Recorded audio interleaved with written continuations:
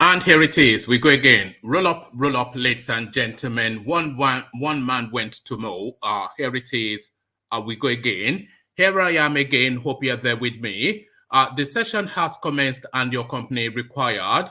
That thing that happens round about this time happening exactly at this time. So if you are available, avail yourself of what is going on here. One man went to mow. The eagle has landed. Another Savior, holy, holy, holy, holy, ADEYANJU. Another Savior, holy, holy, holy, holy, ADEYANJU. Well, this is Mobien. This is dedicated to the gallant heroes of the Nigerian Biafra War and IPO families all over the world. I remember the Nigerian Biafran war, in the thickness of the Biafra genocide. Hey, one man revived the vanishing hope to life. Let the great Biafran army to fight, and they were singing out, holy, holy, holy, holy, is another Savior. They were singing out, holy, holy, holy, holy, is another Savior. Holy, holy, holy, holy, is another Savior. Many years after the genocide, whoa, yet another great leader has risen up now. Oh, and he's leading the Biafrans to victory. Inyamadika, yabika kwa namno. Hey, anamekele mazuche mefo. Manemo, it's an honor having you on board. When I'm singing along, holy, holy, holy, holy, Nandekano is another Savior. Sing along, holy, holy, holy, holy, Nandekano is another Savior. When I sing along, holy, holy, holy, holy, holy, holy, holy, is another Savior. Getting it right and getting it faster now. Holy, holy, holy, holy, is another Savior. Holy, holy, getting it right, faster, never freedom. Is another Savior. Yeah, for freedom. Holy, holy, holy, holy, Nandekano is another Savior. Another Savior, holy, holy, holy, holy, ADEYANJU. Another Savior, holy, holy, holy, holy, ADEYANJU. Well, this is Mobien. This is dedicated to the gallant heroes of the Nigerian Biafra War and IPO families all over the world. I remember the Nigerian Biafran war, in the thickness of the Biafra genocide. Hey, one man revived the vanishing hope to life.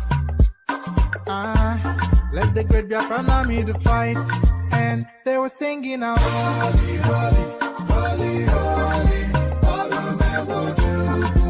is another Savior. They were singing out, holy, holy, holy, holy, is another Savior. Holy, holy, holy, holy, is another Savior. Many years after the genocide, whoa, yet another great leader has risen up now. Oh, and he's leading the Biafrans to victory.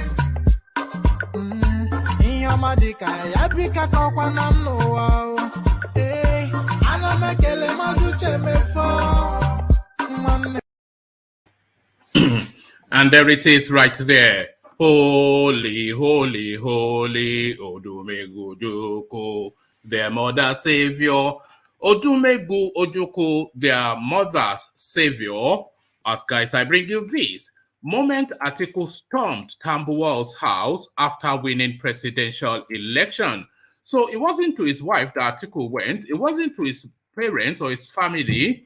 The most important person in that moment, of course, are Aminu Tambuwal, who swung the movement to ATIKU and gifted him that presidential ticket. So that is the game changer right there. And that was the guy that moved that decision that gifted ATIKU the seat. So he, of course, and there's a video clip, by the way, to play to show you this. So I'll play you the video clip as well as read you the caption that goes with it. But he knows where that decision was made. And if he ever becomes president, this guy will just be counting dollars out of the central bank for an entire 8 years. That is Aminu Tambuwal.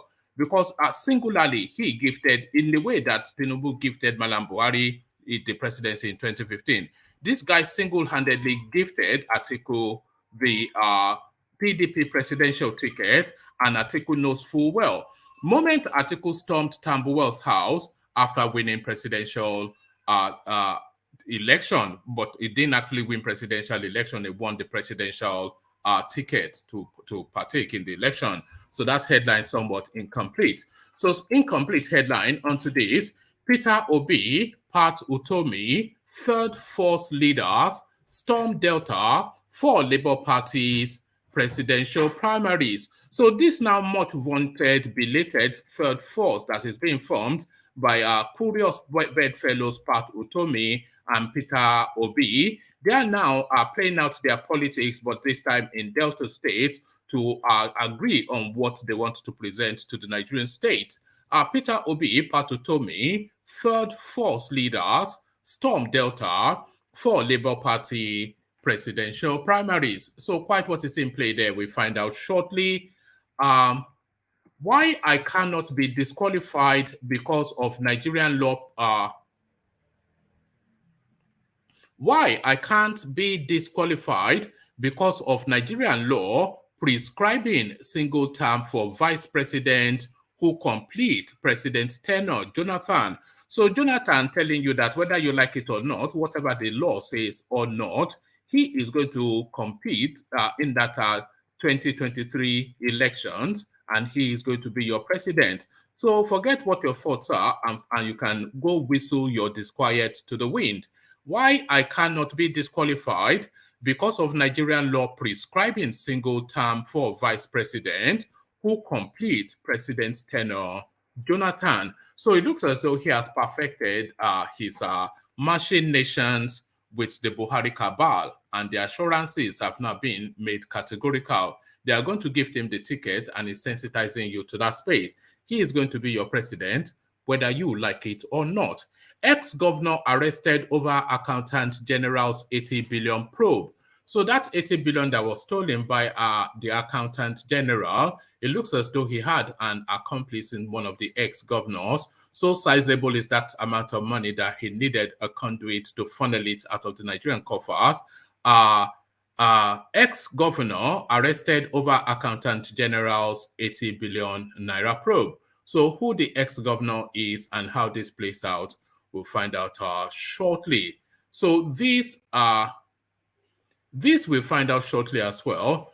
ATIKU's victory concluded 24 hours before delegates elections. So DOYIN OKUPE is the person making the headline now. He, of course, the spokesperson, the campaign director for Peter Obi, but a satiated, marinated, and steeped in the whole political actor within the Nigerian space.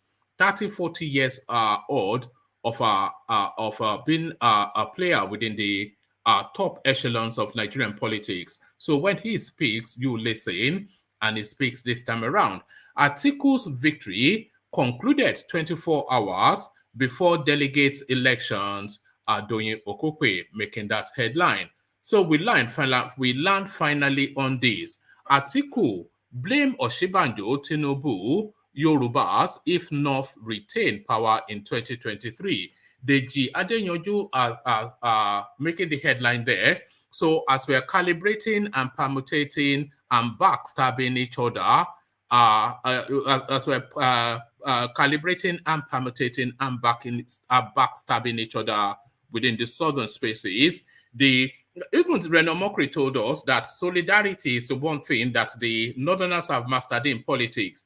And we saw it play out just yesterday when this guy went for the expediency of the familiarity of his tribe and religion over his longer-standing relationship with Wike. He will try to make amends with Wike later, and if Wike is still not coming forth, then he will just abandon him. He lives in Sokoto, Wike lives in Rivers, so there's nothing really that will bring them together.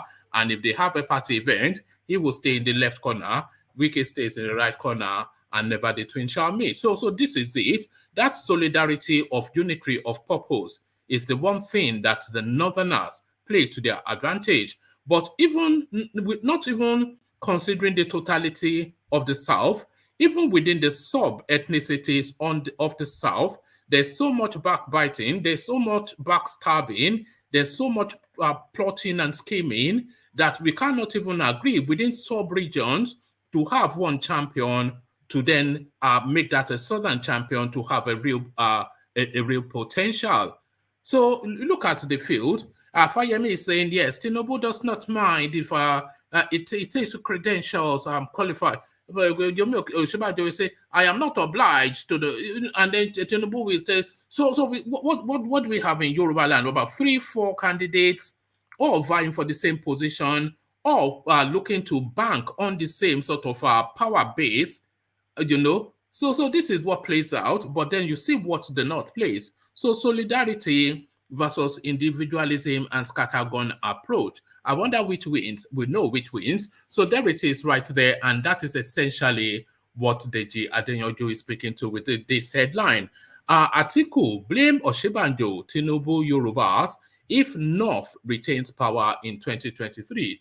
DEJI ADEYANJU, of course, are reading the writings on the wall. So, pardon me. So that's the menu. Lean back, sit back, take it easy, relax into it, surrender yourself to this space, and know that you are spending however long the session lasts with us. Once you're locked in, you are locked in. So surrender to the space. But before you throw up your hand in surrender to the platform, use that hand first to click on the like button, and then use it to also click on the subscribe button. And then having clicked on like and subscribe, if you want to come and join us on the screen, if you look on the screen now, we're trying to hit 100 likes with this stream as ever. So get us to that 100 quickly. So as soon as we get to the 100, I'll stop going on about it and just focus on the conversation. But if I feel that we have not hit the 100, then I'm pausing the conversation to implore that you hit the like button. So do that immediately so that you just get my noise making out of the way and we can focus really on why we're here, which is to discuss what is important to us. So click on like and subscribe, and then at your discretion, if you want to come and join me on the screen, click on the subscribe button, which I am now putting in the comment section. So the like button is mandatory. The subscribe button is compulsory, but the hyperlink that says StreamYard is at your discretion. So if you feel like you can click on that one, but the other two you must click on. But to set about the clicking, I provide you with a little bit of a liquid nourishment to the care guides with your calabash ready to the care guides. Water, only water, only water, where they see my water. Only water, where they see my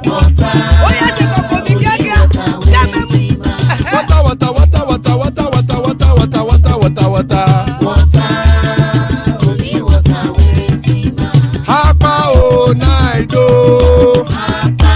Hapa o naido. Hapa you don't come o. Hapa o naido. Hapa o naido.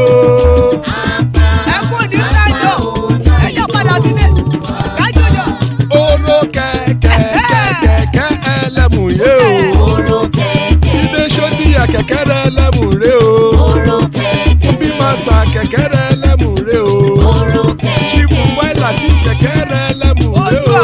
Oro kẹ̀kẹ́. Eruku lẹ̀lẹ̀ ẹlẹ́mù dé. Eruku lẹ̀lẹ̀ ẹlẹ́mù dòde. Eruku lẹ̀lẹ̀ ẹgbẹ́ ẹlẹ́mù dòde ojàre o. Eruku lẹ̀lẹ̀ ẹlẹ́mù dòde. Eruku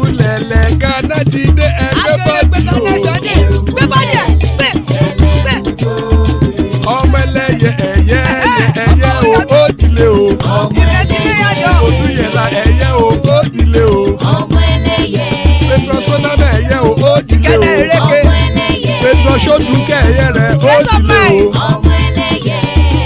ẹlẹ́kọ̀ ọ̀run mú ìní o.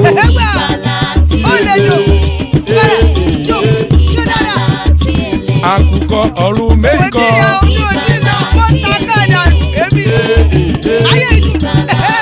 Ikú kò ní rí wa gbéṣe o.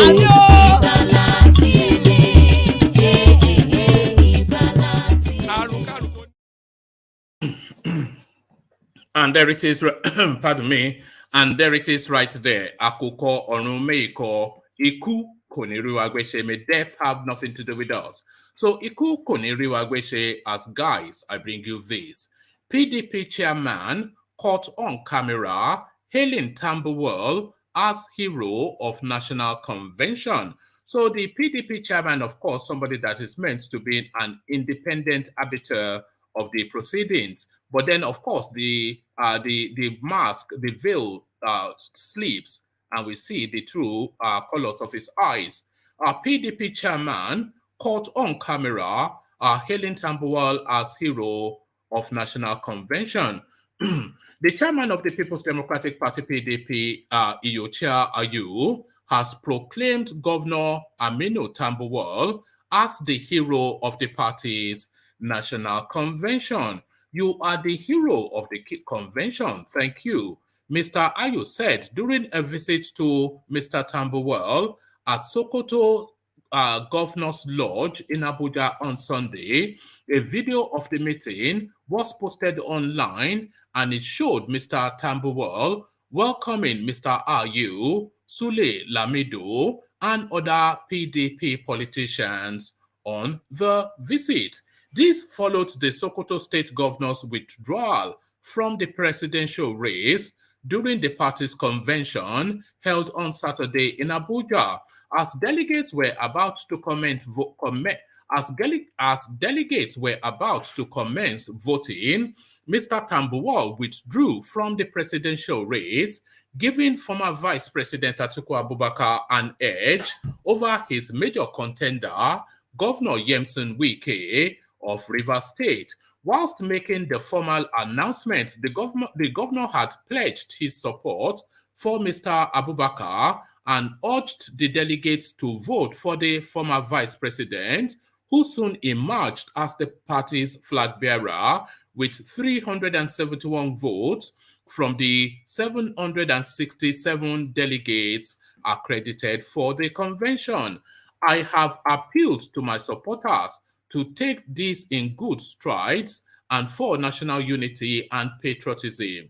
And not only that, those who are delegates here should vote for Alhaji Atiku Abubakar, Mr. Tambuwal had said. Mr. Tambuwal's last-minute decision was seen as a betrayal and conspiracy against Governor Yemson Wike. Mr. Wike, who came second at the convention, had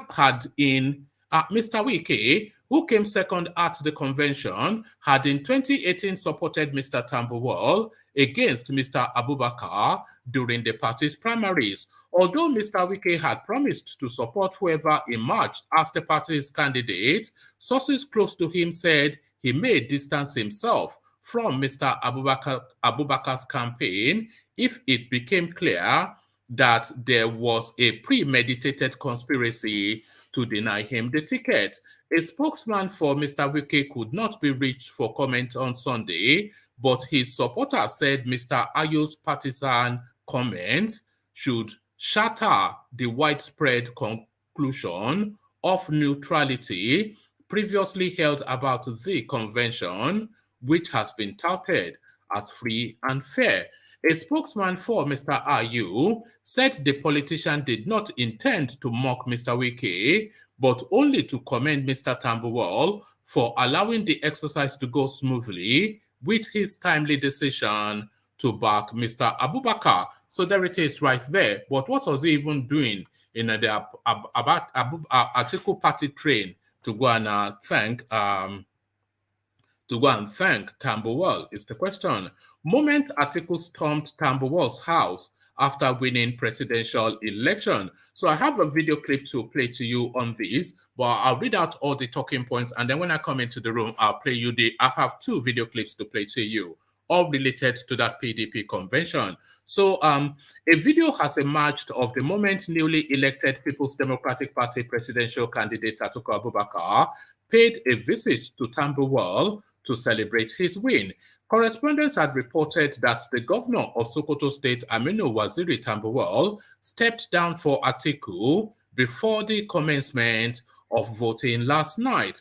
Party sources said Tambuwal withdrew from the race to support ATIKU following the intervention of some elders who feared should Wike pick the ticket, the ruling party would once again secure the presidential seat in 2023. In the video, excited individuals are seen shaking hands with Mr. ATIKU and Mr. Tambuwal as seated. So let me read that again. That didn't read right. In the video, excited individuals are seen shaking hands whilst Mr. ATIKU and Mr. Tambuwal are seated. Meanwhile, former Kogi State Central Senator Dino Melaye has revealed why he caused a scene at the presidential primaries of the PDP on Saturday. Correspondents had earlier reported that Melaye hugged and lifted Governor Aminu Tambuwal of Sokoto State off the ground after the latter withdrew from the presidential election held in the MKO Abiola Stadium in Abuja. Melaye also shook hands with Mr. Tambuwal for stepping down for ATIKU and paying allegiance to the 2019 PDP presidential candidate.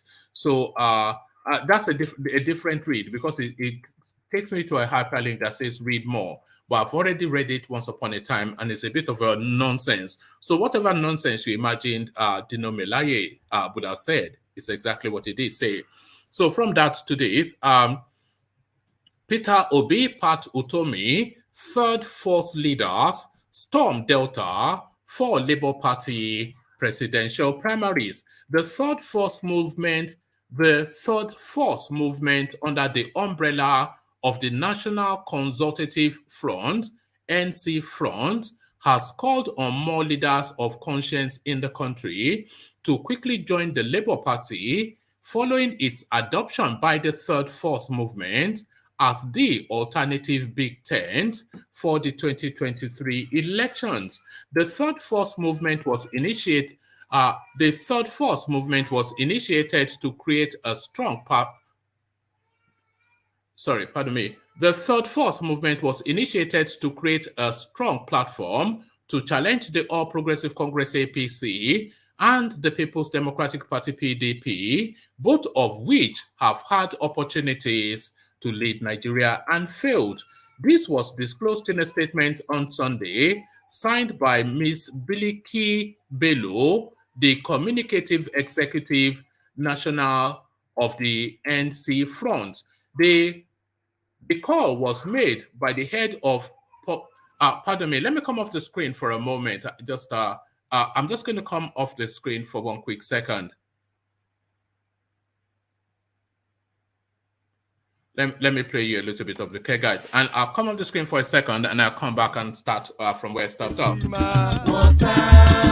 Only water, only water, where they see my water.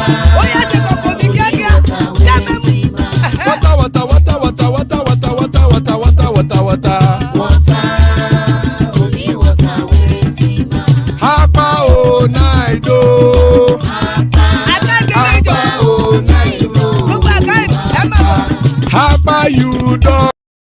All right, sorry about that. So back to it. So where were we? So we were with the third first, a committee of strange bird fellows. The third force movement under the umbrella of the National Consultative Front, NC Front, has called on more leaders of conscience in the country to quickly join the Labour Party following its adoption by the third force movement as the alternative big tent for the 2023 elections.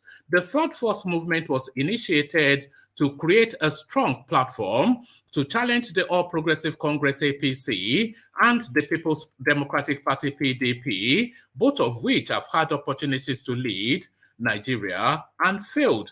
This was disclosed in a statement on Sunday signed by Ms. Bilikis Bello, the communications executive of the NC Front. The call was made by the head of public affairs of NC Front, Malam Dr. Tanko Yanusa, in Asaba, the Delta State capital, whilst addressing the teaming supporters and delegates of the Labour Party who were there to attend the presidential primaries of the party, holding on Monday at the Orchid Hotels, GRA Asaba, Delta. Tanko Yanusa, in the company of other party chieftains, also used the occasion to lambast the cash and carry party primaries of the APC and PDP, describing them as corruptive and criminal. He called on the Economic and Financial Crimes Commission, EFCC, to immediately go after the candidates and delegates of the APC and PDP for destroying Nigeria's electoral system and moral fabric. The front, whilst also applauding the bubbling political synergy between the two leading presidential aspirants of the party, Peter Obi and Pat Utomi, in the Labour Party, also condemned the activities of some disgruntled elements and sponsored agents by APC and PDP in the press, trying to create a false picture of lack of cohesion in the party. The movement, in light of the coalition in the Labour Party, also invited all the movement, in light of the coalition in the Labour Party, also invited all well-meaning Nigerians, including women, youth, the physically challenged, the poor, and the well-to-do, to immediately join forces with the Labour Party to rescue Nigeria from the heightening insecurity and imminent collapse foisted by the incompetent rulers of the country, currently trading in delegates all over the country. So that is essentially what it is, the third force. But who are we seeing there? We're seeing characters like Pat Utomi and Peter Obi. So if that is what constitutes the strength of Operation Rescue Nigeria, but then that rescue is not yet forthcoming. If what constitutes Operation Rescue Nigeria is a synergizing between Pat Utomi and Peter Obi, then that rescue is not coming anytime soon. Why I cannot be disqualified because of Nigerian law prescribing single term for vice president who completes president's tenure, Jonathan. Former President Goodluck Jonathan says he is constitutionally qualified to contest for president in 2023, adding that Section 137, subsection 1B and 3 of the 1999 Constitution of Nigeria as amended does not have an effect on him. President Mohamed Buhari had on June the 4th, 2018, signed a constitutional amendment that stops a vice president who completes the term of a president from contesting for the office of president more than one more time. So that is not to say from competing. So if you compete and you don't win, you can still compete again. So you cannot serve. So if you complete, if you were the vice president under a sitting president, and for whatever reason you ended up finishing that sitting president's tenure as now the substantive president, you can only then serve one more term as a president. So when they say compete, that doesn't mean you can only run one election. I'm sure you know that. Okay, where were we? Okay, let's pick it up from here. The law also stops a deputy governor who completes the term of a governor from seeking a second term in office as a governor. A president's term can be cut short by reasons of death, resignation, or death to well, it says death twice. A president's term can be cut short by reasons of death, resignation, or death to pave the way for the vice president to complete the term of the departed president. Following the death of the then President Umaru Yar'Adua on May the 5th, 2010, Jonathan, as the then vice president, took a new oath of office to complete Yar'Adua's term as president. He was also sworn in for another term on May the 29th, 2011, after he won the presidential poll of that year.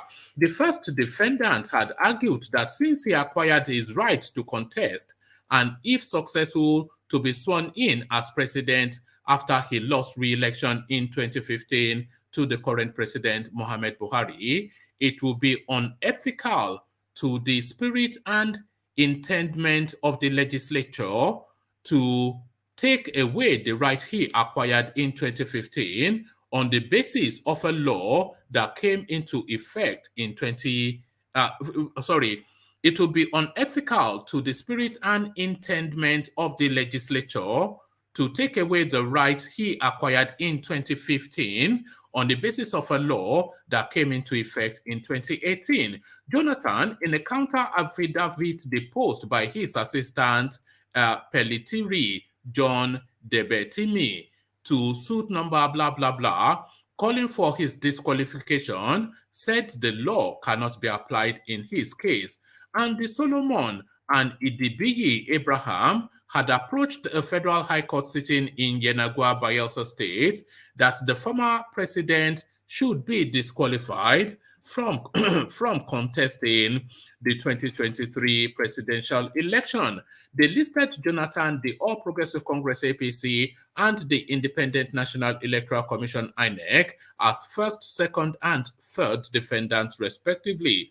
The duo argued that by virtue of the introduction of Section 137, subsection 1B and 3 of the 1999 Constitution of Nigeria as amended, the former president was no longer eligible to vie for the office of president because he had taken the oath of office on 2 previous occasions. But responding, Jonathan said it would be unethical to the spirit and intendment of the legislature to take away the right he acquired in 2015 when he lost to President Buhari on the basis of a law that came into effect in 2018. Upon being served with the plaintiff's originating process, the first defendant through counsel filed his counter affidavit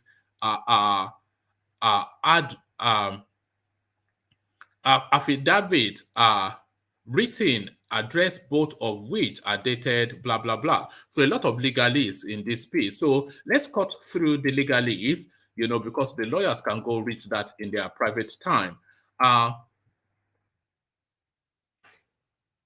In summary, the first defendant's response, as stated in his counter affidavit, is that he has never been elected into the office of the President of the Federal Republic of Nigeria on 2 previous occasions. The first defendant stated that the oath of office he took on the 6th of May 2010 was taken upon his election as President of Nigeria. The first defendant further asserted that he took the said oath to complete the aborted tenure of the late President Yar'Adua. The first defendant had argued that since he acquired his right to contest and, if successful, to be sworn in as president after he lost his re-election bid to current President Buhari. So it goes on to repeat a lot of all right, a lot of it is somewhat repetitive, but you get the thrust of it. Jonathan then, via law, wants to re-enter. So it will clear up the legalities, and then it will be presented to the APC as their consensus candidate. And TINUBU can put it in his pipe and smoke it. So put it in your pipe and smoke it. The Jagaban of DBT, put it in your pipe and smoke it. So put this in your pipe and smoke it too. ATIKU blames OSINBAJO, TINUBU, Yoruba. ATIKU blame, so that's ATIKU. Oh yes, let me just start. ATIKU blame OSINBAJO, TINUBU, Yorubas if North retains power in 2023. DEJI ADEYANJU. Nigerians have been asked to blame two All Progressive Congress APC presidential aspirants, Bola TINUBU and Vice President Yemi OSINBAJO, if the North retains power in 2023. Activist lawyer DEJI ADEYANJU made the remark whilst reacting to the emergence of ATIKU as the People's Democratic Party PDP presidential candidate.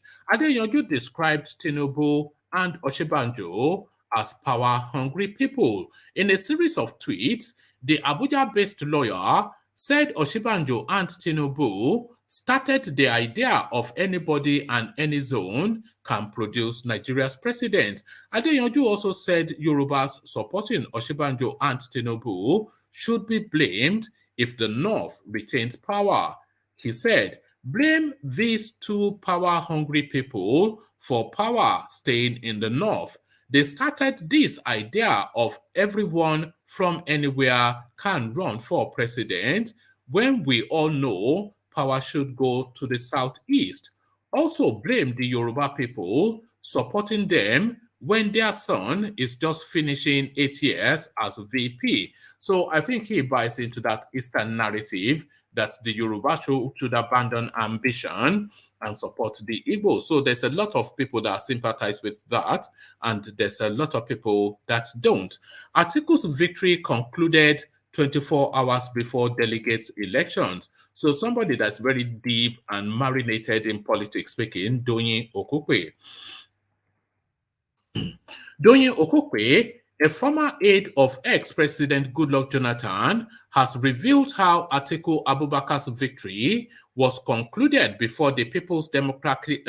let's do that again. DOYIN OKUPE, a former aide of ex-President Goodluck Jonathan, has revealed how Atiku Abubakar's victory was concluded before the People's Democratic Party PDP presidential election. Atiku on Saturday defeated Wike, Saraki Udom, and others to emerge presidential flag bearer of the PDP. Reacting to this on Twitter, OKUPE wrote, Atiku's victory and the supremacy of the North. Atiku won the PDP presidential primaries on Saturday, the 28th of May, 2023. But the assurance of the victory was concluded some 24 hours before the delegates' elections. The main challenger, Yemson Wike, had nearly overrun the whole country with massive deployment of resources and had actually overtaken the Crown Prince himself. Prior to the advent of the primaries, the North had taken a preemptive strike by installing a loyalist as the national chairman with ready acquiescence of... okay, let's take this again because this is quite interesting. I didn't know I was going to approach it from this angle, so I'm going to reread it all over again. DOYIN OKUPE, a former aide of ex-President Goodluck Jonathan, has revealed how Atiku Abubakar's victory was concluded before the People's Democratic Party PDP presidential election. Atiku on Saturday defeated Wike, Saraki Udom, and others to emerge the presidential flag bearer of the PDP. Reacting to this on Twitter, OKUPE wrote, Atiku's victory and the supremacy of the North. Atiku won the PDP presidential primaries on Saturday, the 28th of May, 2022. That should... Yeah, 2022. It says 2023 here, but that's a mistype. But the assurance of the victory was concluded some 24 hours before the delegates' elections. The main challenger, Yemson Wike, had nearly overrun the whole country with massive deployment of resources and had actually overtaken the Crown Prince himself. Prior to the advent of the primaries, the North had taken a preemptive strike by installing a loyalist as the national chairman with ready acquiescence of PDP Southern leaders who believed naively that with that arrangement in place, a Southern presidential candidate was a certainty. The only job of the national chairman was to cause a flagrant violation of PDP constitution and ensure a paralysis of the zoning arrangement. After this, the remaining job, which was completely overlooked by Wike and his powerful clique of serving and former governors, was to cause a late rally of northern delegates, which was certain to guarantee victory since the North had a significant numerical advantage over the South. There was partial compliance, but there was enough to tilt the crown towards the forever towering ATIKU. The motley crowd of Southern aspirants presented a shameful and near pathetic view, an assembly of self-seeking and self-conceited, but nevertheless unwise collection of naive politicians competing as minions in a game organized and executed by experts and celebrated masters. My only regret in all this is that Southern politicians will always be defeated in this arena till kingdom come, because each crop of new leaders assume that assertion. Because let me take that paragraph again. My only regret in all this is that Southern politicians will always be defeated in this arena till kingdom come, because each crop of new leaders assumes that ascension to power, that should be ascension to power, is an incontestable evidence of acquisition of knowledge and experience. Those who asked Tambuwal to withdraw were not rich people, neither were they serving nor former governors. Those who do not respect the council of elders are often met with failures and shame in their many pursuits. Once again, the North has triumphed over the folly of their southern counterparts, but let us hope this is not a Pyrrhic victory. Only time will tell. So there it is. That's somewhat a stilted and a convoluted read. A stilted and convoluted read. But hopefully this last piece that I'm about to read, more smooth sailing. So smooth sail to this. Ex-governor arrested over Accountant General's 80 billion naira probe. The Economic and Financial Crimes Commission has arrested former Governor Abdulaziz Yari in connection with the agency's ongoing investigation of the suspended Accountant General of the Federation, Ahmed Idris. Mr. Yari, a former governor of Zamfara State, was arrested on Sunday at his residence in Abuja, days after he won the ruling party APT's ticket for Zamfara State West senatorial election holding next year. He won unopposed. The ADF under criminal investigation, so that is the Accountant General of the Federation, under criminal investigation, Mr. Idris had been in the EFCC custody since May the 16th, facing investigators over allegations of corruption to the tune of 80 billion naira. Investigators are working with the lead that he allegedly conspired with others to steal public funds, which by his role he was meant to safeguard. One of his suspected accomplices is Mr. Yari, who was arrested today, EFCC sources told correspondents.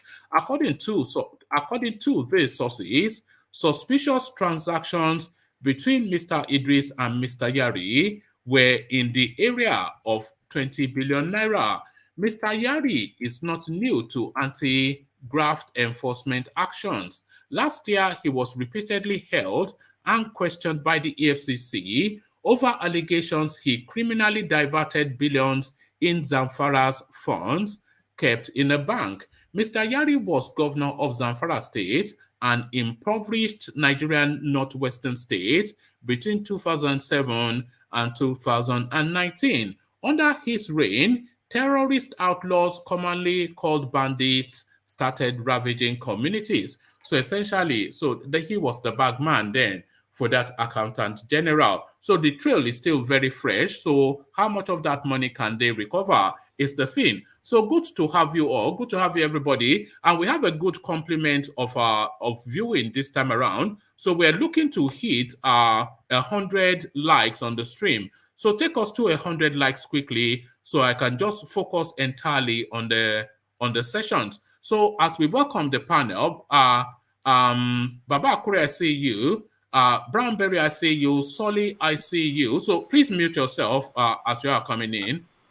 Let me just leave you out. All right, sorry. So Charlie Boy, I see you. Ete, I see you. Tony, I see you. Ajanle Koko, I see you. X0, I see you. And Engineer, I see you. So good to have you all, gentlemen. Let me bring Solly back on. Hopefully, he's kept himself muted. So there it is. So good to have you all, gentlemen. So let me go first then to Ete of Africa. So Ete, are you ready to go? Or yes, I am. All right. Before I come to you, Ete, I just forgot. I actually made the promise to play you video clips of what's transpired today. So this first video clip, Ete, let me play you this one. This one is amusing, but the other one somewhat depressing. So this is the delegates. We were going through how much they were getting, and at the last count, they were getting close to $80,000 to $100,000 each. And this is how it panned out. Oh, hey, delegate! Evidence verified. Delegate! Evidence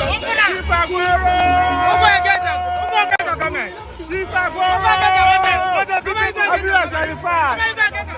Hey, the politics, delegate!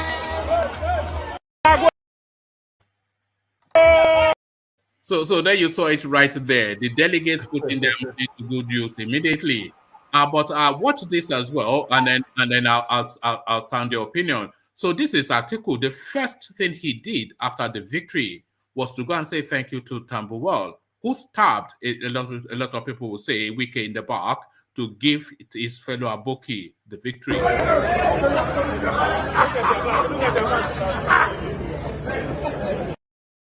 Sorry, that's actually the wrong video. But address this one then. Address the delegates then, the dollar reign that is now Nigerian politics. So address that, and then I'll start off with the talking points. Ete.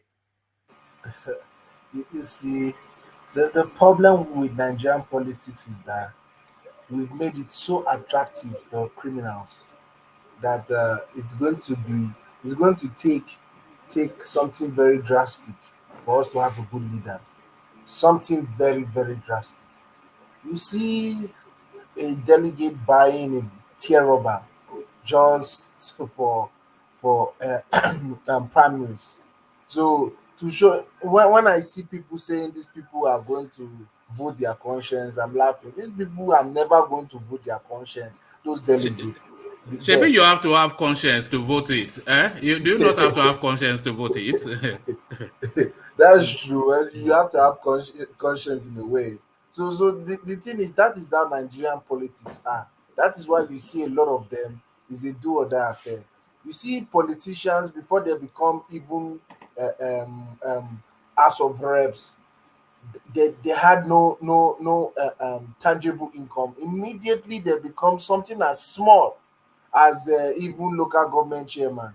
They become rich overnight, buying houses overnight, driving expensive cars overnight. Now politics in Nigeria is a career. Is the dream job of everybody. Let's say everybody. It's the dream job. Now you can't say, oh, you want to become a doctor or you want to become a professor or whatsoever. You can't. You even hear statements when politicians are telling professors that if they want a salary increase, they should enter politics. So you see things like this is what is making our politics crazy. That is why you hear somebody like Peter Obi that says that there's no more money to eat, but it appears that there's still money because these people are spreading money up and down. The dollar now is In fact, it looks as if there's more dollar in Nigeria this period than You in know, the US. I was wondering about that myself, that there's more dollars in circulation in Nigeria certainly than there is naira. Yes, that's the thing that is confusing me. The way the dollars is there, I don't know. Where did they get these dollars from?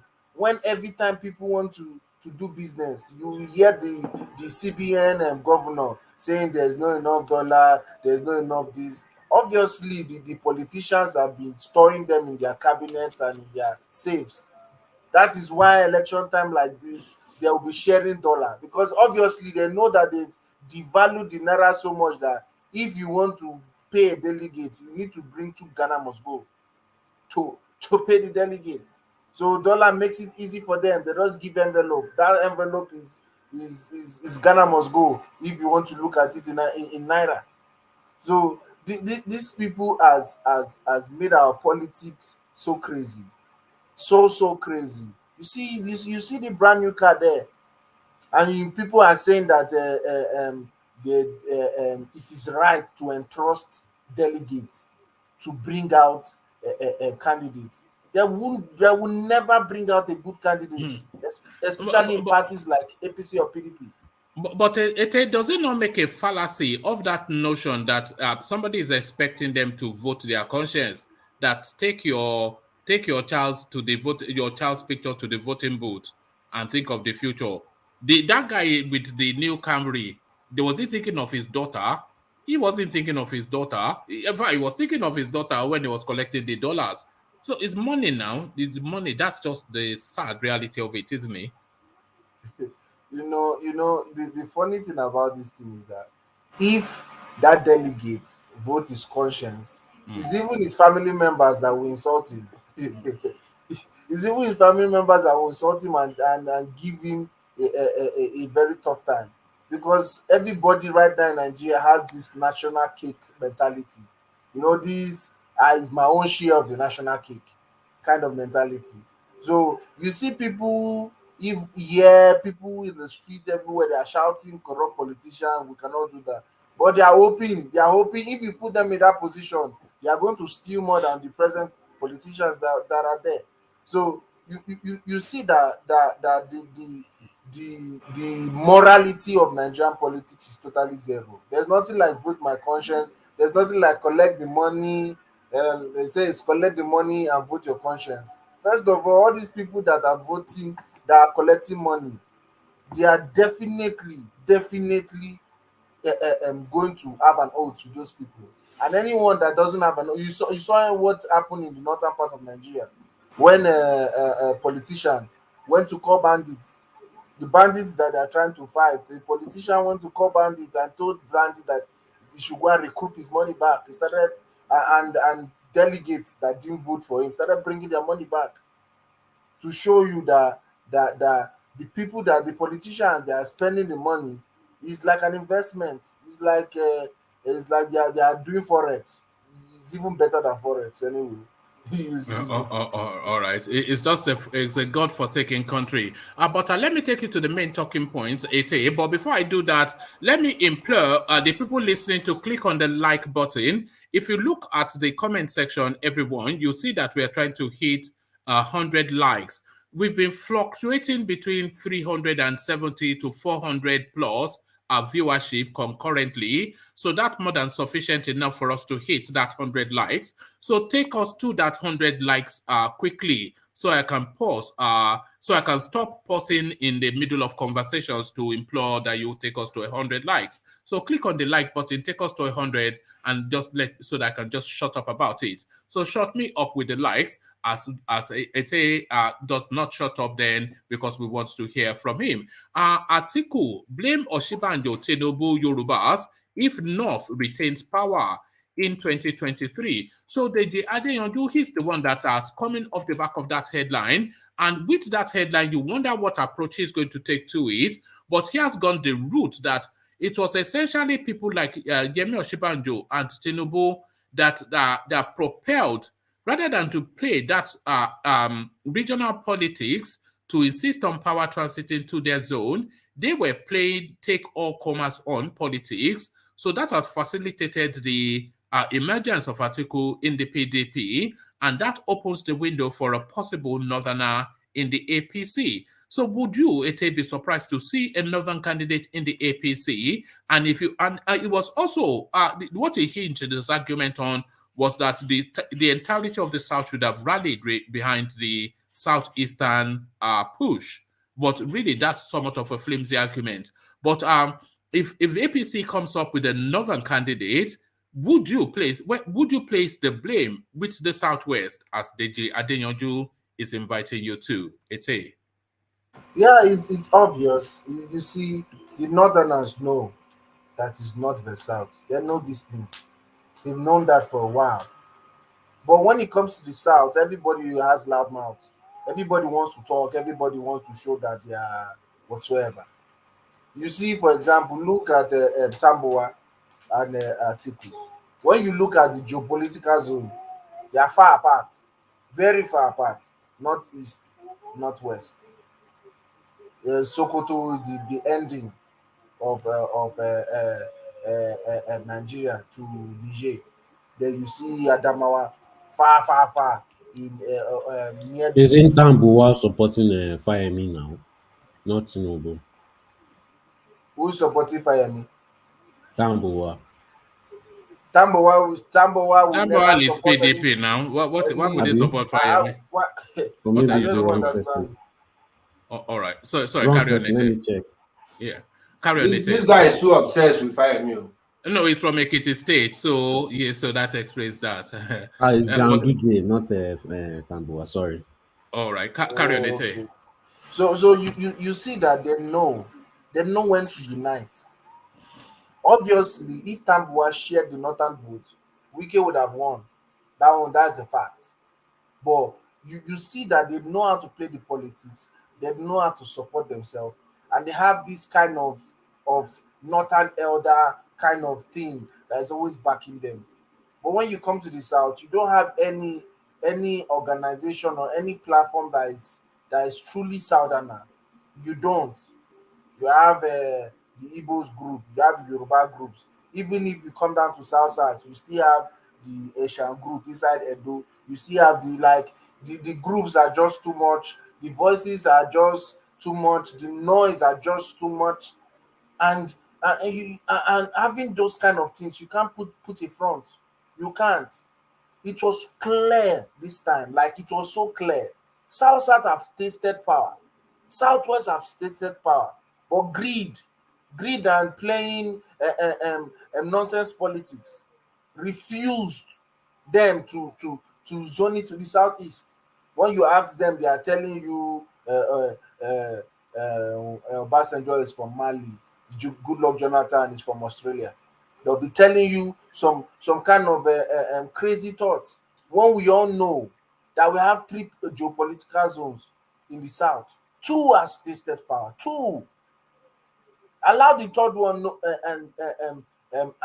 taste power. No, you don't want you to. I don't even understand the politics the Southwest plays sometimes, and it gets annoying sometimes. I'm sure if it was the Southwest that was in the situation as the Southeast, they will be crying foul now. They'll be crying foul. They'll be bringing all the emotional blackmail, bringing on all the weapons that they have.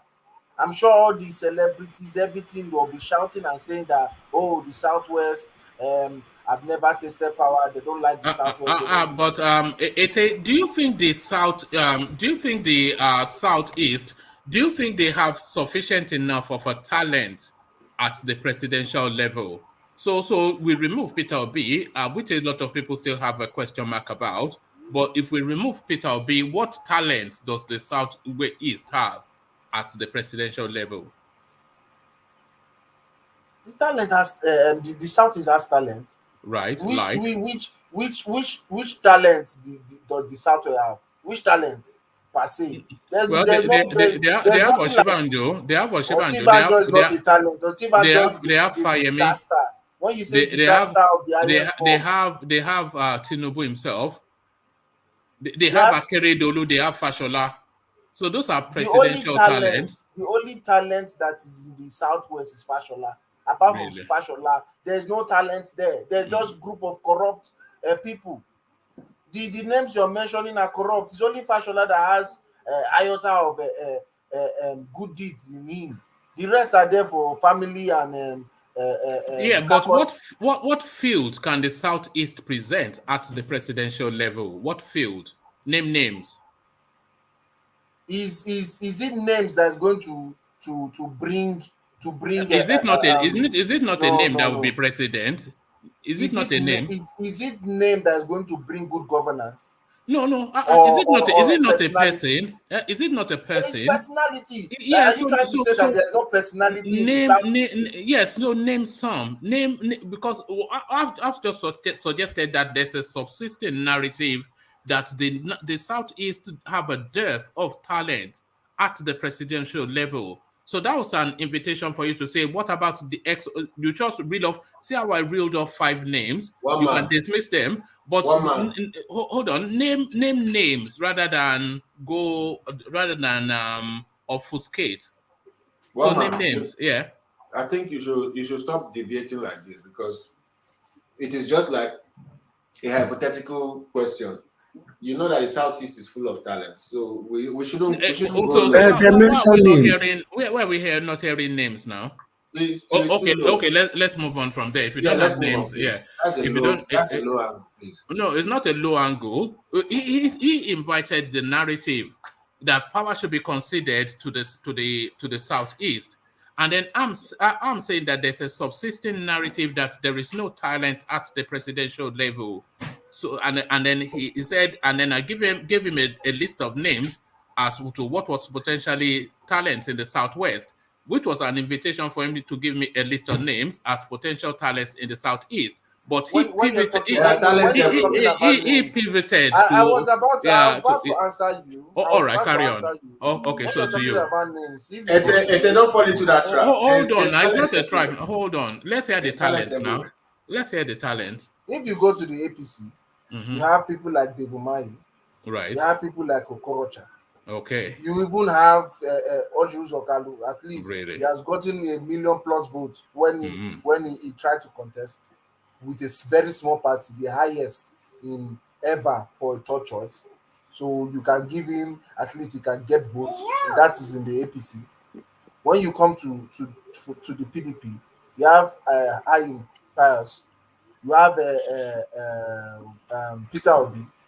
Those are 2 good candidates that can also lead the country, that can also make a country good. So I've named more than 4 names for you now. Right. Are those not names?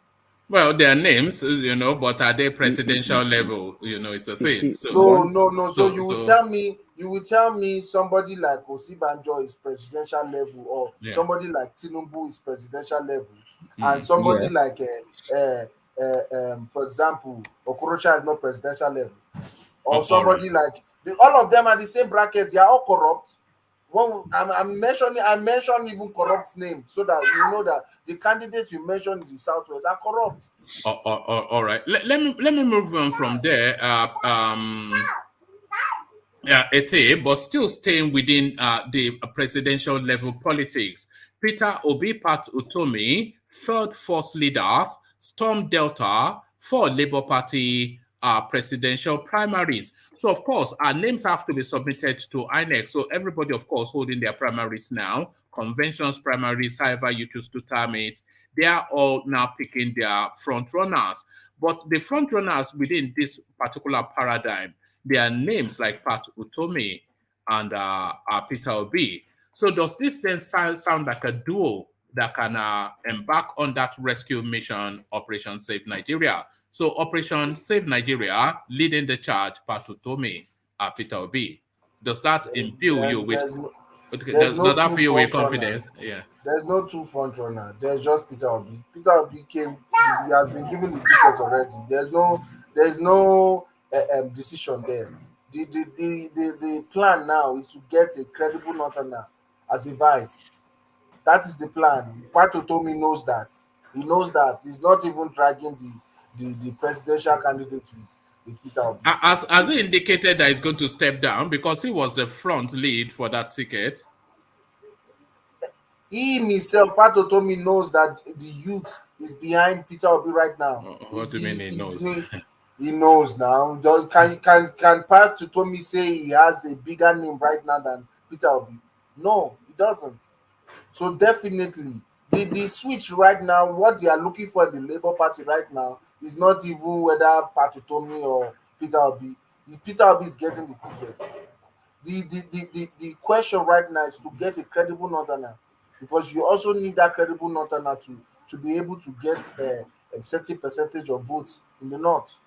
So that is the search right now, not Pat Otomi and this thing, Peter Obi. But the biggest name that came to the fore within that space is Pat Otomi and Peter Obi. Does that feel you? Presidential this thing definitely is one man that's going to win it out of the two. No. That's not what I was leading to. Okay. I'm saying those seem to be the two-star names within that space. But does that fill you with confidence, Peter Obi and Pat Otomi? Are those names that you conjure with that inspires confidence in you? Are you filled with confidence that something being permutated by Peter Obi and Pat Otomi is going to be a rescue to anything? Peter Obi and Pat Otomi can't be on the ticket, obviously. No. You are not. Sorry, that wasn't. I'm not talking about the ticket. I'm talking about the party. So the two-star names within that party are those two names. Yes. I understand now. What plan can the two of them come up with that will have any real meaning, or won't be just some derisory nonsense?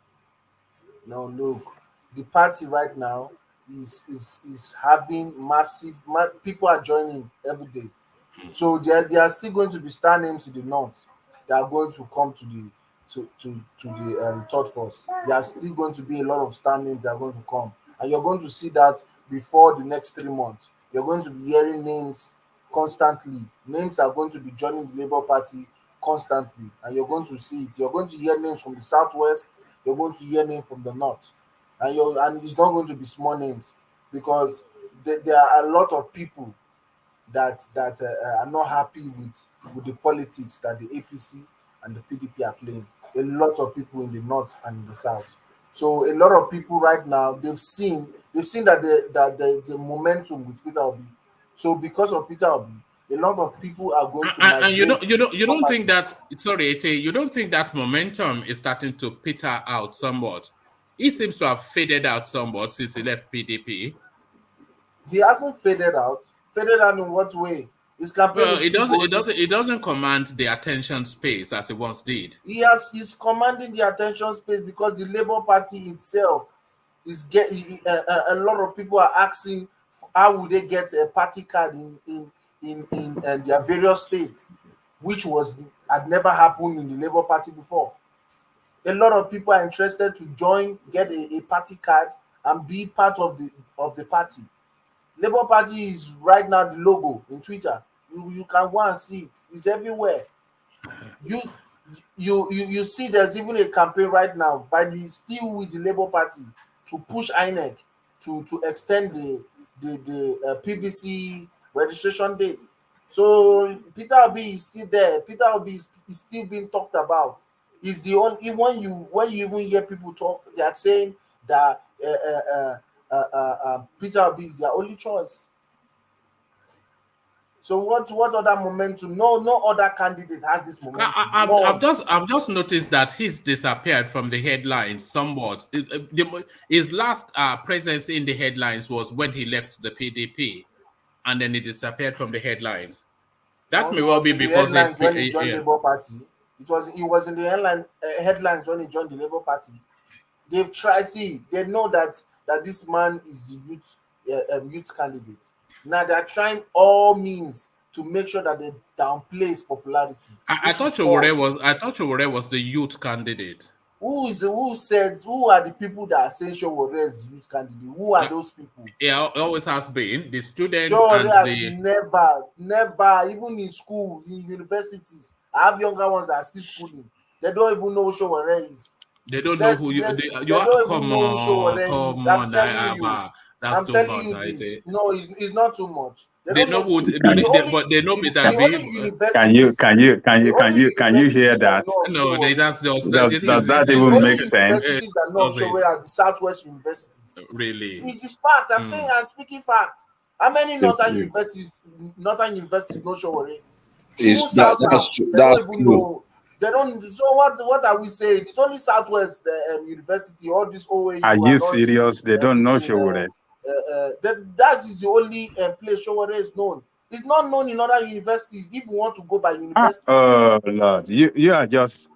I mean, it's just horrible hearing this from in Southwest, and when you come to the South in Edo, and then probably in Abuja. Where else is he known? Which youth knows him again? They don't know him.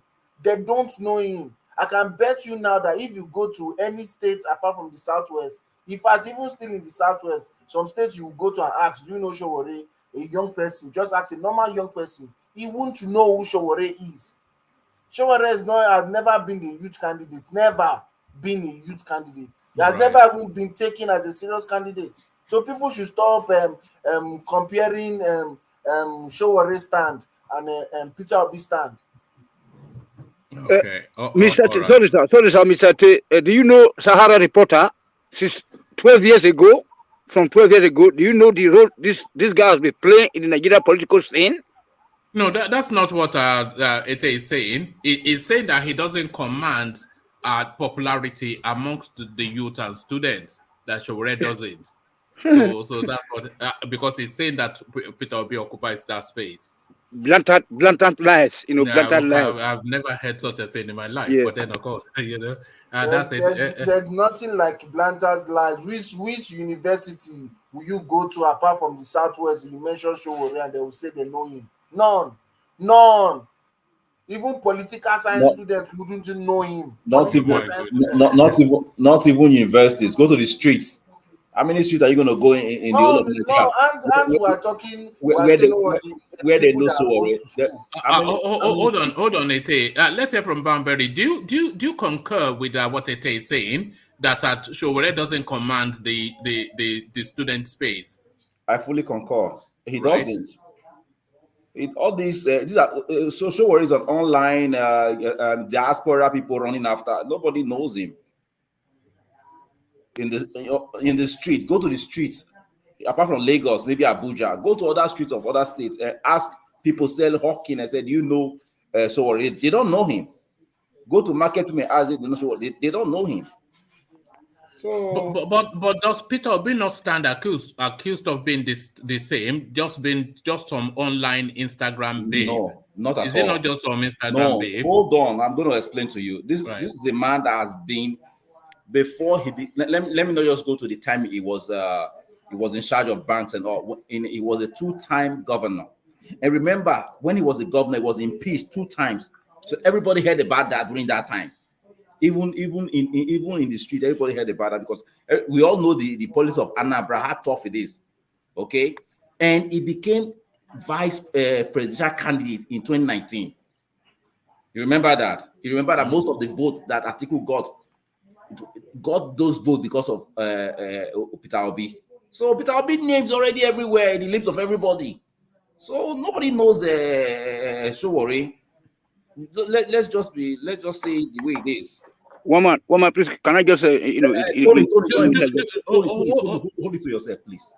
So Brownberry, but you know, for a lot of people, Showore and Peter Obi, they occupy the same attention space. They occupy the same demographic space within the attention space, which is essentially young and online. So a lot of people don't really consider Peter Obi as a grassroots, foot to the ground politician, because the resonance of his name is essentially always online. So he's just an Instagram babe. Is that not always online. Is it not just Instagram babe? Sowore is an activist. Right. He's not a politician. Right. And secondly, who know how many elites in Nigeria know Sowore? Okay, how many elites know Sowore? He knows him as a former Sahara reporter. Report. He was a lead reporter. Can I interject? You know. Hold on. Let we can't even compare. We can't even compare Peter Obi to Sowore. Let's not do that comparison at all. Really? No. It's actually insulting to say that Sowore and Peter Obi are in the same bracket. How? But We're talking about the two-time governor here. You're talking about one returning from New York. No. They all have CVs. But let's look at who they are. So they are relatively young and educated, Peter Obi and Sowore. They are left of center politicians, both of them. They are people-centric politicians. They are policy and agenda led politicians, and they are online politicians.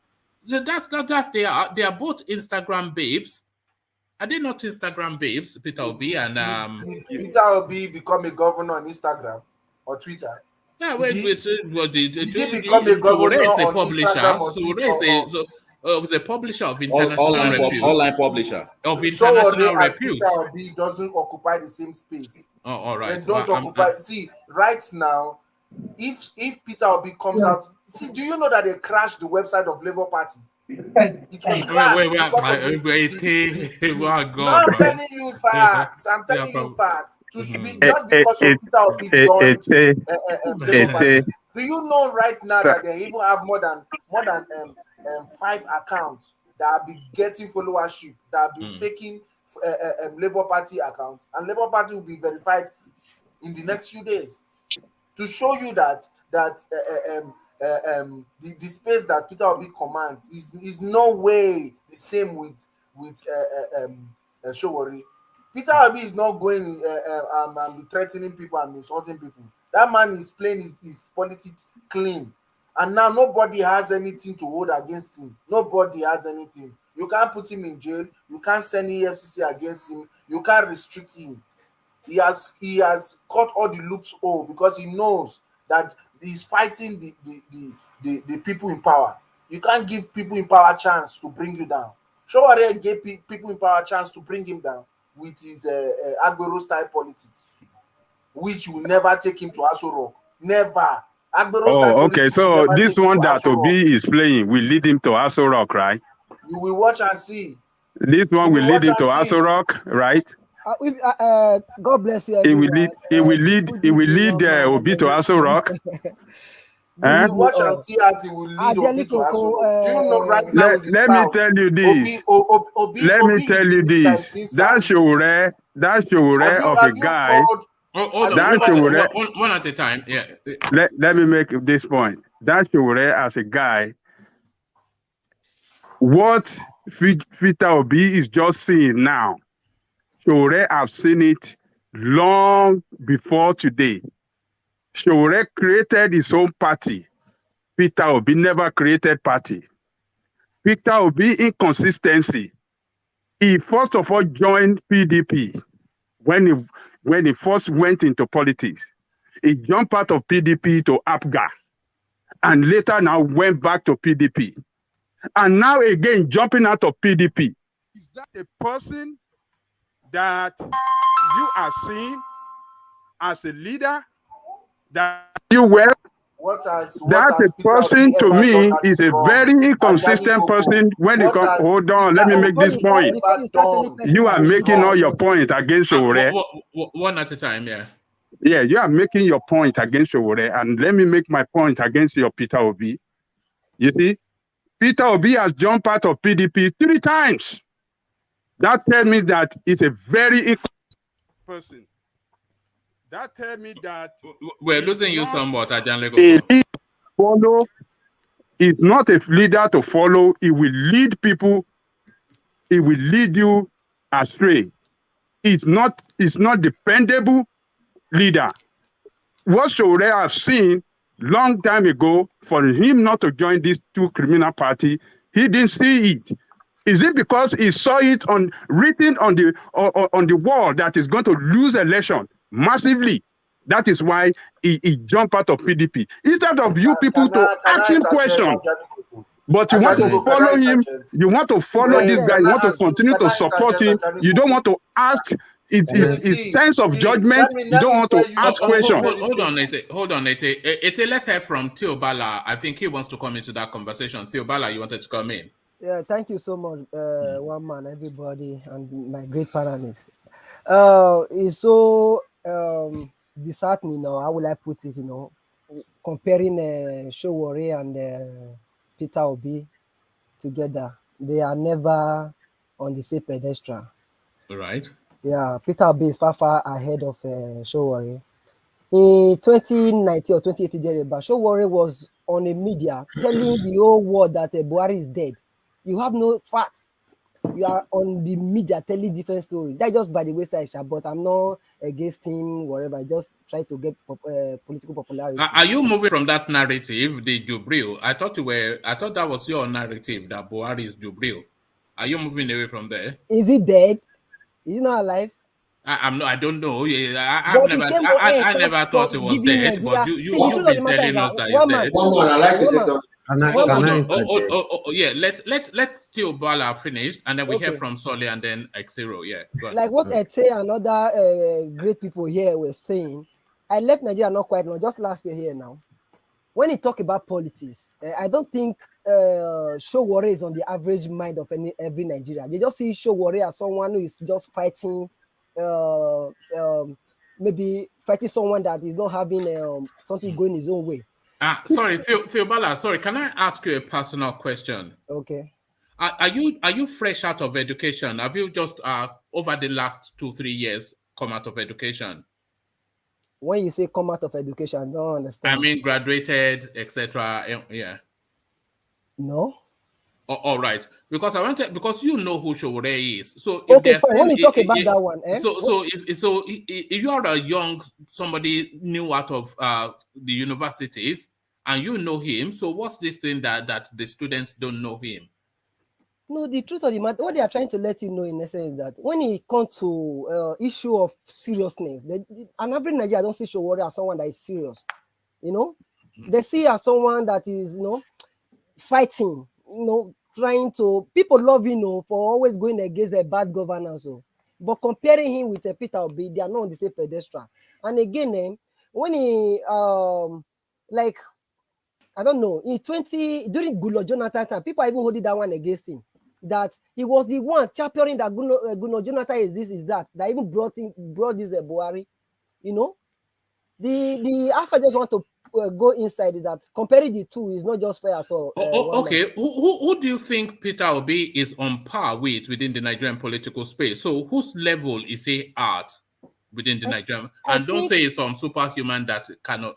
Just give us benchmarks. Where do you benchmark Peter Obi? Peter Obi right now, I see him as one of the biggest politicians right now in Nigeria, in the sense that the people are with him. Like, I have visited Facebook this morning. What's it called? Naraland, Twitter, and all the pages. I see people using Peter Obi as their. You always find what you always find what you're looking for online. I can tell you that. What mess up online? It's not people that are living on air that are online. Yeah, but you find what you are looking for now online. I can tell you a different story. Fine. If you say I find what I'm looking for online, the same way we are talking about this thing on this place right now. If you go to maybe Edo State, for instance, maybe others, what's it called? ITV, other local stations, that are closer to the people. They mention this guy's name on a regular basis. Because he's in play at the moment. Even on radio. As in, this guy's name is being mentioned on a regular basis. And okay, fine. Let's deviate. Let me go a little beyond. Sorry. Before you go on, I wanted you to say somebody that Peter Obi is on par with. So you say he dwarfs Showore, but who do you parallel him with? So parallel him with somebody so that we know then that that is where you are placing him. I've already told you that as far as I'm concerned right now with the... Is incomparable. Is incomparable. Is this No, it? no. Don't put words in my mouth. No, so give me a name now. It's above all. It's incomparable. It's incomparable. It's Are beyond comparison. Are you waiting for him to compare him with the corrupt politicians? Okay, no, there has to be a name now. There has to be a name that you are benchmarking. Who are you benchmarking? Okay, I'm coming. If you compare it now with TINUBU now, Okay, so you are benchmarking him with TINUBU. Okay, no, I'm not benchmarking him with TINUBU. He's even ahead of TINUBU right now. Okay, so benchmark, who is he on par with, or is he incomparable? If you feel it's incomparable, say is beyond comparison. You can say that. No, everybody. At least it must. Somebody, no matter what, nobody's beyond comparison. Okay, so benchmark him. Why am I laboring so hard? Don't make me labor now. He's ahead of OSINBAJO. Right. Who is he on par with? Let me help you to answer. No, let him answer. He's above there. I don't know. He's above OSINBAJO. He's above TINUBU right now. No. I said, who is he on par with? On par with nobody. He's up there. So is incomparable. Okay, so there it is. Okay, before I conclude then, you know what, when you're talking about Peter Obi popularity, even when Peter Obi left Anambra State as the governor of Anambra State, he did not just stop there. He was holding seminar, he was holding talk on different occasions. And he was not just talking about fighting the government. Even before this 2023 election we are even discussing about right now, he has been in talk with Soludo and many other economists discussing the issue, talking about the next way we can move, you know. So that guy have gained a lot of popularity. You should not just be comparing it with a show already. They are not the same. All right, that wasn't it. That wasn't even the conversation. Your Peter Obi cannot even win Anambra State for PDP. Your Peter Obi cannot even win Anambra State for PDP. So, and you want to be championing sectional campaign here for your one at a time. All this sectional campaign for Peter Obi without objectivity. This is just irrational. It's irrational of you guys. Now you don't like Showore again because of Obi. Showore does not matter again. Hold on, one at a time. But I want to move on from that. You guys just like tribal politics. Please now, all right, let's move on. We that are never objectivity in place. Hold on, everybody. You see, I'm always reticent to. We cannot not mention Peter Obi in politics. Yeah, I can. Sorry, let me just say this. We cannot not mention Peter Obi in politics because he's in play at the moment at the highest level. But we always struggle to have a conversation around his name because as soon as you have an opinion, you get beaten down. So I'm almost my heart skips anytime I want to mention Peter Obi because you just know you just get this avalanche of, you know. But that guy can be subject to criticism, subject to comparison, faulted and praised, just like everybody else. So you must allow it. Okay, but please can we move on? So one more, please. Can I just say something? No, hold on, Tony. Okay. I don't know why you guys cannot just do away with this mentality of how do I say it? This mentality of blaming somebody, blaming others for your failure. When your Peter Obi does not play his politics well and he fails, and you want to blame other people for his failure, and you don't want to see anything wrong in what he did, in his poor judgment for joining PDP, a corrupt party, for paying 40 million to sustain corruption, 40 million for form to sustain corruption within the party. But when it's clear that he cannot win the election and he voted out, you don't want to hold him accountable. What is wrong with you people? Do away with this mentality of blaming blaming others for your failure. Just stop it, man. All right. I want to. All right. for Sorry, Ete. I want to move away from the Peter Obi conversational space. We will still get to Peter Obi at some point, but I just want to calm the space down. I want to move away from the Peter Obi. Okay, then let me. When you have your own session, maybe you can. No. Can you hold on? No. Okay. Have the final word on that space, X0. And after you, I'm going to play a video clip of ATIKU going to say, all right, sir, thank you to I just wanted, it's an advisory comment anyway. I just wanted us to look at this.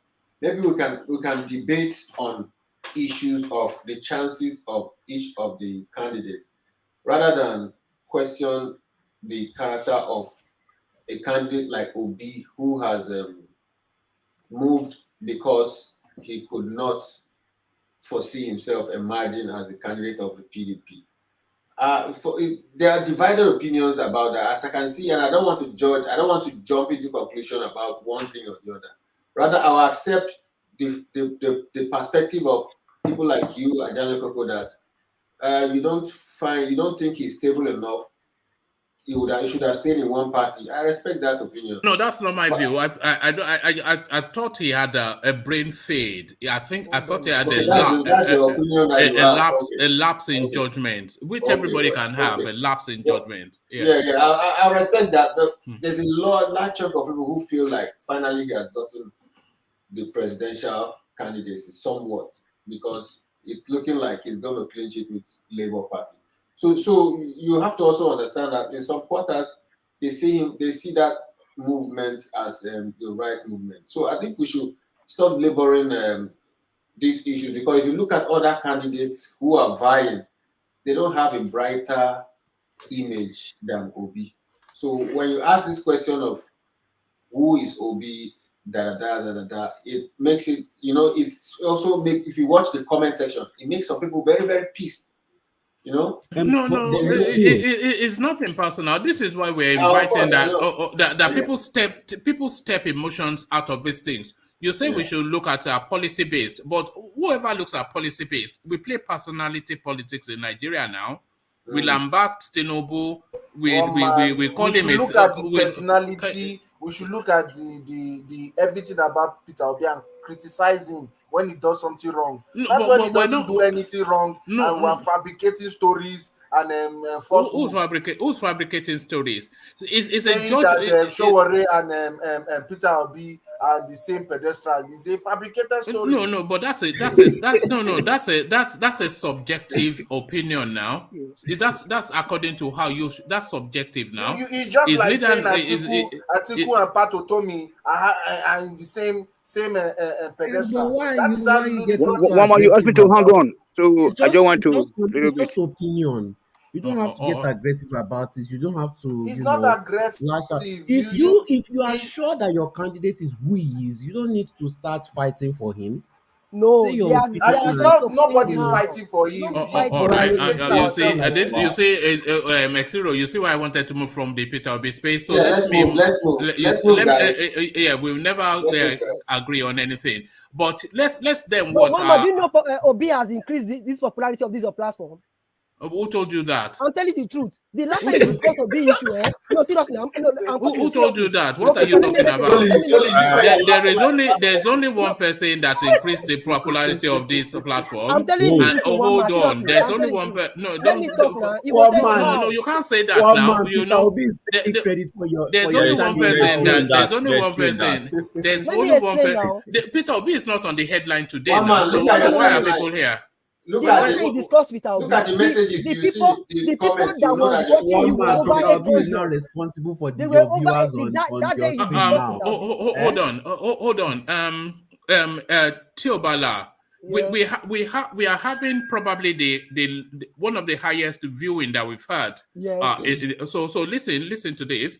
Goodluck Jonathan to Nigerians, I will be your next president, whether you like it or not. DOYIN OKUPE ATIKU was rigged in. So Peter Obi is not in the headline now. So it's a picture of Goodluck Jonathan alone. So what has Peter Obi got to do with No, I'm coming. the only person that makes this platform popular is one person, and it's Ajanle Koko, not Peter Obi, and nobody else.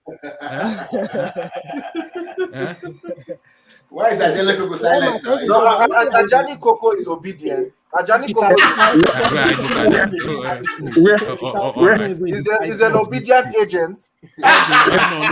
No, you can't say things like that now. Your Peter Obi, instead of you guys to hold him accountable for taking a very wrong decision at a very wrong time, you want to, continue to follow him and support him and allow him to lead you astray. You guys should just all right. I'll play just this clip. have to be objective and do.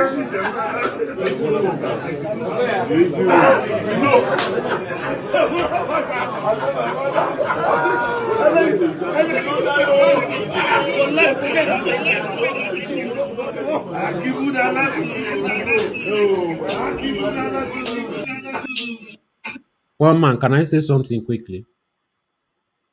So, video, I want to move away from there because if you say something, somebody will have to reply. No, it's not about Peter yeah. Obi. It's about Dino Malai. I can't wait to see the look on his face when ATIKU loses. That's just ATIKU is not losing. Okay, what makes we'll it? ATIKU is not losing. ATIKU is We going to will be your see. next When president. it gets to my own session, I'll give my own opinion. Don't worry. All right. So that was somewhat Atiku Abubakar going to say thank you to Peter, not to Peter Obi, of course, but to Tambuwal. So because he acknowledges that Tambuwal stabbed Wike in the back to gift him that ticket, but it is quite noted that the chairman of the party was part of that party that went on that thank you visit, and it was heard in that clip the chairman of the party, a northerner, saying that Tambuwal, a northerner, is a national hero for stabbing Wike, a southerner, in the back to favor Atiku, a northerner. So a lot of people then saying that this is just a northern party. Because the chairman of the party is from the north. The chairman of the board of trustees of the PDP from the north. Their presidential candidate from the north. So all of the key positions in the PDP, northern. So it's a northern party, Ete. One man, please, can I interject 1 minute? Before okay, go on. Yeah, you see, the chairman of the party already said before the Congress that if a northerner should win that ticket, he will step down. So let's wait for Ayota Ayu to step down. So let's get that. That is what he said. Yeah, but he has already done his job now. So what does it matter? When he has already done. What did he do? What did he do? It was transparent. It was a transparent process. The primary was transparent. Was free and fair. Please, can you talk, please? It was free and fair process, and he said before the primary that he will step down if at any time that the ticket goes to the north. He said he will step down honorably so that another zone can have the head of the party. But Ajale Koko, him stepping down is medicine after death. No, so I disagree with you, one man. What consequence? When he's already installed the northerner as the party candidate? What do you mean by installed the northerner? He didn't install the northerner. Is the southerner going to come and reverse the process? He didn't install. That's a wrong narrative right there, one man. He didn't install. They conducted a free and fair primary, and one among them What won. led you to the conclusion that it was free and fair? Oh, yes. Didn't you watch it on TV? Did you hear any rancor? No, did you hear anything? Hold on. Did you hear anything from Wike? Did Wike spoken of being robbed? As Pius Hayim spoken about being robbed? As the governor from Ete State, the governor that never educated the people over there, is the second largest out of school children in the whole federation. Akwa Ibom. Has he ever complained that he's been robbed? Nobody ever. Maybe he's not educated. Maybe he's not educated enough to know that he was robbed. One man, please. Let people talk. So it was free and fair process. One man. Coco, there's nothing Yes. free and fair there. What The only hijack reason you're not interjection? you're not hearing. Okay. Continue your drabba this thing. All right. Thank you. Please let him finish. All right. But back to you, Ete. Yeah. So the thing is virtually a northern game, and they play the game well. This one that Jerry Gogo is talking about free and fair is kind of funny, because there's nothing free and fair in that PDP primaries. There's nothing free and fair. Something that even before the primaries, they've already concluded that they are giving ATIKU. They've already concluded that it's going to be the one. That is why you saw them come out to say they are throwing the race open. Throwing the race open how? Is it not against the PDP constitution of not zoning? Is it not against their own constitution of not zoning?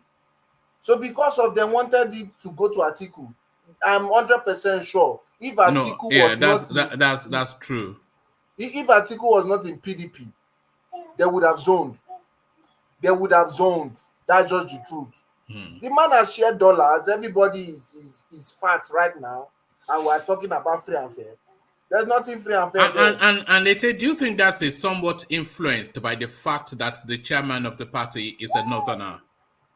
Yes, because we all know in the PDP constitution, once the chairman is a northerner, he's zoned to the south. That's how it has been.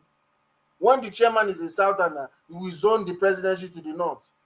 But this time, they gave it to a northerner, which is supposed to, and the northerner became the chairman based on the zoning system still, which is supposed to be. A question. Yes.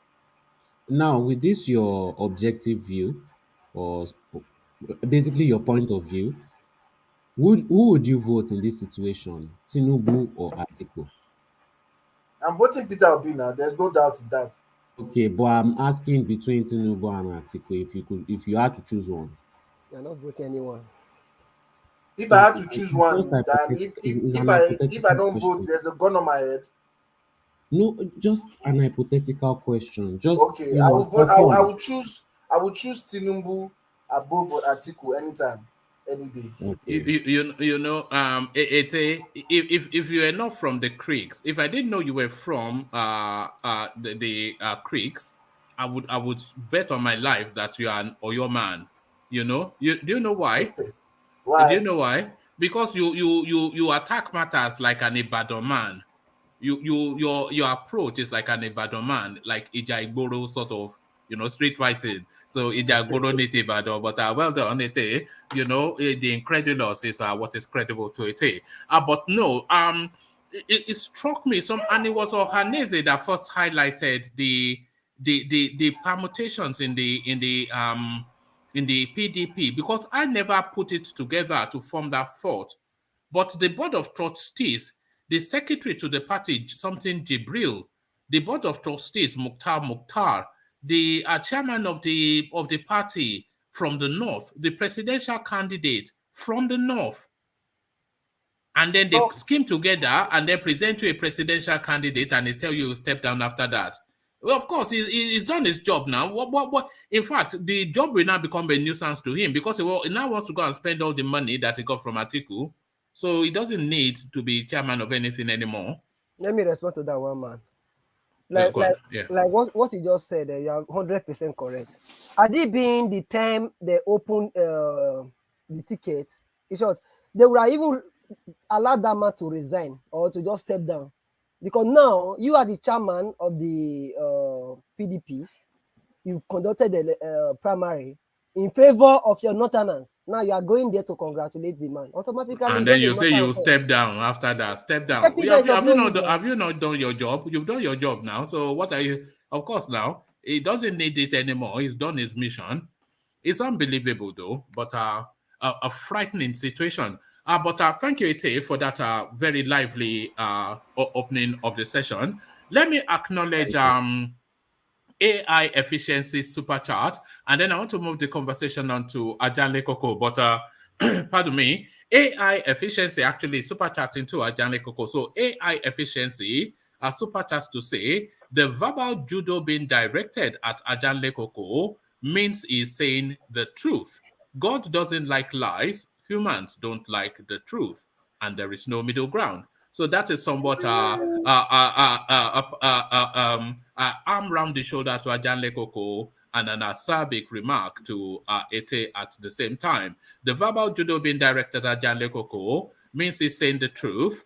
God doesn't like lies. Human beings don't like the truth. And there is no middle ground. So AI efficiency, thank you for the super chat. So we go on from you, Ete, and we go on to Ajanle Koko. And Ajanle Koko, then this permutation that DEJI ADEYANJU is inviting us to conjure with, that if we end up with a northern president in 2023, then we have nobody else to thank or blame than OSINBAJO and TINUBU, who couldn't yield the space to an Igbo voice for the South to rally around an Igbo champion, and then we can push that regional narrative to force the North to seize the power. Because the South is somewhat divided, with everybody propelling their individual ambitions, and the North are picking them up they're picking them off one by one. Obi bites the dust, and they will all bite the dust alongside with Obi. So are you then in line with DEJI ADEYANJU's assertion, Ajanle Koko?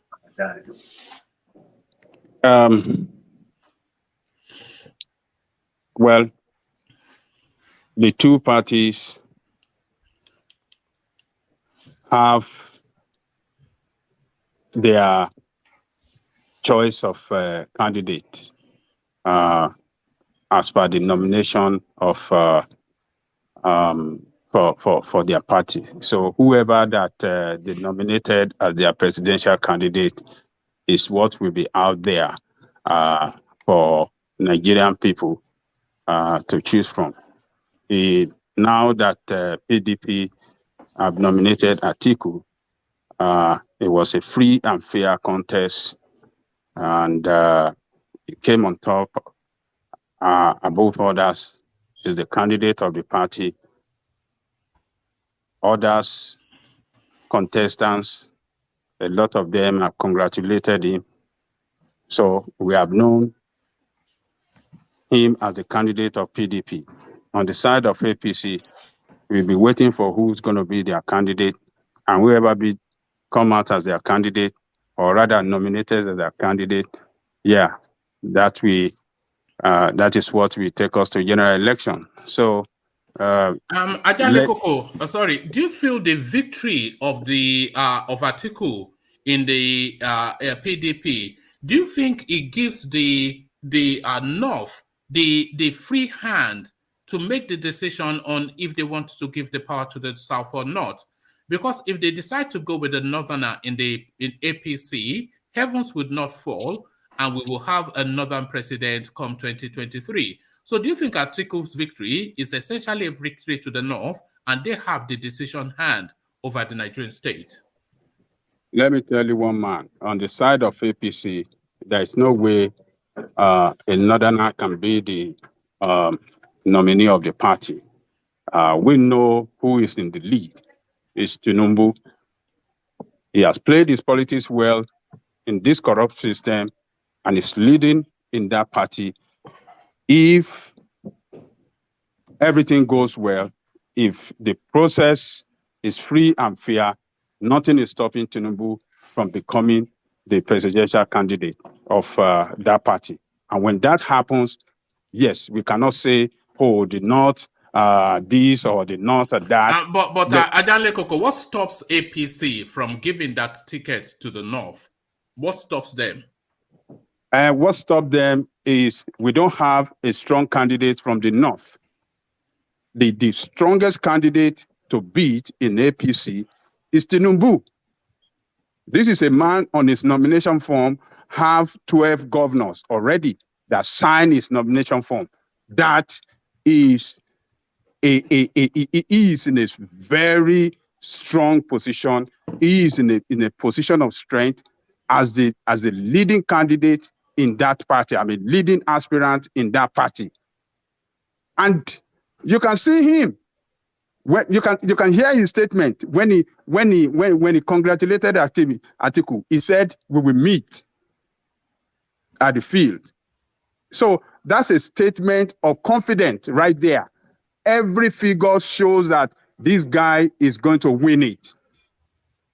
In Kano, for example, that have over 1,700 candidates, majority of them are going to go for him because Ganduje is a man. And so, and he's going to have, he's playing the politics well, he's leading. You may not like him. He's not my candidate. I don't like him to be the president of Nigeria because I know he is corrupt. But in the corrupt system, how is he playing its positive politics? He's playing it very well. And he has played it well. This is what he has been playing. This is what he has invested in for a long time. And now he want to reap the return of his investment. That is the way he works. So if you don't invest in this, in the process, particularly in the party, if you don't invest in it by sponsoring so many candidates prior to your own time of coming out as the presidential, coming out for your presidential aspiration, there is no way you can get anything. You're not going to get any candidate. This guy have so many governors across the country that he sponsor. He has so many senators that he has sponsored. He has so many rep he has sponsored. He has so many local government chairman he has sponsored. Those are his strength, and that is the structure that propelled him to this leading position. Obi did not do that, and you expect Obi to be the candidate of the party. Let's leave Obi. Let's leave Obi. Hold on. Let's abandon Obi because it always gets out of control if we go to that space. We will still go there. But what would happen, Ajanle Koko, if Mallam Buhari decides to foist Yahaya Bello on the party? TINUBU will live in a huff. A lot of people will leave. But so what? If they put Yahaya Bello up against Atiku Abubakar to insist that they want a northern president, what will happen? Nothing will happen. If they do that, the party is going to implode and Atiku will win. Yeah, it's still a northerner. It's still a northerner. The race, huh? It's still a northerner. If they say they want a northerner as the president and they decide to cover all the bets to present a wall-to-wall northerner, because the only two parties that matter are APC, PDP. The president is coming from one of the two. So if you decide to put Ahmed Lawan or Yahaya Bello on their ticket and they rig it or they enforce it, whatever they do, and TINUBU lives in anger, whatever, it doesn't matter. So they will either get a northerner of APC or a northerner of PDP, but power retains in the north. So they have that hand, and nothing can stop it. Let me tell you one man. If TINUBU leaves that party today, if they rob TINUBU, and it's clear to a lot of people in that party that TINUBU is robbed, it's not only the TINUBU that's going to leave. The entire Southwest will leave, and so many of his supporters across the country, within the party, even in the north and some other part of the country will leave. And that will be the end of APC. That is clear. They could do it. They can manipulate it and impose somebody as the presidential candidate of APC. But, what I know for fact is that TINUBU will not take it easy. People will not take it easy within the party, and the party will blow, and that will be the end of the party. TINUBU make it possible for for APC to get to power in 2014. He has that strength to prevent them this time around from retaining power if they rob him. That is a fact. Can he lose under circumstances that would not be robbing? Because what we're hearing, what is sounding like is if TINUBU loses under any circumstance, people will adduce it to him being rigged out, and then they'll be trying to orchestrate against the party. So are there circumstances where TINUBU can lose in a fair fight? Yes, the only way he could lose is if the president put his weight behind somebody like OSINBAJO and call them to a roundtable discussion and said, yes. Or fire me. No, leave fire me for a moment. Forget Leave about, forget about. All right. So carry on. Forget about fire me, Gary. If he called them to a roundtable discussion and said, with some other leaders, Baba Konde and some others, big ways from the West, and tell them, yes, I am supporting one of you. And the person I want to support is OSINBAJO, because OSINBAJO has been my vice for 8 years, and I believe it can continue from where I stop. I trust him. I believe it can transform the party. I believe it can do better for this country. Look, that will put a lot of pressure on TINUBU. That is the only way that is the only man that what do you call him? That can beat TINUBU. Yeah, Buhari could support that we give TINUBU a run for his money, because you know OSINBAJO, by all standard, any way you want to look at it, being the vice president for 8 years, is well positioned for that job. He's a man that will get the ground running from day one when he entered that office. It's not going to do. There's not going to be on the job training. Anybody that is going there, if it's TINUBU, get there now. You still go through on the job training for some months before he gets himself right. Because he got to know the way the structure, everything run within that presidency and in connection to other offices that are connected to it. But OSINBAJO, been there for 8 years with the president, knows how everything runs.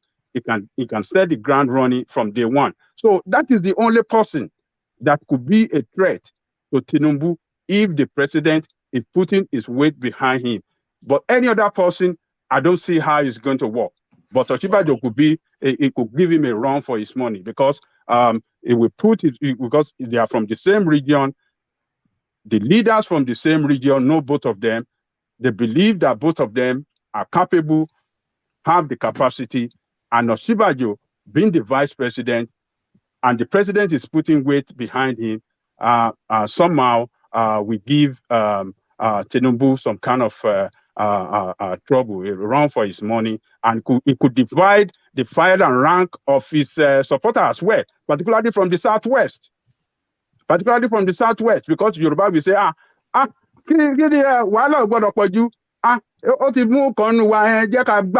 let us support. He has chosen one of us, is backing one of us. We don't want this thing to slip away from our region. Let us support whoever is supporting. And TINUBU will be it will put him in a very serious disarray. That is the only person I see that could give TINUBU a run for his money. Okay, Ajanle Koko, you said that is the only person that you can see giving TINUBU a run for his money. But let me bring you this. The duo argued that by virtue of introduction, the duo argued that this is a midway paragraph within a readout. The duo argued that by virtue of the introduction of section 137, subsections 1B and 3 of the 1999 Constitution of Nigeria as amended, the former president was no longer eligible to vie for the office of president because he had taken the oath of office on 2 previous occasions. So, of course, no prizes for guessing who I'm talking about. So that section of law, which was introduced in 2016 by Buhari, which is essentially a punitive law targeted at especially Goodluck Jonathan, but subsequently closing of that space. So that section precludes him that a person who, and this applies both to president and governor. So a president who serves by virtue of either the death or illness or retirement of his principal, a vice president who takes the oath of office of his principal in the course of the term of that principal's tenure, So he completes the term of a principal. He cannot then be president more than one other term, because even though he was not the lead on the ticket that won the election, he became president by taking oath of office for reasons that the president died and he is the vice. And then he can only then be president one more time. So that law sweeps up any chance of Goodluck Jonathan ever being Nigerian president again. So, but what they are saying now is that Goodluck Jonathan contested in 2015, and you cannot retrospectively apply this law now, which is the subsisting law as we stand now. So whatever happened in 2015, you say that this supersedes, but they've now, by virtue of a judgment procured in Bayelsa State, cleared the deck for Goodluck Jonathan to vie for the Nigerian presidency still, to be constitutionally able to. They are going to present that judgment to INEC tomorrow. Is tomorrow Sunday? Yes. They are going to Monday. They are going to present that judgment to INEC on Monday, and then shortly after to announce then that Goodluck Jonathan is the consensus candidate of the APC. So forget all the TINUBU, this, that, and the other. Your next president, Goodluck Jonathan, whether you like it or not.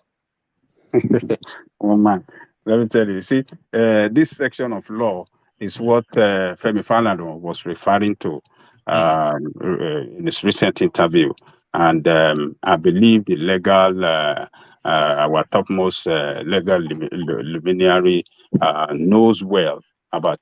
He's a constitutional lawyer. He knows what he's talking about. The law is clear. He said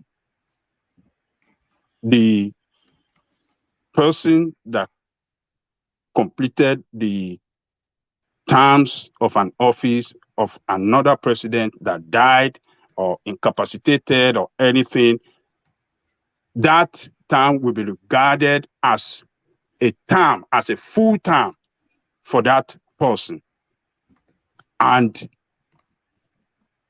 Jonathan, in Jonathan's case, yes, he was sworn in after the death of Yaradua, and he got re-elected 2 years after, and he was sworn in as well.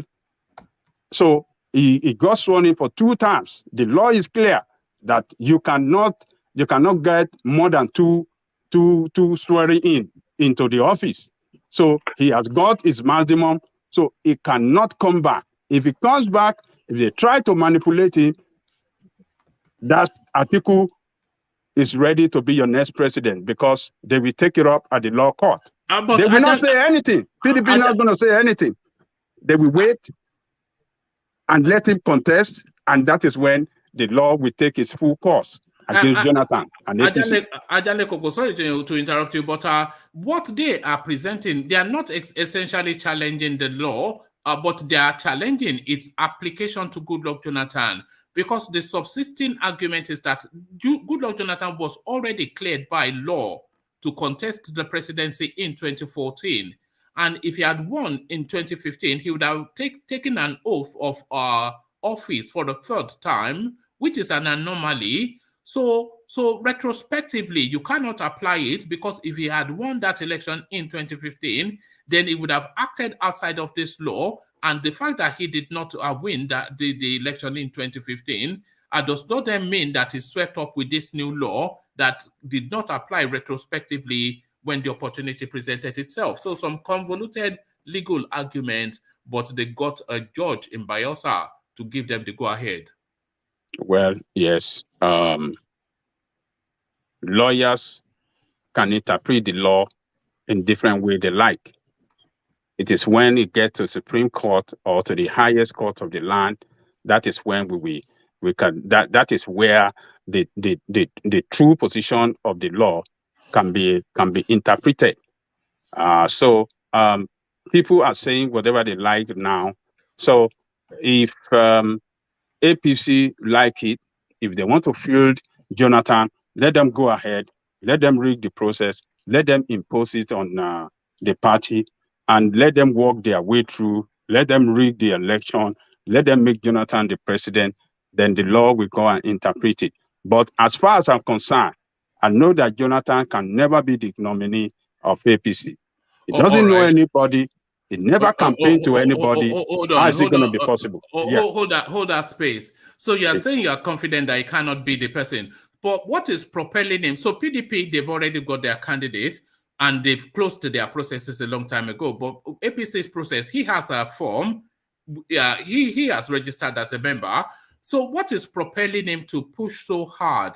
Because he knows all these things that you're saying. He doesn't have delegates. He's not an established member. He doesn't have relationship within that party, even though a lot of PDP people are in that party. So what do you think is propelling him to be pushing so hard to be going to procure court judgments in Bayelsa and making public statements to sensitize the Nigerian space to the possibility of him running as a candidate? What do you think emboldens him in this space, other than reassurances that they will give it to him? And they can only give it to him via a consensus route. So it's almost a certainty that they are going to put up Goodluck Jonathan. Yeah, because Jonathan is pursuing this, doing all it is doing because of his political naive, because of his political foolishness, and that was why he couldn't. He was beaten out of office in 2014. Because he cannot, he is a person that cannot stand for what he believes in. It got to be pushed. It doesn't have, it's not a principled man of himself. And, it just pursuing a political foolishness to me. So how do you want to become in the first place? It never happened in the history of politics anywhere, except by military rule. When you see a military junta leader transitioning from military to civilian, that is when that happened. But under democratic dispensation, for somebody not to campaign, not to solicit for vote, and for him to emerge through a fraudulent means as the head of the ticket for presidential position, I don't know where that is done.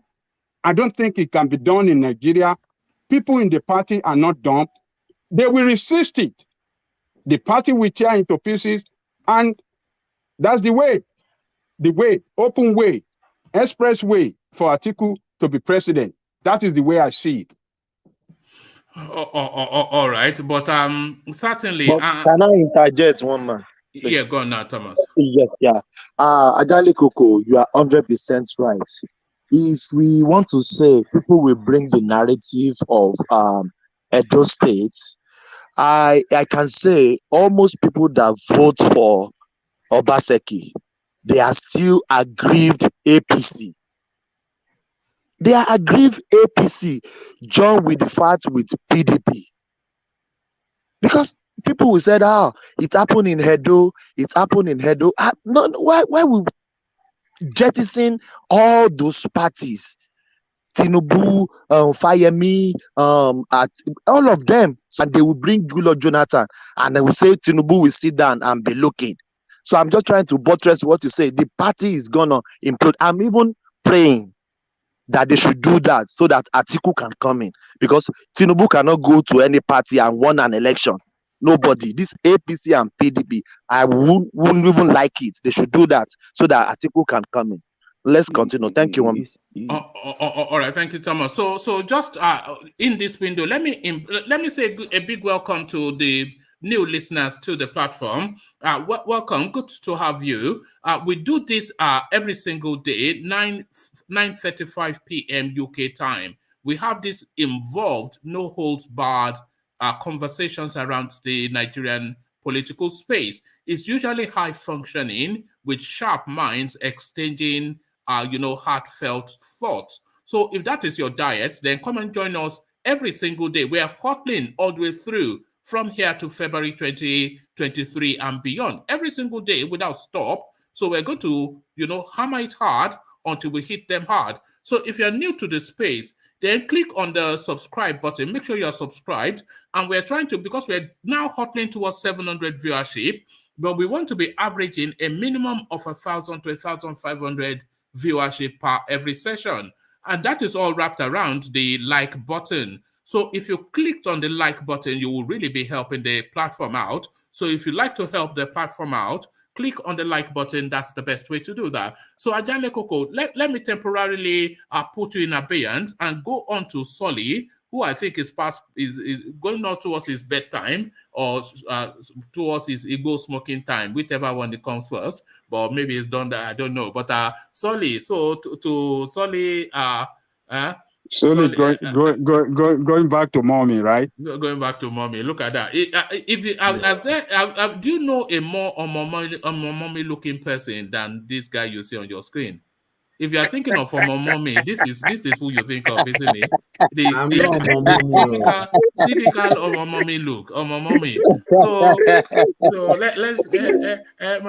let's seek the opinions of our mommy's boy then. Sorry, I was only joking. Sorry. Yeah, the DEJI assertion then blame OSINBAJO TINUBU Yorubas if North retains power in 2023. DEJI, and I think he has somewhat let himself be seduced by all that narrative coming from the East that the Southern region should have abandoned all their ambitions to rally behind an Eastern candidate. So he's somewhat seduced by that narrative and is hinging that narrative around the neck of OSINBAJO and TINUBU to say that if the North holds power, then you blame it on OSINBAJO and TINUBU propelling their ambition and not jettisoning it to favor an Eastern candidate. Do you buy that narrative, Solly? It just sounds like a hater. It just sounds like someone that is just shouting. What is he backing up his statement with? Nothing. Just somebody. If not that it was popular, he would just be on the road shouting and nobody will even listen to him. He's not backing his statement up. I wanted to say something now, but I know they will attack me. But let's move. No, yeah, speak freely. I mean, so what? No, are you afraid? It's behaving like somebody from the East. Just shouting out so many things, but not backing it up with any facts. No, you should not say that. You can't say things like that now, Solly. That's something I noticed that is the kind of a certain personality I noticed that comes from there. So, all right, thank you, Solly. So, Solly, let me take this window. There's been super chats coming in which I've not been acknowledging, but let me acknowledge it, and I want to press you even more on the comments that you. On the DEJI comments. But this is Alexander Gomez. You opened up the Eastern space and Alexander Gomez had already commented about that. So this is Alexander Gomez, who usually interacts with the sessions via super chat. And he's super chatting to say, Obi is capable of taking the country to its right. Obi is capable of taking the country to its rightful position. He is committed, let me take that again. Obi is capable of taking the country to its rightful position. He committed political murder, so that should be suicide. So Obi capable of taking the country to its rightful position. He committed political suicide, switching parties. He is what the country needs, honestly. His wishy-washy antics is worrisome. So thank you for the super chat, Alexander. The first half of that super chat I agree with. Obi is capable of taking the country to its rightful position. Of course, if you listen to Obi, he paints so beautifully how Nigeria can evolve. A faultless narrative, and he backs it up with numbers and statistics. So it's not empty words that you hear from Peter Obi. They are well thought out and well planned action plans. So Obi is certainly capable of taking the country to its rightful position. So that's the first half of Alexander's super chart. The second half, it says he committed political suicide by switching party. So that was a momentary lapse in judgment, a brain fade, and a fatal error as well, some people will suggest. So he's now scrambling around in elements called Labour Party. And then who even knows? Because people talk about political structure. Somebody came here yesterday who was a returning officer. You were here, Solly, when that returning officer came and was telling us how the electoral processes work in Nigeria. He told us that the people that are voting are elderly people and mostly women. So that demographic that Obi commands, they are not traditionally voters. They stay away from the space traditionally. And then he was also saying that where he was supervising elections, there were only 2 agents from the APC and the PDP. So that is what they call political structure. What is the reach in terms of the structure of a party like Labour to superintend a nationwide 774 local government election, for them to even have the calibration that they have? So it's just a nonsense. So it was political suicide for him to switch parties. So yes, so that's the second half. So let me run through it and then you can interject. I knew you would. So he committed political suicide by switching parties. He's what the country needs, honestly. So that I agree with. And his wishy-washy antics are somewhat worrisome. So his wishy-washy antics worrisome, but also indicative of the inner workings of a mind. Because anybody can paint a pre-rehearsed, beautiful picture, but if you are caught on the hop and you have to assert cranially with quick wit, and that is really how you know the workings of a mind. So he was caught on the hop and he made this fatal error. So do you then still go with that thought that because he paints these beautiful narratives of how to evolve the country, he has the judgment call to make critical decisions at an instantaneous moment? So a lot wrapped into that super chat by Alexander Gomez. So thank you for that. Let me sweep up the other super chats. Alexander Gomez, still the only person that seems to know the function of a super chat. He carries on. Solly, I like your disposition, likable and friendly. So yes, Solly, of course. You know, Solly looks like how I imagine Charles would look like. So I see them both in the same sort of paradigm. So thank you for that super chat, which is somewhat a nod to Solly. So and this finally from Adebisi Adedoyin. One man, activate the like button. So yes, activate the like button.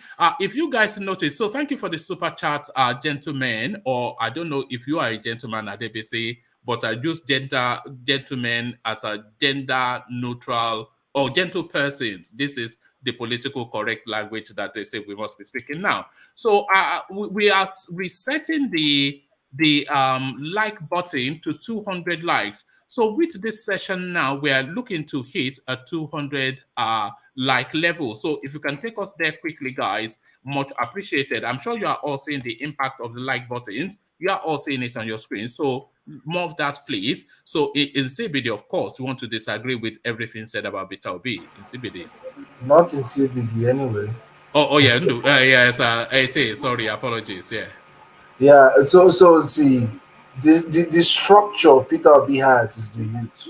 Now you said that there's somebody that came yesterday to talk about the voting demography of Nigeria, and he said mostly old people that vote. Yeah. Now, if you check the voting turnout from 1999 to date, you will notice a sharp decline. That is, most of all this demography you're talking about, they are dying. Most of them are dying. Now, the only people that are not voting, like that guy, like the person that spoke yesterday said, and rightly so, is the youth. Now they've seen a candidate. They've seen a candidate that they can not only relate to, but they love, and they see a credibility. You even see people telling you that even sorry, Ete, you said not to compare Peter Obi with Showore, but all of these things we saw with Showore in 2019. No, you didn't see anything with Showore. I was in Nigeria in 2019. All right. I voted in 2019. Nobody knew Showore. I didn't know Showore. And the only thing I knew that if there's somebody that was sounding like Fela, the only thing that he was not a musician. Finish. Nobody knows. I don't know where this narrative is coming from. Nobody knows Showore. Nobody knows Showore. My sister was still even in the university. She doesn't even regard. They don't even regard. Where is the university? She's in OAU. And they didn't know Showore in OAU. They don't know Showore in Southwest. No, look at this in the guy. Southwest universities, they don't regard Showore as somebody serious. Okay. And in the other universities in the other part of Nigeria, they don't even know him at all. These are facts. Okay, all right. He doesn't command any space. Nobody right. should say he commands any space. One more, please, sir. Can I just interject now? It's an opportunity again. All right. So sorry. Let's hear from Tony. Yeah. Sorry, Tony. Yeah, you wanted to come in. Let's hear from Tony, and then we get back to Solly. Yes, Tony. Okay, to thank you. you, sir. Yeah, thank you, sir. So, if somebody is, among the student community, first of all, is well known in Lagos University, the University of Benin, and then you're also talking about OAU now. There are which other universities that are more, are so important in Nigeria when it comes to radicality. So, Showore is more popular. Hold on. Let me speak now. That's important from 30. Hold on. We have to be judging by the by the past demonstrations or whatever, riot or whatever you may call it. Is it not almost the same amount of can you, against Babangida or whoever? So let me just talk now. Let me. You have been talking since. You're not the only one in this platform. So take it easy. Yeah, carry on, Tony. Yeah. Yes, sir. So the fact remains that Showore is more popular politically in Nigeria, as than Peter Obi, from time immemorial. You know what I'm saying? So being a governor doesn't make a difference. It's not a governor that they want to break his roof to pick up that day. So Showore have been on the limelight, even the Take It Back movement or whatever. I mean, if people in the southeast, most of them is very, very popular. I mean, it's among the southeasterners, my God. We all know that Showore how to live all this comfort, in Europe or whatever, and then to come back home to come and fight for us. So that's it. Thank you, sir. All right, thank you, Tony. So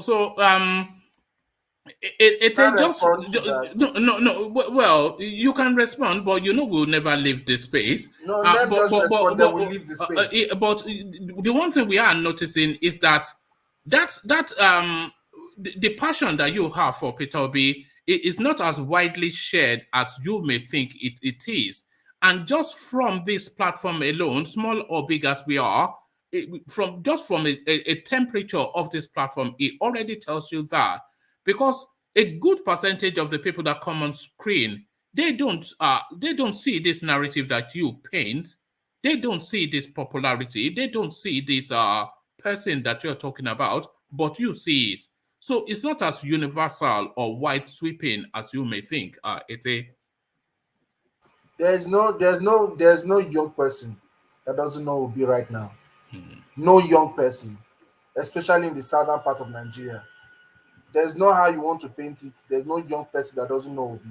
There's no young person that is not ready to vote for Obi. It shows that the voters' sensitization right now is higher than ever.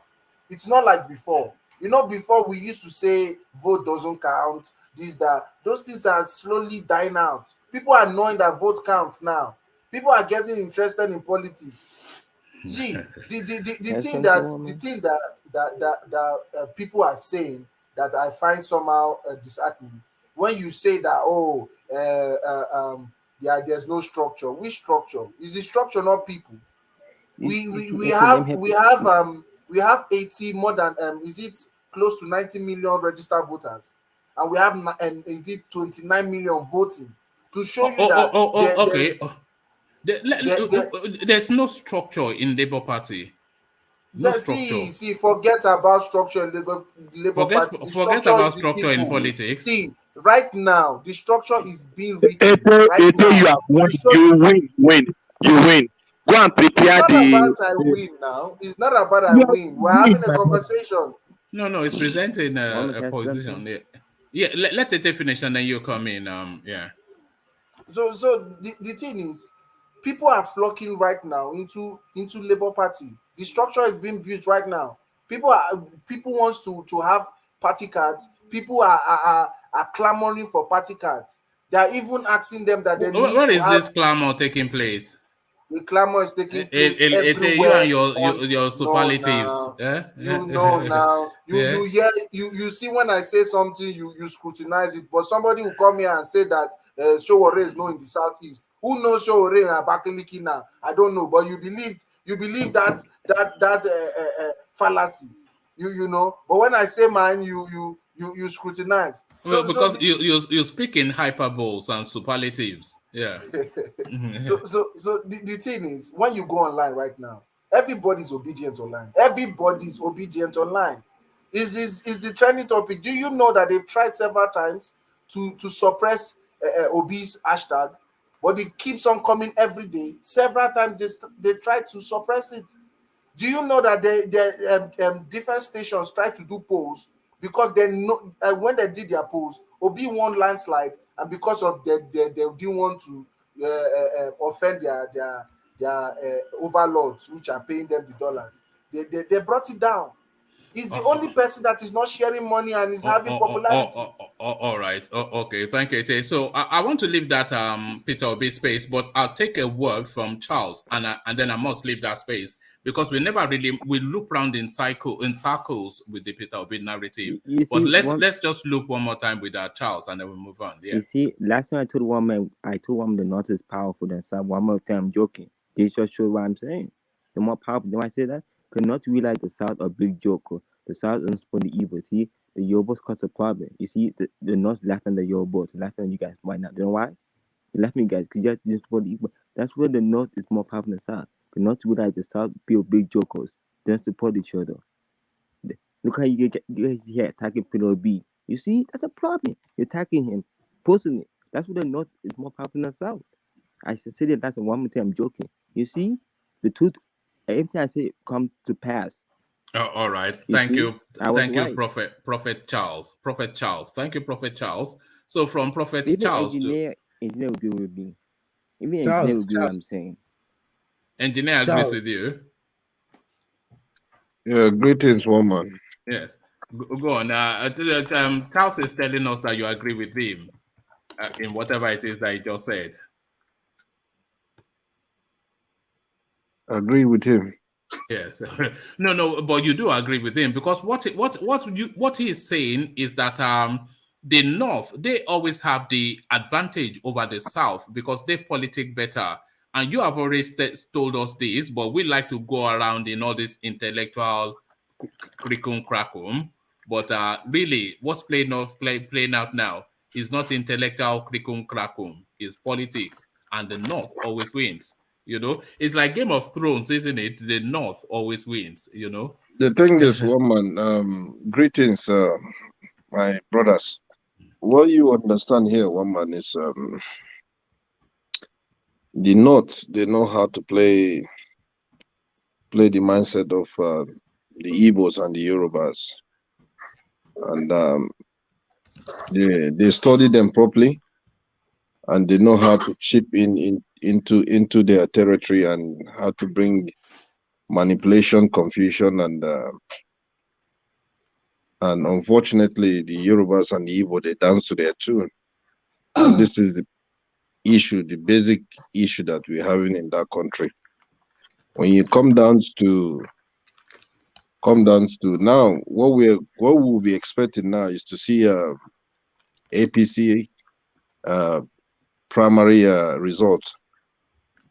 And if you could remember, I said this, was it yesterday or day before yesterday? So I said to you clearly that these people will use Jonathan. They will use him as a weapon. And if they use him, at the end of the day, Jonathan, they will just drop him and they will slot in ATIKU. The reason why I said so, one man, like that was 2 days ago. And you can see now what Jonathan is coming out publicly, and he's saying it, that whether we like it or not, he will be the president. So something is behind closed door that is taking place. Where did he say that, sir? I believe if you go from the beginning, if one man can put the page of what before he started the news, before he started reading the platform, you should see it yourself clearly. Where did that one? Are you just going to go with what one man pasted there? We have to see. I mean, one man has to bring to us where he said that. You can't just follow that and say. So then you have to speak to one man. Don't speak to me. Does that make sense? No, you have to speak to the facts. That's the fact. I'm telling you. I said this thing 2 days ago, and this is what is coming out. All right. So It looks as though, however we square it, the North always wins. They told us in Game of Thrones, the North always we wins. should, let's just face the reality. We shouldn't be beating around the bush here. You understand? And look, what these people are trying to play, they're trying to play smart game. They're trying to play checkmate.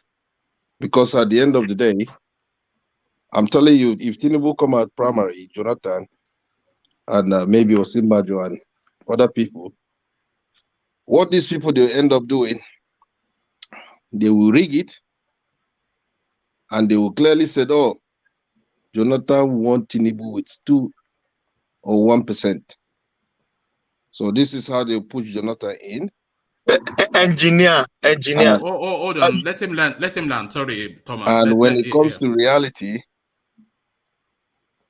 Jonathan himself, he knew that he's not going to go nowhere. And this is how the game is going to take place. And that's how they will slot in and play their games. If people don't know what is politics, please go and study politics. You will know what politics means. Because it's a dirty game. These people don't value humans. They will do anything to slot in their brother. And the game is just beginning now. Let's watch and see what's going to happen. That's just the truth. All right, thank you. So I'd only take a very brief interjection from you, Thomas, because I must go back to Solly and then keep the session back on stream. So a quick intervention from no worries. I just want to say what engineer has been telling us. If we don't do that, we'll still be in until the Yorubas and Igbo come together. These people will keep on playing us. That's what I want to say. Yes, but we all know that, but it's a near impossibility for the Yorubas and Igbos to come together. You know what the sticking point is between the Yorubas? This is from my own point of view. This is not categorical, but this is how I see that space. I think the Yorubas and Igbos, they are equal measures, sort of similar type people, deep in culture, long in history, confident in their being, and seeing themselves above everyone else. The Yoruba man thinks he's superior to every person. The Igbo man thinks he's superior to every person. So who's going to yield space in that synergizing?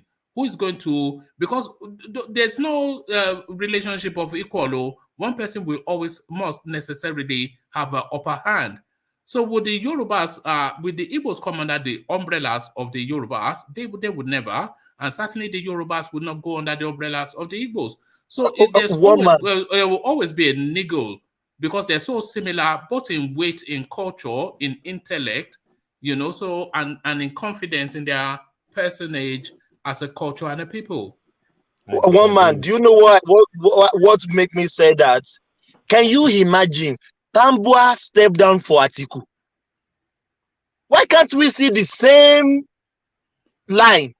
Why can't Saraki step down for Wike or Wike step down for ATIKU? Why would Saraki is a northerner? Why would he step down for Wike? Saraki is still from Yoruba. Let's remove that.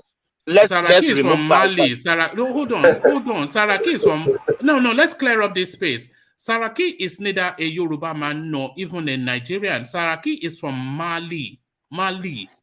He's from Mali. His grandfather is a migrant from Mali, who then birthed his father within Nigerian shores, and his father ended up marrying a Yoruba woman. Because it's not Bobrisky, so it's a woman. It's a woman, not a man. So Saraki is a, and who is a Mali other than the Fulanis? Saraki is a Fulani man from Mali. He's not even a Nigerian. So forget any Yoruba something. Let's remove Saraki. What I'm saying now is, to buttress what I said earlier on and what your engineer has been preaching for us here. This PDP primaries that just gone now, why can't the Southerner come together and rally this and struggle this power?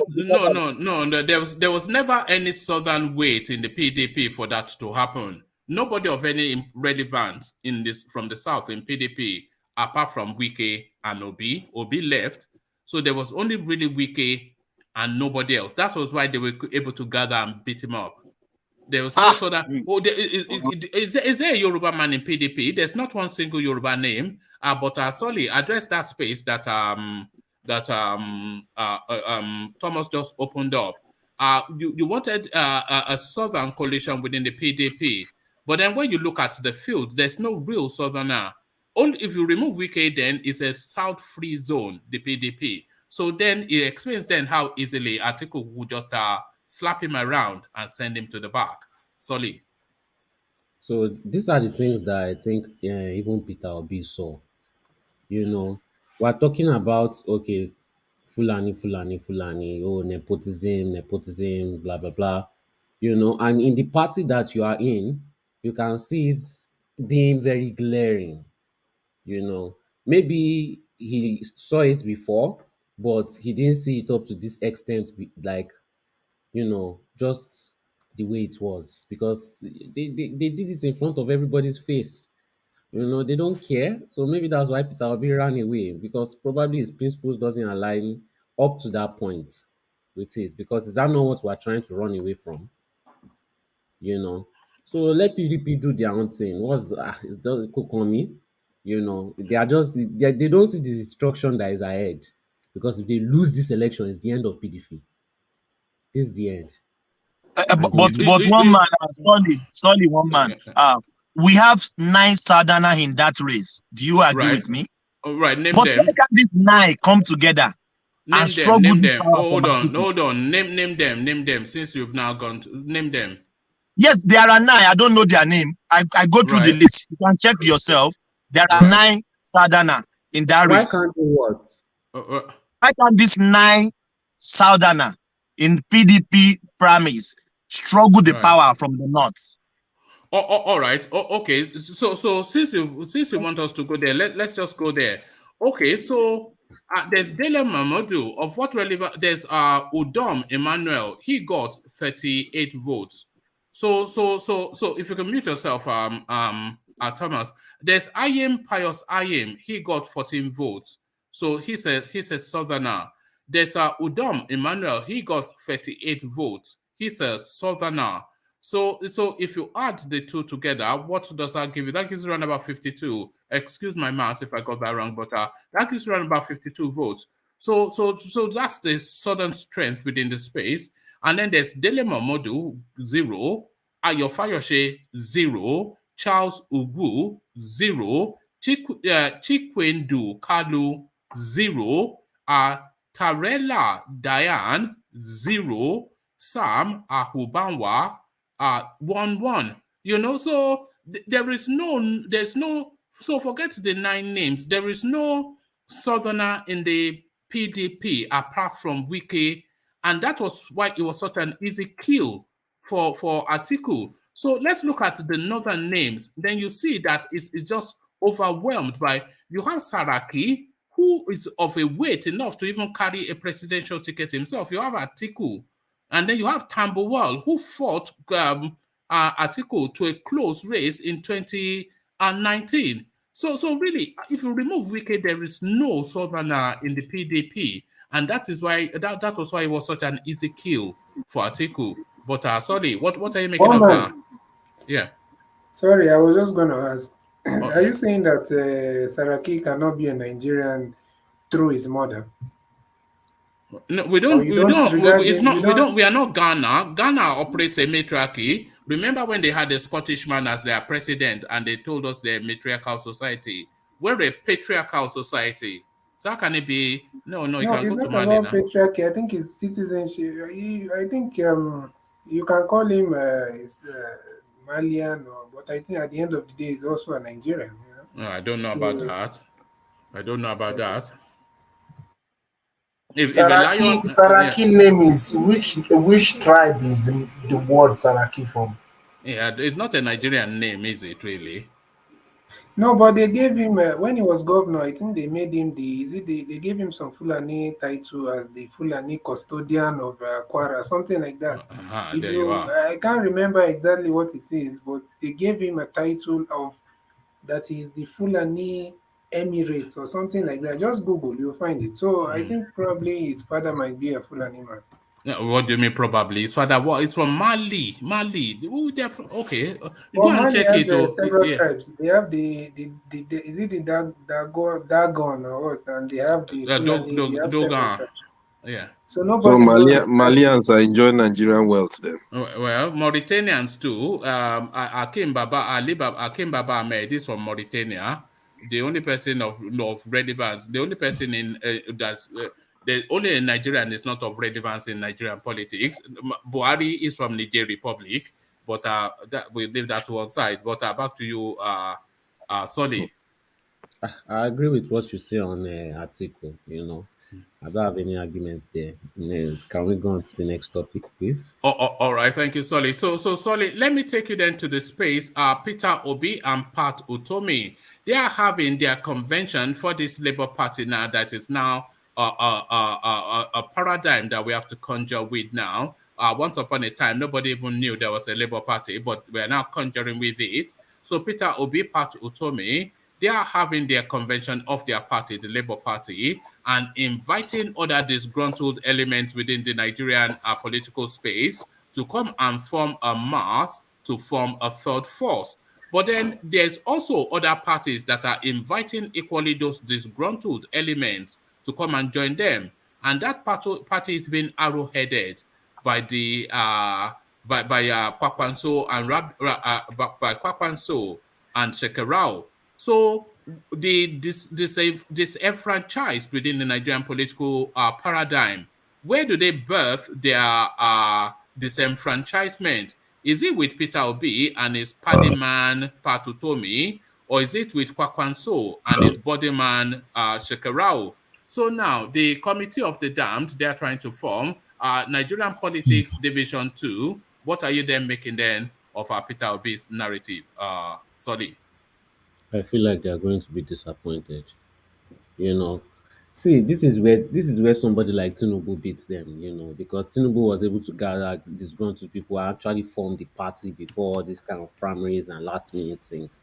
Now you can't join together to form a coalition like one party. It's too late for that. They are just all Is going it to be not too early to say disappointed. Tinubu beat Didn't someone? APC do the same thing? No. Did APC do the same thing? That's the example I gave when they formed APC. I'm not talking about now. Okay, now can you join the two parties together to form one party? It's too late. So They can form that's a why. coalition. Okay, and how is that going to work? It's going to work because of the Northwest is No. How are they going to present their candidates? You have No. to have Solely, they are not forming a new party. They are going to, like you said, they are going to form a coalition. No, all the parties are going to present just one candidate for the presidency. That's what they're going to do. Can they do that? Of course. One man, can they form a coalition? I think they can. There's nothing that prevents them from. I don't know categorically, but I think they can. Yeah. Okay, if they are not doing that, they cannot form one party anymore, but they can form a coalition. Okay, if they don't form a coalition, then it's not going to work. They are going to be disappointed because they should have one mission, and this is where TINUBU beats them, because somebody like TINUBU would have known they need coalition and formed it sharply, But these ones are going to be wasting time and still battling for this ground. To imagine still battling for this ground, it's something that you're supposed to form unity and but you just look at it. They are politically weak, unfortunately. All right, thank you, Solly. So Solly, then that celebration, the clip that we saw, ATIKU going to say thank you to Tambuwal for stabbing Wike in the back and gifting him the PDP ticket. But amongst the thank you party were the usual suspects, Dino Melaye, of course, who is always there for the comedy factor. But then notedly, the chairman of the party, Ayoche Ayu, he was also there. But the video then captured the clip captured him saying, "Thank you to Tambuwal. You are a national hero." So does that speak to the impartiality or lack thereof of Ayucha Ayu, saying thank you to Tambuwal for stabbing Wike in the back and gifting his fellow northerner the PDP presidential ticket? Does that expose somewhat the bias that people thought was implicit in having? Yes, you know where I'm going. So to that. Yeah, I don't see it as bias anyway. Yes, it's just northerners thinking that they are outsmarting people as usual because they are smarter than everybody. You know, they are so into themselves, still passing all this. They don't know the game that is going on. Buhari is just sitting down there and just watching them do their performance arts. When they are done, the presidency will still go back to APC. You know, look at all they are worried about the wrong things, still playing games with people's heads in party that is already crumbled or crumbling. Let's just say crumbling for now. You know, still playing silly like children. You know, disappointment is going to wash on their face. Look at what they are doing. You know, I just feel sorry for them because it's all going to, you know, they are just going to look back on it and realize how childish and how, you know, they are going to look back on their mistakes. And you know, after APC gets back the presidency, they will battle and battle and battle, and you know, while they are battling, the party will just start disintegrating. You know, everybody will start running back to APC. All right, and then you'll get your Yoruba Nation, Abi. One way or the other, we'll still get to that topic. All right. One day we'll have to dedicate a session to Yoruba Nation and Biafra Nation. But when we do that, we're not going to do it in the hey who. We're not going to do it in the Obikerereke angle. We're going to do it on a detailed, structured, how it can happen sort of angle. So no thumping or chanting. So we're going to do a structured analysis or permutation on the ethnic nations and how they can come about. So we do that, but not you know, you know that one is, you know, it's gonna happen if they become president. Nigeria, you know that's gonna happen. You know what you just said, it's gonna happen if Tinubu become president. Bet me. No, if Tinubu becomes president, then the Yoruba Nation idea will be put in abeyance. It will they're not going to. The Yorubas are not going to be shouting Yoruba Nation if Tinubu was president. That would be stupid, would it not? No, well, I mean ATIKU. We will wait for the 8 years, and then when the Mallams come back, then we'll start to fight again. But if Tinubu does not become president, then we'll get Yoruba Nation within 12 months. And I want to fight not the same thing in APC did to PDP. Very ridiculous, one man. Look, Charles. If you read Irene's comments, this is what I keep saying to you. She's saying she can't hear you, and I'm always asking you to speak up. I see a plan with the Yoruba thing to play, but I'm not. I see it in picture. Everybody is being played by the North, you know. You're beginning to be played the most. I've seen it. How are the Yorubas being played by the most? Watch and see. No, don't worry about all that. You have to look, Charles, man. You have to leave this Yoruba hating space. The Yorubas were president of Nigeria for 8 years, vice president of Nigeria for 4 years, which is 16 years already. The only caveat was the Goodluck Jonathan hiatus. So I don't think the Yorubas are screaming that they are marginalized. The whole of Buhari administration subsumed with Yoruba ministers. So I don't think any Yoruba man can, in all honesty. So forget all these things is what people be. All right, let me just move on, man, Charles. I've tried to encourage you out of that space, but I don't think I'm just speaking what Ejine is saying. Ejine is saying the truth. So you don't change his line to Ejine. He's saying the truth. What's that? What's saying the truth? Ejine said that the South is weak. That's what Ejine keeps saying. Look. Oh, Charles, you tell us the South is weak every day. So I've asked you to evolve your conversation beyond that space, and you must do that. You know, I enjoy your company. I do. But you can't mantra chant. Can I chip in, please?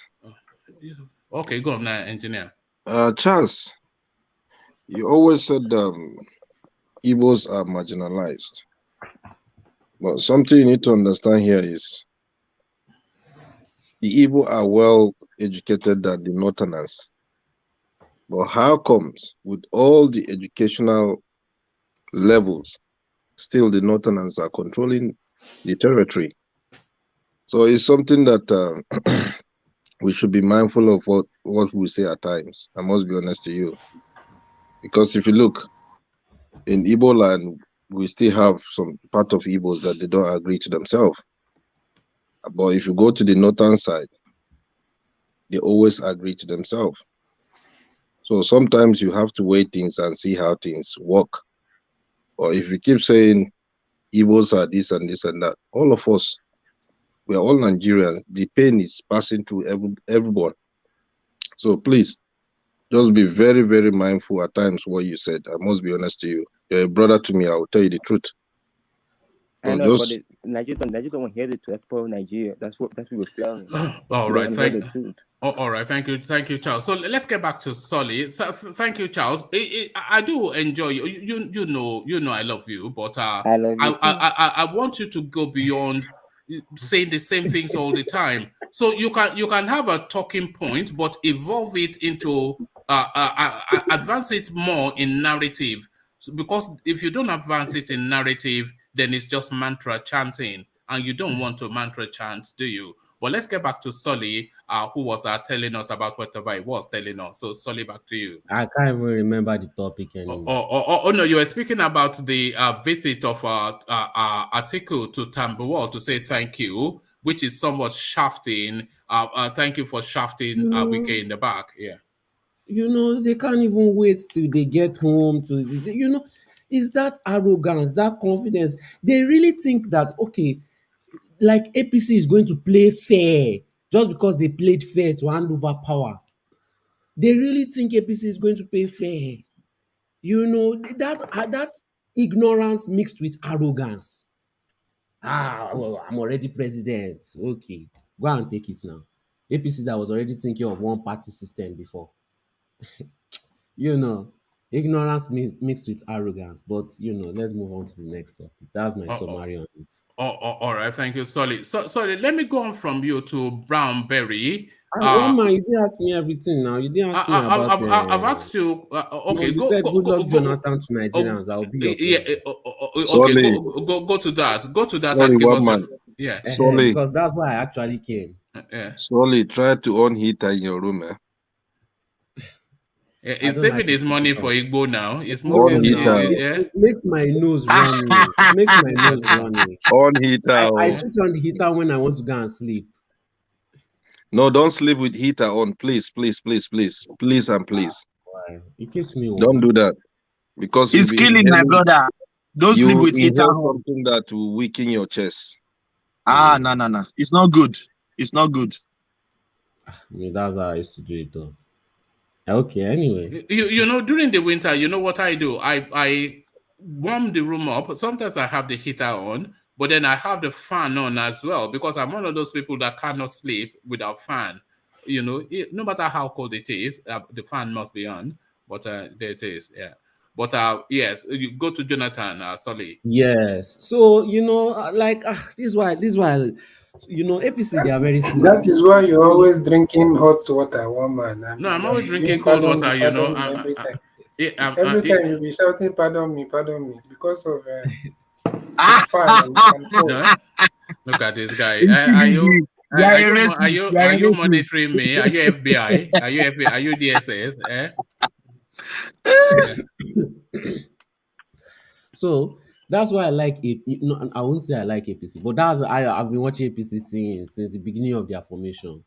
You know, so this Goodluck Jonathan thing is a kind of way of saying, since you people in the Southwest can't unite and bring a candidate. One man, remember this strategy that I always say, that the only way to unite Nigerians is if we go to Nigeria and we all have one enemy. Maybe the country will come united, you know. Maybe we go to Nigeria and take all their resources, you know, and you know, because we can take over Nigeria in like a few months, or if we want everything that they have, you know. But so this is the strategy that I think that Buhari is using on them. Obviously, we know that Goodluck Jonathan cannot be president. There are so many things, even legally, going against him. But it's like, since you boys can't, or let me not say boys, since you guys can't agree to bring one candidate, I'll bring somebody that you people that all of you will go against and say it's better for us to bring one candidate than for them to give this Jonathan, because we know it's APC regime. They can force this Jonathan on us. So it's a way for them to quickly come up with, this is what I believe, come up with a single candidate and say, okay, this is the candidate that we are going to support. I don't think it's going to be TINUBU, because everybody's afraid of TINUBU. They are all scared of what's this guy going to do. And let's look at Buhari. How was Buhari taken out of power before? By Babangida.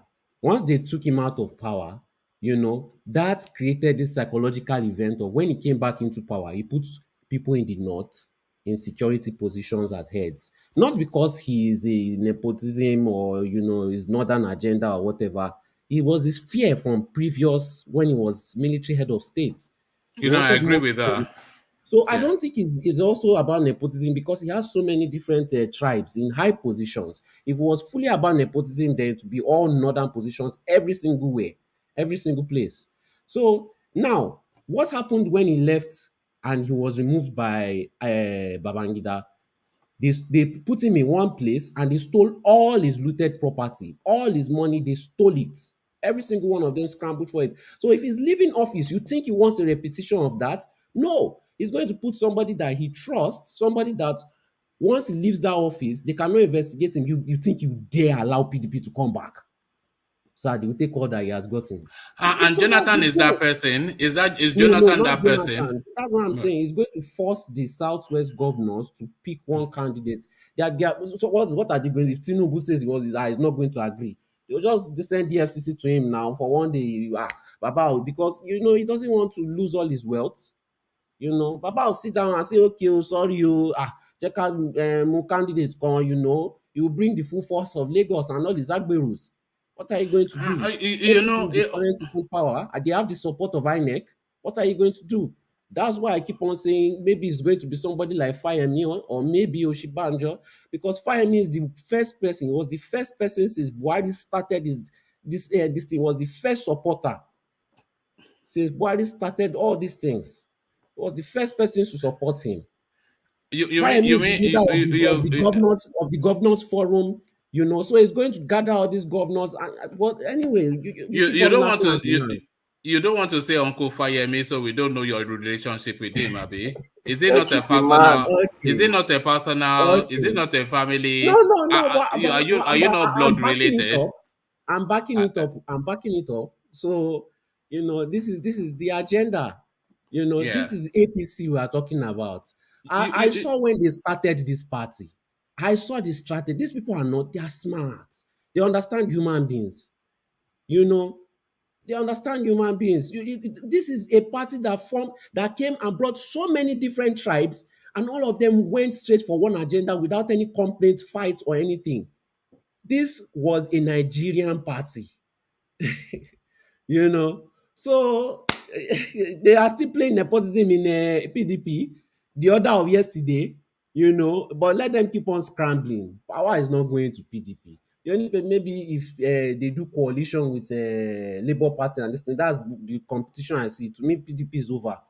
PDP is over. We're only talking about them because they were the last government. Sorry, they are already planning a coalition of 9 parties coming together. But is that not ridiculous? How do you coordinate that? 9 parties coming together. It will be coordinated. Don't worry about that, one man. Don't worry about that. When Peter Obi becomes the next president, I will be here. Of where? To celebrate with. No. You of where now? Is it the Rotary Club? Are you still dreaming? He go shock una. Are you still dreaming? Are you still dreaming? So I don't think they're ever going to do a consensus. All that thing was really, to me, a threat. It's going to go to primaries.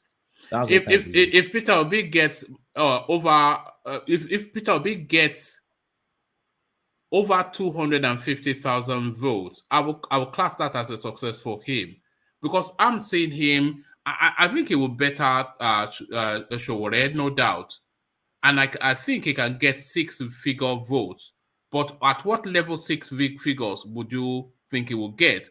Because the politics will be so tight, they will not allow him any votes.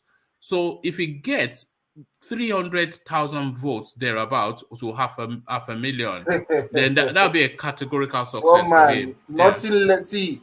He's not even going to get less than 12 million. You're going to see it. From where? Less than 12 million. You're going One to man, do you know that if the 1 million man match, do you know that the 1 million man match that they 12 did? million? Do you know the 1 million man match they did that they recorded 7 million people that came out for that? What? Don't do that now. See, people, we monitored it here. We monitored it here now. And they keep on wondering why. Hold on. No, come on. You see, I know you are trolling. You are trolling. Unless We monitored it here now. Lying. Who is lying? That is their record, and there's no. In CBD, state by state, we monitored that 1 million man march here. The largest party was about 20 people. What are you talking about? No. You didn't monitor. What you monitored is the people. 1 man, 20 people came. Yes. It's a lie, 1 man. One man, you're not on ground. The people that I saw it in Jos. I saw it in Anambra. It had no real presence in Yoruba. All the way from England, you saw this. I have a question. If Jonathan actually doesn't win this, let's say they do primaries or whatever, he still gets to stay in APC, right? Yeah, he's a member. He's a registered. He'll probably he will retire from politics, of course. That would be no. What I'm trying to point out is that when they now finally choose their true candidate, and if APC wins, Jonathan will be in the winning party. It favors him without doing anything. How so? It would have been better it's better than him being in PDP. If APC is going to win, maybe that's why Jonathan agreed to come to this ploy, because he'll be in the winning party by the time they end all this. Yeah, but what does that mean? What does that get him? I don't know. So all right, thank you, Solly. You don't know. That is the summation of Solly's contribution for the last half an hour. I don't know. But one thing you do know that I somewhat agree with you, Solly.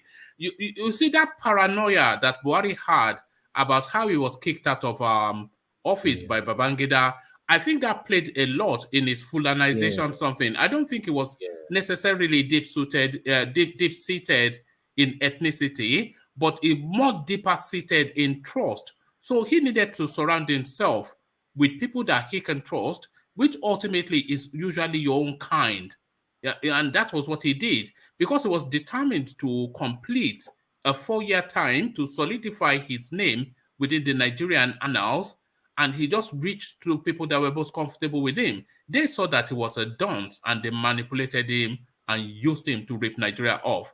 But I don't think it was really a lot of it Fulanization, but I think that more so because I've always thought what you just expressed there. So yes, a lot of that I share as a thought as well.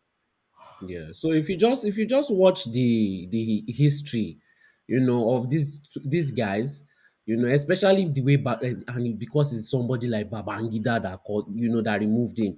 Babangida, if you hear the strategies that he used to do so many of his things, you'll be like, this guy just manipulated people's trusts, and they will never forget. So somebody that you manipulated his trusts, this guy now becomes president. He's just history repeating itself again. A lot of what you said is solid that I'm agreeing with is wrapped up in the Sambo Dasuki narrative, because a lot of the received wisdom is that when they kicked Buhari out of office as a military dictator, before now a civilian dictator, when they kicked him out of office as a military dictator, the person that they used to go and effect his personal arrest was Sambo Dasuki.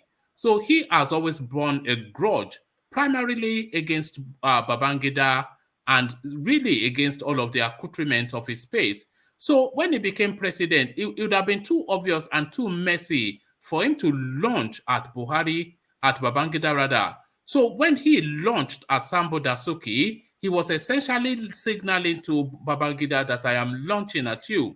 And that was why Babangida recoiled somewhat throughout this administration, not making any public utterances and just counting his loot that he stole from Nigeria. So a lot of because Buhari is a man that holds a grudge. He's a man that holds a grudge, so you know what it's like. So this is, but anyway, we'll see. Just a few more days. I think we have 6 or 7 more days.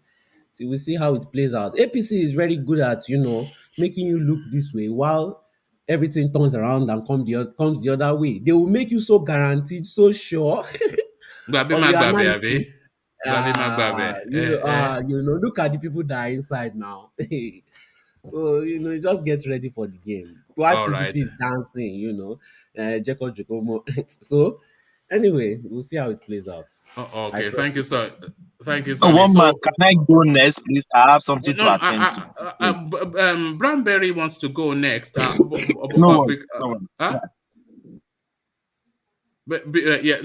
me go with Brownberry next. Only because he's been saying in the private chat that that he's been here for so long. But so Brownberry, are you still there?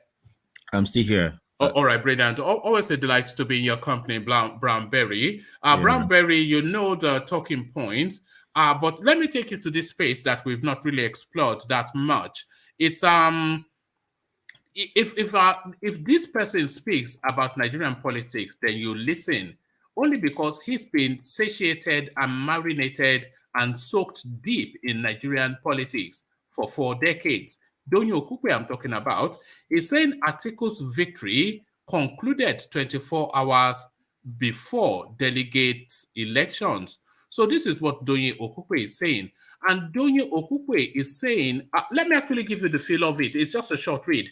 DOYIN OKUPE, a former aide to ex-President Goodluck Jonathan, has revealed how Atiku Abubakar's victory was concluded before the People's Democratic Party PDP presidential elections. Atiku on Saturday defeated Wike Saraki Udom and others to emerge the flag bearer.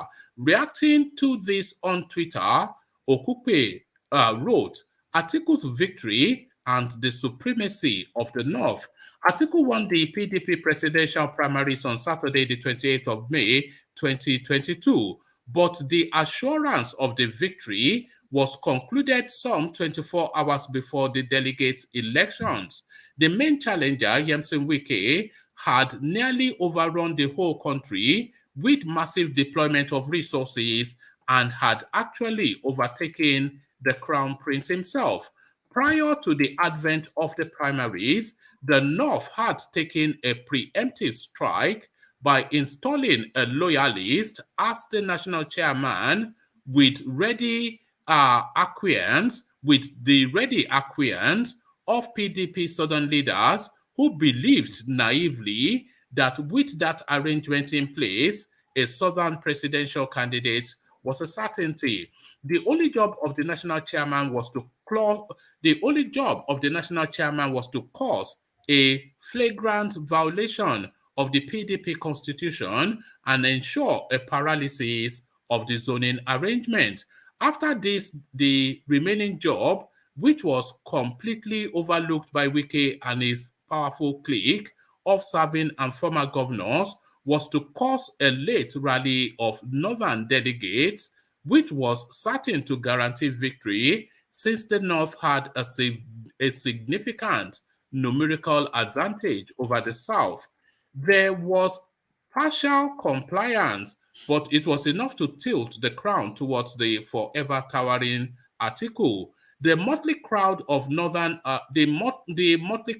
of southern aspirants present a shameful and near pathetic view, an assembly of self-seeking, self-conceited, but nevertheless unwise collection of naive politicians competing as minnows in a game organized and executed by experts and celebrated masters.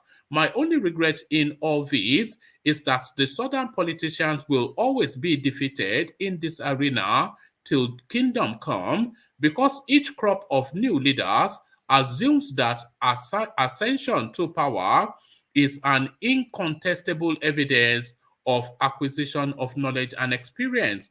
Those who asked Tambuwal to withdraw were not rich people, neither were they serving or former governors. Those who do not respect the Council of Elders are often met with failure and shame in their many pursuits. So there it is.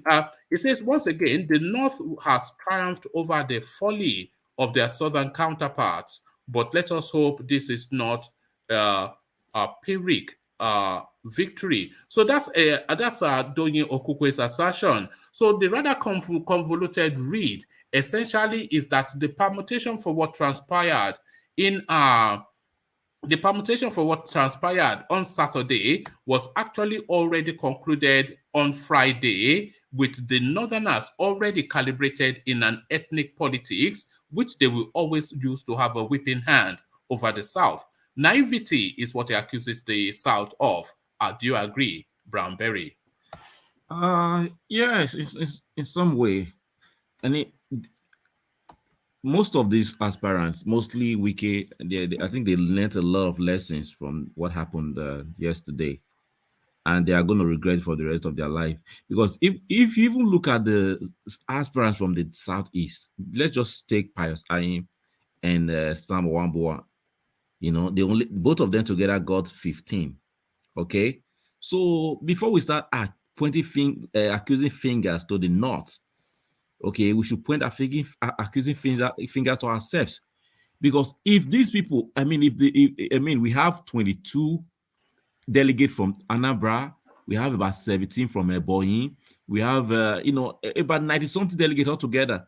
Okay, let's just assume that those delegates just came and they voted for their people. That would just even be a win for them. As they've supported their people. Okay, so now if you look at what Tambuwal did, he came up there when he said he's stepping down. He didn't just step down. He said his people should vote for ATIKU. Okay, so there was no, even if Fayosha had gotten up, if Pius had any of them had gotten up and say, "Oh, vote for this person," even if you say they have 15 votes, but what he did might touch some of the delegates. Say, "Oh, these people, they are coming together," and make them to come to Wike. But if you also look at it the other way, Wike too, most of them didn't like Wike. Most of the aspirants from the Southeast, they didn't like Wike because the governors from the Southeast were even supporting Wike, but they were not supporting the aspirants. So this this issue with Southeast, in this, it's just terrible. I don't even know how to put it, because these people not supporting, certain people not supporting themselves, not stepping out. Most of them know there was no way they are going to win. They are going to get any votes, but they just, they didn't even come out to say, "Look, I'm stepping down. I'm doing." They just stood there. They were waiting, and they waited for the vote to be counted. So I don't know what they want. I don't know what they want. But even though I don't like Wike, but I love the fight that he put up. So. Were you impressed by his numbers? Were you impressed by his numbers, Wike? Even though he lost, yes. I told you here that Wike and Saraki, because let me tell you, if not Tambuwal that stepped down, Wike would have carried the day. Because when they were interviewing one of because Wike's Tambuwal's vote would have come out of Saraki's vote, not Wike's vote, or. Maybe it's the same Northerners that vote for Wike, that vote for ATIKU that would have voted for, so his votes will only come from ATIKU. Do you see what I mean? Yes. What happened was when they were interviewing one of ATIKU's right hand man, right there at the convention. The Okimbaloyi has the mass. What was the negotiation? He said he was not going to tell. Okay, what number did you think you got from Tambuwal? He said about 25 to 30%. That's what he got from him. He said it there before the vote started.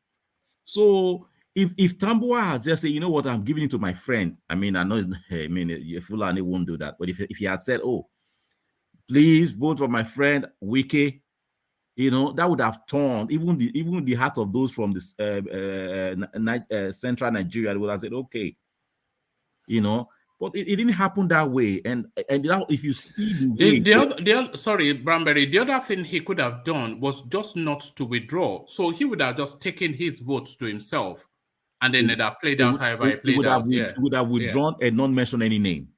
No, it didn't have to withdraw. If he did not withdraw, those votes that should have come to him would have come to him, not gone to ATIKU. Yes, so it would not have betrayed the North because he would say he's following his ambition. Yes, then it would not have betrayed Wike because he would say he's following his ambition. Because the ATIKU people they've already calculated it that what is going to Tambuwal will make them lose.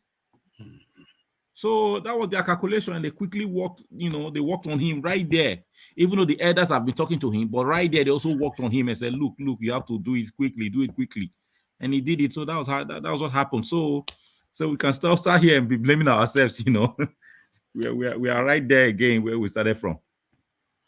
And I do you think these people will, in perpetuity, have the advantage over us? Do you think they just work better? Do you think they're cleverer than us, these people? No, they are not. They are just power drunk. The thing is that, remember, it's not. I mean, we have had Obasanjo beating Buhari, a very, very popular Buhari, twice. Okay, and we have Jonathan beating Buhari once. You understand? So this Southerners can win election.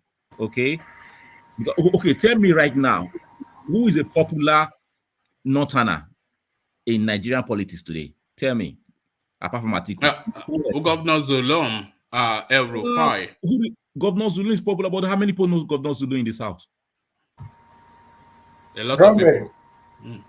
It's okay. Okay, you can say a lot of people. It's okay, but not a lot of people. There's not a lot of people anything. Who knows Governor Zulum apart from Northerners and But Blackberry, answer the question whether the Northerners are more clever or not. Answer the question. They are not more clever. No, they are more clever. It's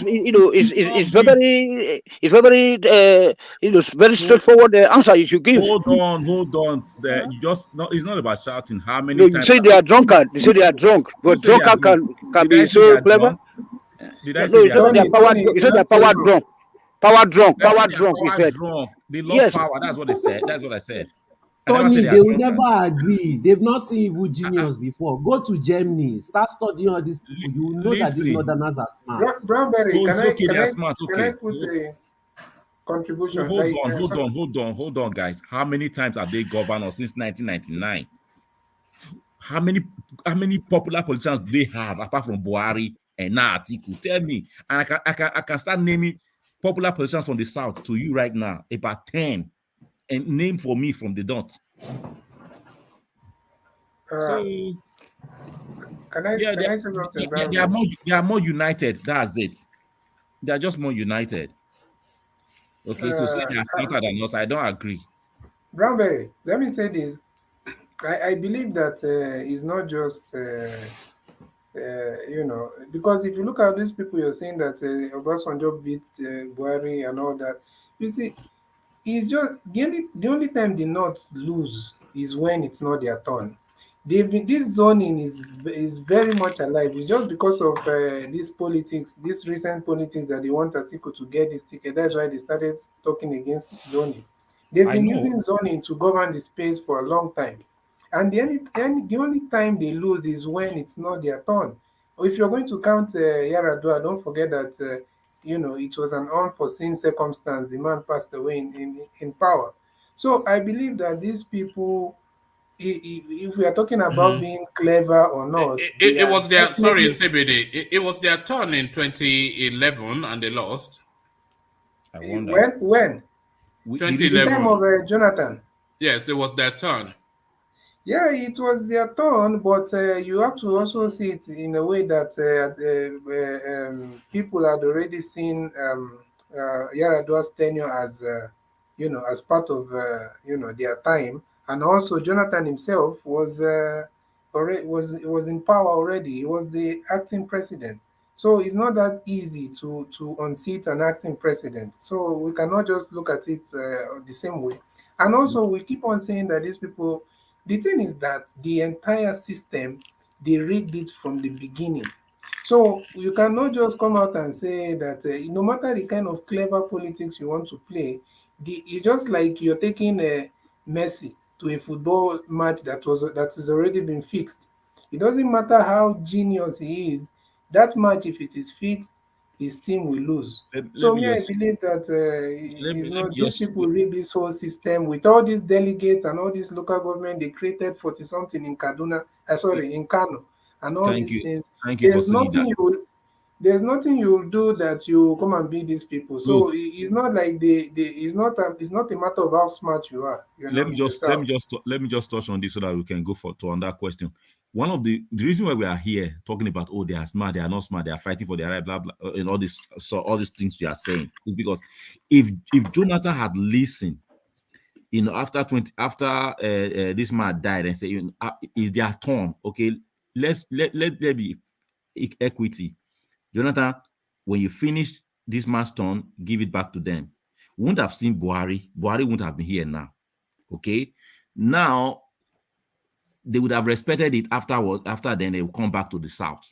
Okay. We wouldn't have been here. All the Jonathan, as as I might like him, he is the one that caused everything where we are right now. Okay. Just greed. So let's move on to the other question. All right. So the DEJI ADEYANJU space, he is saying that if you get a Fulani president in 2023, or a northern president, I should say, in 2023, then you have to, pardon me, then you have to blame the Yorubas, because the Yorubas opened up the space by not essentially rallying behind an Igbo candidate and presenting a united southern front. So what are you then making then of the DEJI assertion? He's just why will he blame Yoruba? Yorubas are not the only people from the south. I mean, why didn't he blame Wike? What is Wike doing there? No, it's talking about TINUBU. Sorry, Bramberry. It mentioned specifically TINUBU and OSINBAJO. No, you can't blame them only.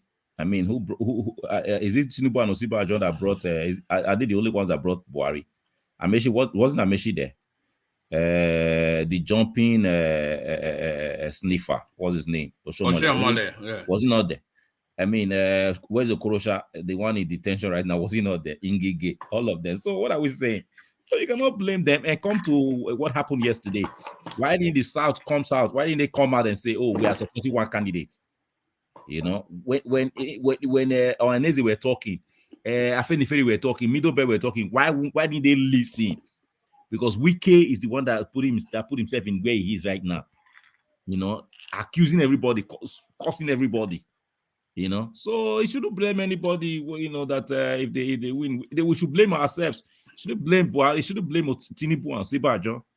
Should blame everybody. Blame all the Satanás that are. Do you think Wike should have stepped down for Obi? You know what? If he wants to be fair, I don't understand why people think they must be president. You should think of this country first. What do you want? Do you want this country to, this country to develop economically? Do you want this country to develop in all ramification, or so that you and your children will enjoy it, or you want to say, "Oh, I'll be the president. I will do it. I'll be the president." That's the problem we are having, even with ATIKU. Must you be the president? So that's the issue I'm having. What I want to be. I want to be a billionaire. I want to be a billionaire. I don't want to be a president. In what currency? In what currency? In dollars. You can keep your president. Blackberry. I don't want to be a president, but I'm just, I'm just hoping that, we get the right person there. So that I don't know why. You can. It would have just, let me Peter Obi. Let me leave him. Let's have a good country. I don't know why he was fighting and cursing everybody, but he's regretting it in his house now. Do you think Wike will be buried in a bottle of brandy as we speak? They say it's a bit of a drinker. Do you think it would have reached for the bottle by now? No. Wike is not. Wike is sleeping right now because don't you see how slim he became? Yes, he looks quite frail. Yeah, He wasn't eating, going everywhere, shouting, give me. It was no substance, nothing. Give me the power. Give me the power. Come on, man. That was all he was saying. He's just sleeping. He's going to sleep for like 3 days. Do you think it will take him? I wouldn't want to be around him right now. He'll be short-tempered, cranky, just bitter, He's not happy at all. I think he'll be drinking right now. I think he'll reach for drink, He's not happy. He's not happy. Someone that fired all his cabinet before the primaries. Imagine what he will do now. You fire, including civil servants. He wants to reshuffle. He wants to reshuffle. That's what he did. Do you think he would deal with the Igbos in his area just to as a backlash? Deal with them for what? No. What did he do? Igbo voted for him. They voted for him. They didn't vote for their people. They voted for Wike. It's the other way around. They will deal with him now. So they voted for him. They didn't vote for any other person. They didn't vote for even Piosai. All right, brilliant. So these are permutation computation that gives us a precedent that we've had before. Goodluck Jonathan. So the new law that subsists precludes him from the process, but he is now saying the law cannot retrospectively apply to him because he was already in play pre the law coming into play. A lot of legal back and forth, but all the permutations are to say that the announcement on Monday will be they take the judgment that he bought from Bayelsa to INEC to say, and INEC will not show any resistance because INEC, of course, a satellite body of the APC party, and then after that they will announce that Goodluck Jonathan, then he will submit his form.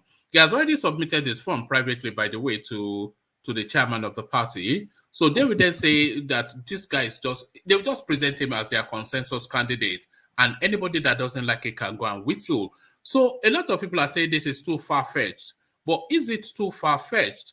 Goodluck Jonathan has joined the APC, we know that. He has procured the form of that party, we know that. He has procured a court judgment that clears any legal obstacle for him to run, we know that.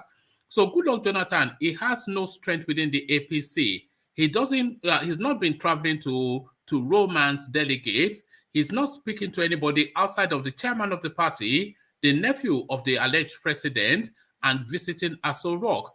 So something must embolden him to keep pushing in this direction. And is that emboldens him sufficient enough then for him to be presented as the candidate of that party, and they can tell anybody that doesn't like it to go and whistle? Goodluck Jonathan for president. What says you, Bramberry? Okay, I'm just going to go to the law first. You see, that law, that law does not affect Jonathan. Okay. Yeah, that law was, that law just started, just kicked in. So when Jericho was talking about, what's his name? The Falana. lawyer. Falana is a lawyer. The fact that Falana is well respected does not mean that he knows everything. Okay, because other lawyers have come out and say, he can aspire and contest. But that notwithstanding, he's not winning. He's not. I mean, I told you before that he's not going anywhere. He's not going anywhere. Let's just forget him. He's not stupid. He knows that the South needs 8 years. He's not going to come. Oh, okay. So you are saying it's not going anywhere. It's not. So why are we then in this situation that we are? He just wants to get you. Anyway, like I said, people are just saying he's doing this. They are extending forms secretly. They are doing this secretly. People have been there in APC for 10 years. So he's just going to come and say, "Oh, they're just going to sign this form and say you agree." No, but why are we where we are though? Is the thing. At least you know that he bought the form. He pretended that it was against his will, but we know he bought the form. We know he has cleared the legal. Yeah. Hold on. Where did you see him buy a form? What do you mean? People bought form for him. You forget all that. He has a party form for. We bought it. They bought it for him. He has the presidential nomination form. And he has APC card. APC. One man, please. Remember, he said it's an insult to him for people to buy form on his behalf. Do you remember that? But no, that's a nonsense. Now you don't count. You don't count. You see, the only thing So that you are do. counting that away. You are not counting what I'm saying. No. The only thing that you count in that situation, whether it comes in protestations, the only thing that you count is that there's a form existing under his name under that party. So whether he does this full protestation, full indignation nonsense, so that's a nonsense. Yeah, but the form there's a form under his name. We know that. And we know that he has registered in his, so we know. Let me tell you something. When the Fulani pushed him, you know what he told them? He told them, except you make me a concessor. And he knows that he has put them in the corner. They can't do that. There is no way. Why not? Why not? Why not? TINUBU is there. OSINBAJO is there. I mean, they can't do that. And when it comes to that day of APC's primary, you know, I know those firemen. They are just talking. They are just there for nothing. Those guys are just going to step down. They are going to step down for we'll see. They are going to make this calculation and see who is going up. Bramberry, let me say something. Senator Olujimi from Ekiti State, she made a statement. He said, "Go and bet it. Goodluck Jonathan will not be on the ballot on APC." It's not. He said the man is a man of integrity. He will never be on the ballot. And this lady is close to him. She was beating her chest. Forget her. Let's look at facts. One man, you love this story. No. It's just that, you know, if we look at if we look dispassionately at what we have as subsisting situations, then there's every indication that Goodluck Jonathan will be on that ballot. So we know that they've been rumoring, they've been saying that he's going to be on that ballot. He did not come out to debunk it, and when he came out, we saw him. This wasn't even written in the papers. This was a video capture. We played it on this platform. What he said to his supporters, which they claimed they were coming to his office to come and clamor for him. They were just people that a lot of these things are orchestrated. I'm sure you know that. So he used that platform to say that he said, watch this space. So we know he said, watch this space. Shortly after, he procured forms. But he procured forms, and then he told us that, these people went to buy forms on it. Who will go and spend 100 million naira on his behalf? He said the Fulani groups. Mietiala went and bought it. But Mietiala came out to say they did not buy it. So we know that he was saying watch this space. We know he has a form. We've seen him in meetings with the chairman of the party, Abdullahi, yes, and then Adamu, and then he went to meet him in his house. And more curiously, Adamu came to meet Goodluck Jonathan for a second meeting in Goodluck Jonathan's house. So we know that. We've also seen him in meetings with Maman Daura, Buhari's nephew, the linchpin of the cabal. Where did this meeting take place? Goodluck Jonathan's house. So we know that. We also know that he has gone to procure a court judgment in Bayelsa State, his own home state, that clears the legal hurdle for him to run. We know that. So we know all of these things. So why would all of these things be if he's not going to run? Okay, let me tell you something. One man. Hold on, Thomas. Let Bramberry go for it first. Yeah. I told you earlier on that Jonathan has already putting them in a tight corner. Since you guys are pressurizing me, this is what I want. He knows they can't do it. And secondly, before the end of next year, 2023, a book is going to be out. I know Jonathan is going to write it. He's going to write concerning. So why doesn't he just come out to say, "I'm not going to do it"? This is politics. We don't know what they are doing. We don't know.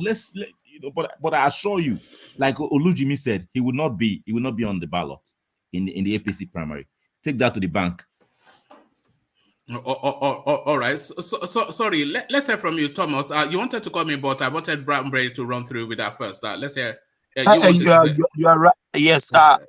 We have never seen this man publicly saying, "I have got a form. I am going for this election." So, for me, does he have a form? Does he have a form? But that's they said they bought form on his behalf. No. Does he have a form now? Yes. Okay, yes. So that's all that matters, isn't it? He has a form to submit. So one man. All right. One man, I'm still saying this. If Goodluck Jonathan didn't have the assurance of getting that ticket, he will not put his head in APC party. And I'm saying this, one man, they can't jettison all these strong people, TINUBU, OSINBAJO, Fayemi, for Goodluck Jonathan. Who is Goodluck Jonathan in APC? One man. Look, who is Goodluck Jonathan in APC? You should know enough. You've been on this platform. You've made categorical statements before, so be mindful not to make a categorical statement. No, I said this. Who is Goodluck Jonathan in APC? Look, forget who is Goodluck Jonathan. It's not a member of APC. No, the question is not who is Goodluck Jonathan in APC. The question is who is Buhari in APC? Who is Abdullahi Adamu in APC? Who is Maman Daura in APC? Because what the reading is that Goodluck Jonathan is the cabal strategy. So who is the cabal in the APC, and do they have the testicular fortitude which Babati told us is testicular? I think that was a new word with that too. No, that's Black League's phrase which I've adopted. You know, so do they have the balls to do that? And I think they do have the balls to do that. Buhari has the balls to do that. And he will do it if he feels that it serves his people and his interest and his tribe. So why would Goodluck Jonathan is in play now? So why would he be in play other than if he has backing? One man, what is I have asked this question yesterday. What is their obsessed with Goodluck Jonathan that they can't do with OSINBAJO or TINUBU? The crucial thing is Goodluck Jonathan has one term. That's the real. That's the price now. Why? One time. Thomas, you win. Let's tell you the same thing you like telling other people. You win. No. I'm just debating it. I'm subject to being persuaded, but what I'm open to being persuaded. But if you look at this guy is in play for no other reason, and is aggressively in play. So there has to be a reason for that, for him to be in play. One man, I don't know why you, you like this topic. Let's just say that because this man, people that are aggressively going after him, they just want him to be dead because of their selfish interest, because they only want to start because they know there's no way they can deny APC a certain ticket. So they say, okay, let's just bring this man 4 years. So I just said it before that these people, they are power drunk. They are ready to sacrifice APC, even for ATIKU. They don't mind. So do you know that if he doesn't get that ticket, it will suffer a severe reputational damage. Who? Goodluck Jonathan. That's why I'm telling you that the clarification will be out after the election. Clarification will be out, but I don't know anybody that will say, because all these things we just want to be saying that this man he wants to become the president. He has clarification will be out after condition that they cannot meet. So let's move on. All right. Blackberry, one man, please. Let me say this, please. If they adopt Goodluck Jonathan as the consensus, let's just say for argument's sake, and he becomes the president come 2023, that doesn't mean that another Southerner will not come after him, isn't it? You must be joking. You must be joking. Unless Southerner can come, of course. Because they will not allow it. They will not allow it. One man, come on. You know why they will not allow? Okay, go on. You go first. But I have a reason for saying that. But you go first, then I'll give you the reason. Actually, I can say this. That's my opinion. That doesn't mean that another Southerner will not go after him. Do you know why I'm saying? Do you know why I'm saying they will not allow it? If Goodluck Jonathan gets a 4-year term, and he then looks to hand it over to another Southerner, the Northerners will be aggressively resistant against that, because if Goodluck Jonathan hands it to another Southerner, that new Southerner is a fresh president who has constitutionally an entitlement to an 8-year term. And if that Southerner uses the instrumentality of incumbency to get those 8-year term, then you'll be looking at a 12-year term of a southern presidency. So they would not allow it. They When you will say not. when you say they will not allow it, is the voters that will vote. The voters that will vote. They're gonna. I mean, have they beaten us before? They've not beaten us before. Jonathan beat them. Obasanjo have beaten them. Even the popular one they have, Buhari and Atiku. Tell me any other popular candidate. They don't have any other president that's popular. Anyway, I think they just want to punk Jonathan, but then he's always been a punk, so there it is. Can I come in, woman? Bit? Come in, Tony. Thank you very much, sir. So follow the whole analysis, analysis now. BlackBerry, ET, the other guy, everybody. Don't you see that we're in a serious mess? We're in a serious problem that we shouldn't let this problem continue to come and be gripping our generations to come. That why can't we just look for a way out now so that we can separate the country? So long these people are not ready, they are power drunk, etc., etc. All the whole tabulations you are making right now, like when they go 4 years, you want 12 years, you want 8 years. So why can't we just stop this? Because we are not the same people. Fire, water and oil cannot mix together. So when you use soap to try to bring that together, then it will become waste.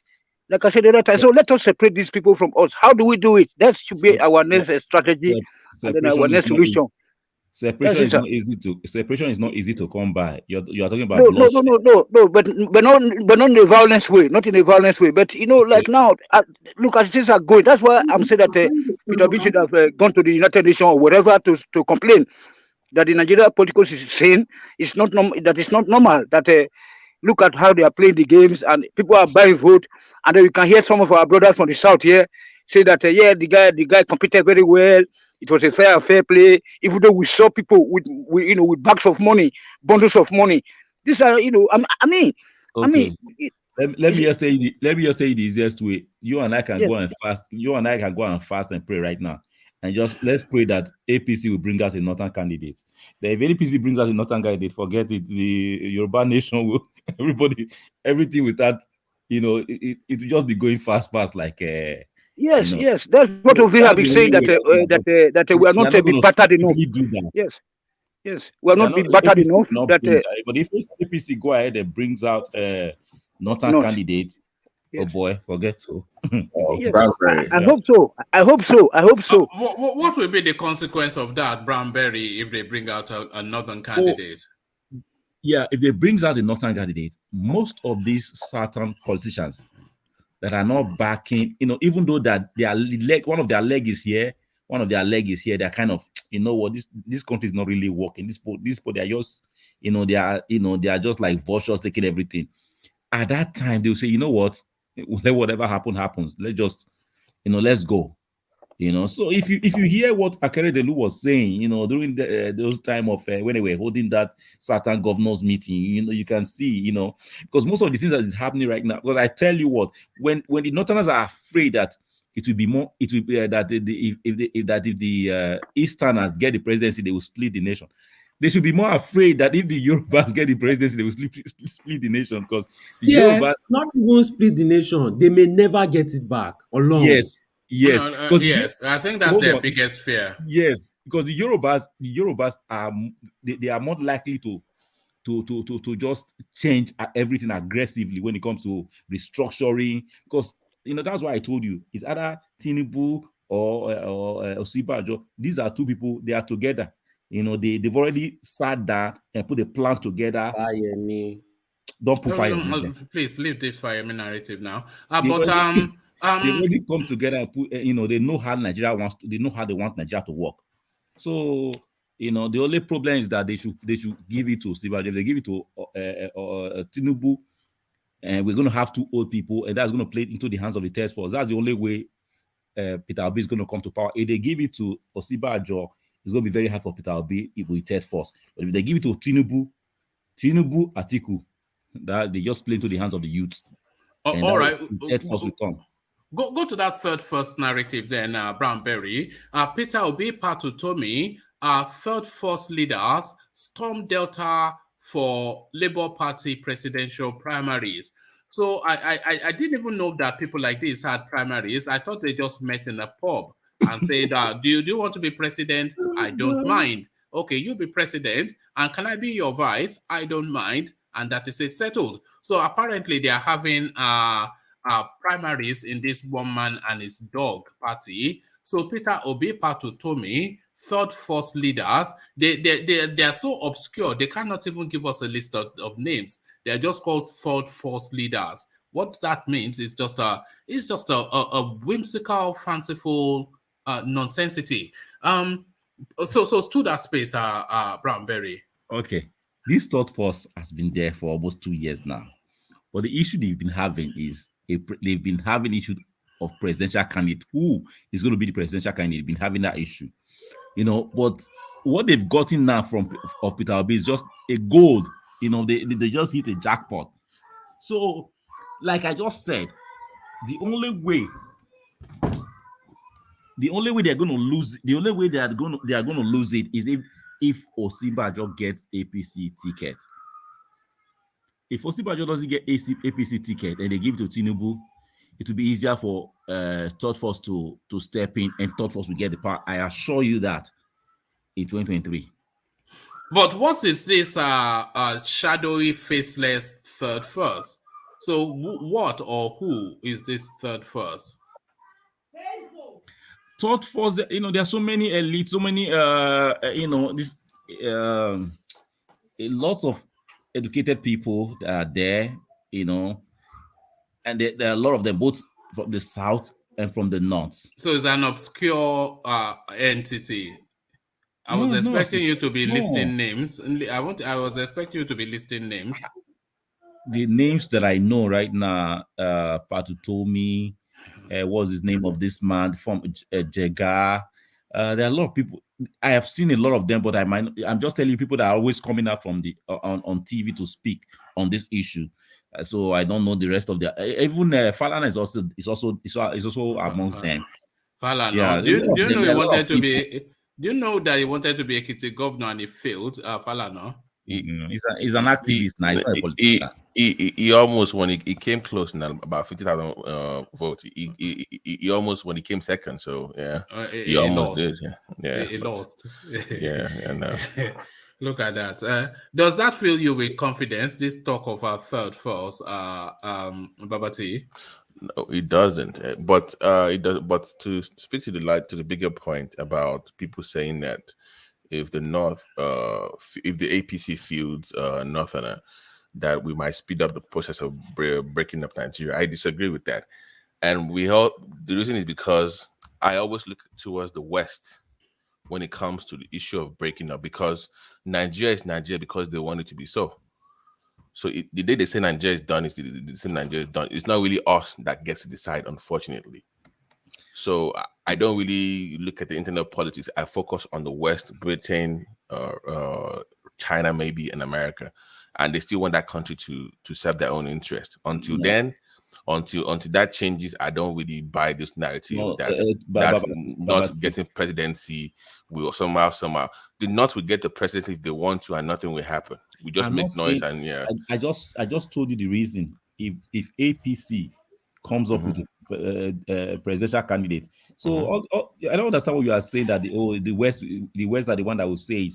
So if the people that matter from the South comes out and say, and they start working, they start working on it, and say we need to leave this contraction. And how would you leave? No, you said you will leave the contraption because you didn't win election. So you because it's just obvious. Okay, Bradburn, let's break it down, because let's just not talk over each other. Let's break it down. Okay, we want to leave the country, so you go to the UN, right? That would be the legal. Yes. Okay, so we are going to start doing it legally. Oh, okay. So UN says we don't have enough reasons to justify you breaking up. And then what do you do next? They don't have enough reason, and we're gonna give them. Come on, we have. You're just talking like people. We don't have intelligent people from that. I'm saying I look at as antecedents countries that serve the interest. Nigeria is a very peculiar situation. Nigeria serves a very vital interest for the West. And I'm saying that until you prove to the West that you breaking up is more profitable for them, they won't break you up. It does not work that way. So you have to prove to them that you breaking up serves their interest. Okay, we'll prove it to them. How? We will prove it to them. Tell me. Just don't give me. Just give me how you prove it to them. No, there's always things to There is always things to give. Things must be there to give. That's just what it is. Blackberry, I'm a realist. The US just is building a 10, or how much are they spending in Lagos to build an embassy? Their interest in that country, the biggest startups of America. Exactly. Yeah. So you think that their investment is just there to showcase like a glass mirror? No, Nigeria is a very peculiar country in Africa. Is a very critical part of the Western plan for domination. Okay, they're not going to give that up. So if that's the case, when you also come to if that's the case when it comes to us, we'll keep it in perpetual. We'll just keep it. We'll keep the presidency if that's what they want to. Let them do whatever they want to do. No, what I'm saying is that it's an internal struggle. You cannot look towards the West to dissolve that country. The only way those kind of countries or the West comes and intervene is when you have wars and conflicts, right? They will only intervene and come with the sword to divide that space when you have bloodletting on a massive scale. But anything that you can solve on your own, they will not come in that. And like, once again, ask yourself the question: what benefit does this serve the West that Nigeria breaks up into a full case war? Because let me give you an example. If Nigeria breaks up, let me include France also. If 200 million people break up in Nigeria, that's a spread to West Africa. France does not want you spreading into Cotonou, Ghana, and all that stuff. They don't want all that nonsense. So you got to think about it on a bigger scale now. It's not about Nigeria alone. Well, That's what we're going to tell them. That the Fulanis will let you break up peacefully and there will be no war, and they will believe you. No. If war comes out, and people start refugees everywhere, they are not going to like that. So that's why we want to live. That's why we want to live with. That's peacefully. My point. I'm saying that Fulanis will not let you go peacefully. The only way the UN intervenes in any country breaking up is through war, and you are telling me that you can break up peacefully, which I'm saying is not possible. There cannot be a peaceful dissolution of Nigeria. That cannot never happen. So, I assure you, there will be a shaking. There will be a shaking if APC comes up with nothing presidential candidates. Nothing will happen. You will shake, break, and make and dance. I will do all you want. Babati. People are, we're already at war. We're already at war because hold on, where a country where 100, 200 are being killed every day, you say that there is no war. That is war. But that benefits the vested interest. You are referring to those countries as a vested interest. So when there's a total outbreak of war, they would rather prefer that. They will just come and be taking the gas and oil without any gas again, because right now we see house of gas there at the ocean or at the various exporting spot, even though we don't know amount of the gas that we're exporting or the oil we're exporting. But when there's an outbreak of war, that will be very best for them. So they will just come with their tanks and start taking the things out like that. No, because otherwise, we have died enough. We have been killed enough. Tony, calm down. Let me break down something to you that you can understand this. There are three key things that foreign interest in Nigeria. Let me be specific about Nigeria now. Petrochemicals. You have natural resources like gold, silver, diamonds, and of course your human resources. They are the key three things that the West love about your country, and that's why they see that as because focus now. When I speak of the West interest in Nigeria, it's not only the past or the present. I'm also discussing the potential future investment in Nigeria. They see you as the next China, the next India, the next Singapore. That is the way they view Nigeria. So they already have plans for you guys, even without you knowing. So when America went into Iraq, what was the first thing that they had to protect? The oil and gas pipelines, right? They didn't care about anybody else. That was the first thing they went for. Until they start to see that their investment is being destroyed, like the docks are destroyed, the airports are destroyed, like oil and gas is being destroyed, that can disrupt the chain of flow of what they want in that country. They're not going to move a needle. You fighting each other and killing each other, they could care less. So all this religious conflict, because in their minds, we can sit down and resolve this issue. When you talk about all out war, I'm talking about displacement on a massive scale, where you have millions of people moving up and down. And also the West, they care about the West more, but they use the North as the conduit to milk the West. Without the North, they cannot milk the South. We see my point? So until they see that, you have to make a deal with them, but it has to be a collective effort with the South. And like one man was saying earlier, that there's no relationship between the Yoruba and Igbos where they can have a common front. You as the South have to go to the West and say, guys, if you break us up, we'll make this deal with you.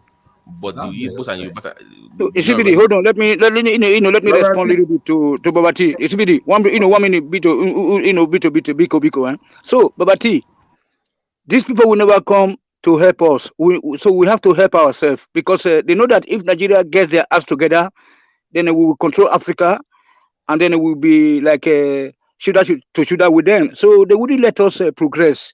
That is why, and they also benefiting right now from the problem we are having, because many people are living. Look at the way at the rate Canada and the UK are issue visa to our people, and then allowed it to giving them comfort. You see that the country is going until we find a solution so that we can go back home to develop our place. That's the only thing. Yesterday somebody was saying about how the Japanese went to war, and then they ran to America and England. Later they went back home. They went to Germany.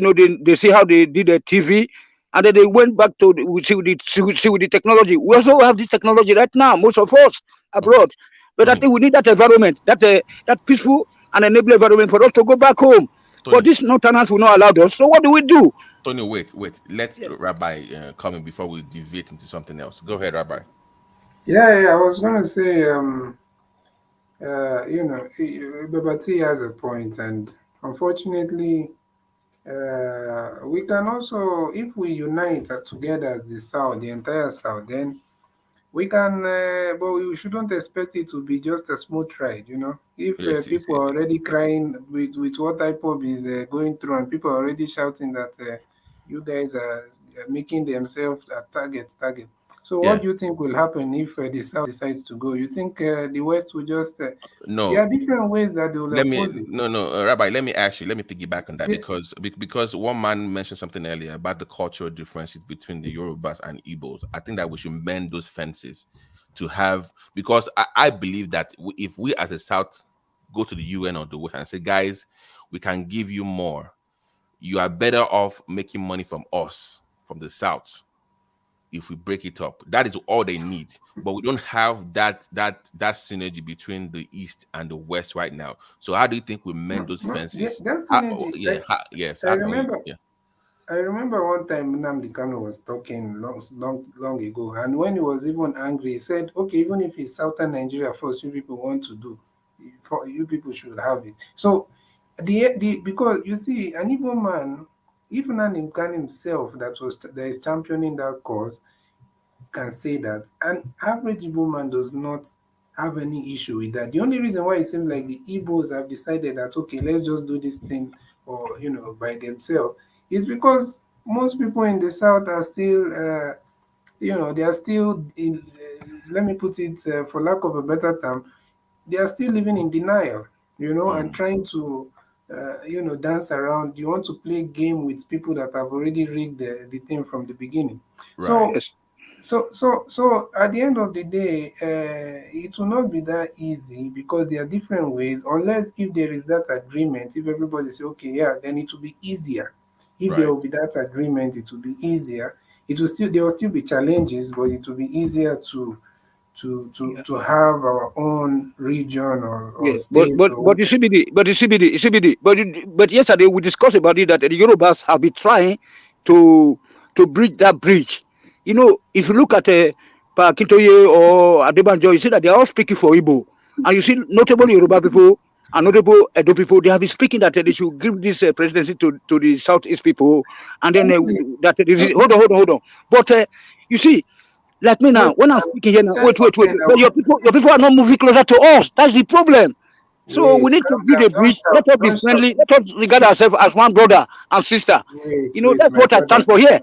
So Southern Nigeria, Mano, hold on. Mano say, hold on. Mano said, Mano Zibido back. Wait now. Yes. We all want what Tony, we wait. want, you see. Mm-hmm. But the thing is that I'm not trying to point fingers, but the fact of the matter is that the people of major political influence or whatever influence or leadership influence in the Yoruba land, many of them, they are not on that page you're talking. I know of Odumakin, that's a very upright man in my own opinion, the late Odumakin. I know Pa Akintoye, Ayo Adebanjo. I know of several people, but why can't we start that here? Why can't we start that up here then? Why are we also disagree here? Wait, now it does not. It does not sideline the fact that as much as you want to see, which is part of what the talking points today, if we are being honest to ourselves, we had people. You can say Amechi was among Rotas. All those people came after APC. The main the main people have already formed it. Then they are like, so you can. I'm not vindicating them. They're also part of it. But we are not looking at them so much as we are looking at someone like TINUBU and OSINBAJO, because they did not deliver votes. Did you see the OPC got only less than 5% in the Southeast? Be brief. You see that now that hold on. Now that we all agree that the political system is not working, why can't we, non-politicians now, why can't we look for that synergy so that we can be able to work together? So that we can work together, because people are preaching for Igbo presidency right now. We love Igbo. Which people? Tony, That's the issue. Tony, calm down. Let's take Yoruba it is not. They are not like you have to. That's why I don't generalize Yoruba when I'm talking about Southwest. I don't generalize, and I also don't. As much as you're looking at it that way, there are also some major voices that need, like, the kind of influence TINUBU have in Yoruba land, in the entire Southwest. So we cannot just say those things and discount, if TINUBU have agreed with the views of someone like Payo Adebanjo, will we be talking what we are talking? The South probably right now will be united. So yeah, but I think that if you guys recollect when they first had the so-called Southern Governors Forum for the first time, I didn't believe in that project, because they all wanted that security apparatus in the Southwest to protect them from so-called Fulani invasion. But what happened? So I don't really care about them sitting down and talking until I see concrete actions being done. I'm not going to believe this so-called alliance. Let me give you an example. I have a twin sister, for instance, right? If I'm arguing with her and one man is also arguing with her about the same issue, and one man slaps her, I'll be like, wait a minute, one man, what are you doing? That's my sister. So this Hausa Fulani connection cannot be complete. You can, it's so they have that bond. They might fight, they might argue all you want, but their bond is way stronger than compared to Yoruba and Igbos. So they can argue with you about issues, but at the end of the day, they will go to the back room and have that discussion and make amends. So until we get to that level, I think they will always dominate Nigeria, and we have to be second fiddle, sadly. It's just the harsh reality, because they've already figured you out. And I always laugh about when one man says, we are the most educated people in Nigeria, we are smart. I'm like, forget books. This is not about books or education. These guys, they figured you out. They know the buttons to push. Every cycle they use one tribe. If it's not Yoruba this time, they will use Igbo. If it's not Igbo, they will use South. So they know who to use for each cycle. And if this PDP primary that we saw yesterday is not a wake-up call to anybody, I don't know what will be. That should have told you something about Nigeria. I'm sorry for Wiki. He learned the hard way. You can give them money. Even MKO gave them more than anybody in Nigeria's history from the South. That guy gave them more. And what happened to him? Also, they also look at the South as the religion also helps them, because that factors, especially especially Islam. Christianity, unfortunately, there's a lot of people that Christianity is a very beautiful religion. I believe so because, to be honest, that's my own personal view. But there's a lot of false, should I say, preachers or whatever. So it has affected that harmony and unity in Christianity. You understand? So it's more of self. So people don't. That's why you find every church have their own practices and all that. But you see, Islam, they still try their best to maintain that level of. It's not like they don't have fractions, but it's very minimal compared to Christianity, and they have that unity. So that's why you find out that at the end of the day, it also can be used to their advantage politically. So that's why you find out that even Yoruba Muslims, there are some of them that are willingly aligning themselves just because of that. You understand what I mean? So the Murik movement and all, Murik they and all that. use it, and they understand that the South and their Christianity and whatever, it's not like their own. So they know that there's nothing you'll do that you'll be united. So they'll definitely anytime they want something, they go to different people in the South because they know that at the end of the day, you're not even connected to the other person in the South spiritually there's no brotherhood compared to the North. Yes, there's no brotherhood. But that is why we should take religion out of the equation. That we say we should unite, because united we stand, and the united, unity is power. So the South people should unite. We should forget about this middle belt. You can see now that you see yesterday that how the middle belt man that betrayed our guy there. So let us stop this something of religion. We should just take it out from our culture entirely, Muslim or Christianity, Tony, from our side. Tony, Yes. as a Yoruba individual, Yorubas are highly spiritual people. So you can't take spirituality out of. But we get Oloku, we get our own tradition. So we get Ogun, we get. We need to look more division, my brother, because everybody now have their own deity. So but the colonial masters came with this religion. Don't forget this. That is the problem, because if you want to progress, whatever came with the European people or the Arab people should be sent back with them. And they are leaving us. Tony, you are giving us a long-term project. That's like a generational, that's like a 40, 50-year project for people to try. No, we have to start it now. Yeah, so it's not going to happen in the next 20, 30 years. It's a long-term. So how do you now unite the faith? We have to wait then. We have to wait until we start to have progress then. That's what I'm saying. That they figured you out in the North. They know they know that, because guess what? Guess what, Nsubidi and Tony? Guess what? Let's say APC fields somebody from the North, right? And PDP has ATIKU. All they have to do, if they both pick Igbos as their VP, the Igbos will say, okay, we are good. If they pick Yoruba, they know what to do to calm the tensions down in the South. They know what to do. Just pick one of them, pacify them, and they know what to do also to put Yorubas and Igbo against themselves. Yeah, just give TINUBU that thing now. I'm telling you, I'm sure that a lot of Igbos will never be in support of that. They will see it as a direct, So this game, that's what I'm telling you. That at the end of the day, but guess what? The next cycle they will pick Igbo again. Then you might be angry. So they will just be going back and forth with you guys like a swinging pendulum. they know how to push down. The real fear is picking the Igbo. Like the Big Bang clock. They believe deeply that will be the end of this whole cycle if they pick an Igbo. So that's why they have to tiptoe around the whole idea, and they can go as far. They can go to South. They can go everywhere. But you see, Igbo, that space, they understand that it's a gray area for them. It's a huge risk they are not willing to take. Okay, do you know why? But this is where it becomes uncomfortable for my Igbo brothers and sisters. And each time we touch on those kind of issues, you might get defensive, but I have to say it. You also have to self-reflect about your influence of your true abilities, that you might not be as politically as influential like you think you are. So you have to also recalibrate within your own space. Like, what do you want as a people?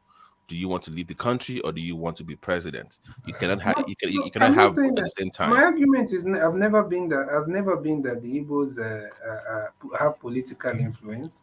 That's Right. why I'm telling you that they don't play the You see, many of them, until I'm not saying they are not playing, they are playing now. Especially, you can see how many of them came out this time. But I'm Right. saying that, as it has been, the tradition is that they don't even want to play in that Anymore. field because of the belief that this thing is already rigged for them to fail. You get? But I'm saying that if they get that, it's there's a big fear in the north that it might end the whole game. Like you Right. find out that they don't have that trust. Somebody can wake up tomorrow and just imagine an Igbo man is in control of the military and all. It might expose everything they've been hiding. So they need Yeah, you someone might they just need so somebody. that's what I'm saying. But the bigger issue, I'm Because just saying. the politics that Yorubas have played better. Let's Okay. agree. They Okay. played and all that. So what at the end of the day, you need to ask what is the result. Has it put you on the same level as them? Are you on the same level? Yeah, Are but you in control of your resources? I know, but that speaks to my Bro. earlier point, Rabbi. I'm saying that let's not discount the influence of the foreign countries. Why you they call a rabbi now? Why you they call a rabbi now? No, I like the name. I like the name that Nisibidi actually. I like the rabbi name. But I'm saying that there's a difference between Nigeria and Nigerians. The West don't care about Nigerians; they care about Nigeria. So until they decide that enough is enough, it will be the way it is. And I'm saying that you from the South not getting the presidency will not break that country up. You can huff, you can puff. The best you can do, however, in all seriousness, is to canvass. That puts you in a better space to canvass for having a new constitution, a new Nigeria. That would be your best bet to go for. I'll be honest with you. But anything that about division, forget about it's not going to happen. But who will do it? Who will do that new constitution? They will never allow that. I'll be honest with you. I used to think the same way until some few months ago. I used to believe that the Igbos need to play this politics and be more like approach it more like the way the Yoruba politicians are approaching it. But to be honest, right now I don't believe that anymore. I see it as you play the game they want you to play, and they have the whole thing. At the end of the day, they've already mapped it out the way they are going to win. So it doesn't matter what you play. You can sit at the table, but you're never going to be part of that house. So I'm with you. No. Let me ask you because I'm with you on that, boy. This is what I'm saying. We have a Fulani president now. Paint the picture for me of the uprising that you see. If we end up with the Fulani president, you paint the scenario of the reaction of the South to me. Let's see what you think will happen. Yeah, the agitations will increase if you ask me. I think that's how I say it. I feel like the agitations will increase and it will increase. I think that's just basically what I see. There's a lot of there are possible worst case scenarios, but for the sake of optimism, I'm not wishing. Sorry to cut you. Let me just follow up with another question. There's a reason I asked that question. It goes back to one man's point again about the division. Once you have the Yoruba nation agitation, you have the South agitation, you have the Southeast agitation. At what point will those people come together and form one union? That way they can be. You see my point? And since we don't have that synergy, like I mentioned before, if I'm a Yoruba nation guy and you're a Biafra nation guy, at what point will we come together to form a unified front? It's really what I'm asking.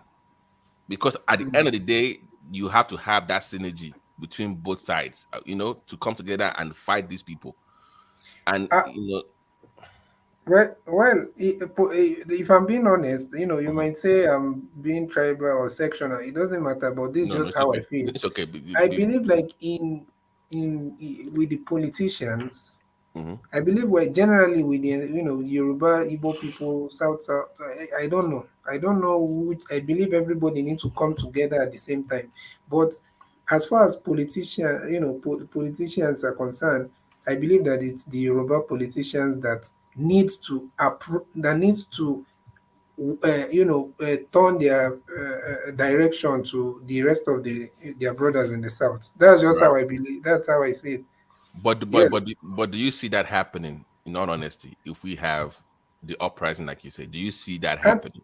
that is why I still come to someone like Tinubu. People usually wonder why I always talk about Tinubu. Tinubu is playing a dangerous game with the future of the South. And unfortunately, we can't see that because of maybe some of us might not see that because of our tribal sentiment and all that. But at the end of the day, I feel like the man he played a very dangerous game with the future of the star, starting from is it 2019, the last election, 2015. And now everything he did was based on a gamble, on a risk. The whole stability and peace and harmony of the South. Now imagine even if they give it to him, it will still not dial down, quell down the the situation of the South, the entire South. Maybe the Southwest will relax, like one man suggested, and say, okay, they will not agitate for. Some of them might. I don't believe so, but let's say they will do that. But what of the other part of the South? You might say, okay, some parts of the South too might now, but you can't see the entire South, and you cannot see the Southeast. So the whole thing. That's why I would always tell you that we need at this point to to be careful with the way we are Let me address we that. are advocating for Tinubu's. Let me address the Tinubu thing first, because Tinubu is a very peculiar situation, because Tinubu is actually competing against the ghost of Awolowo. But that one is a different topic for another day. He wants to outdo Awolowo, but that is a bigger. If you're Yoruba, you know what I'm talking about. So he's actually competing against the ghost. That's a different debate. But like we said on this platform before, Tinubu will be the best person for some kind of reshaping Nigeria, if I can use that word. Like, because that is the Yoruba position since 1966-67. To have regional governments. That's what he launched his campaign on. His political career was based on that Awolowo regional government structure. That's always been his own thing. So I think that even coming from that space will be something that will work better, because you mean that's the belief of Yoruba that's believe how in many Yorubas feel that Tinubu might be the one to. If you poll Yorubas right now, even if I ask one man and everybody, they want regional government. It's always been because we believe in that worked so much well for us in the 60s. So that's the Yoruba position. That's been our thing. Let everybody control their resources. So in my opinion, he would be the best person to because But he has not done anything in his own, in his that is what is the frustrating. positions he has occupied to suggest that, because Lagos definitely he has never, even when they are calling for, he was even he was not his people that were calling for special status for Lagos. No.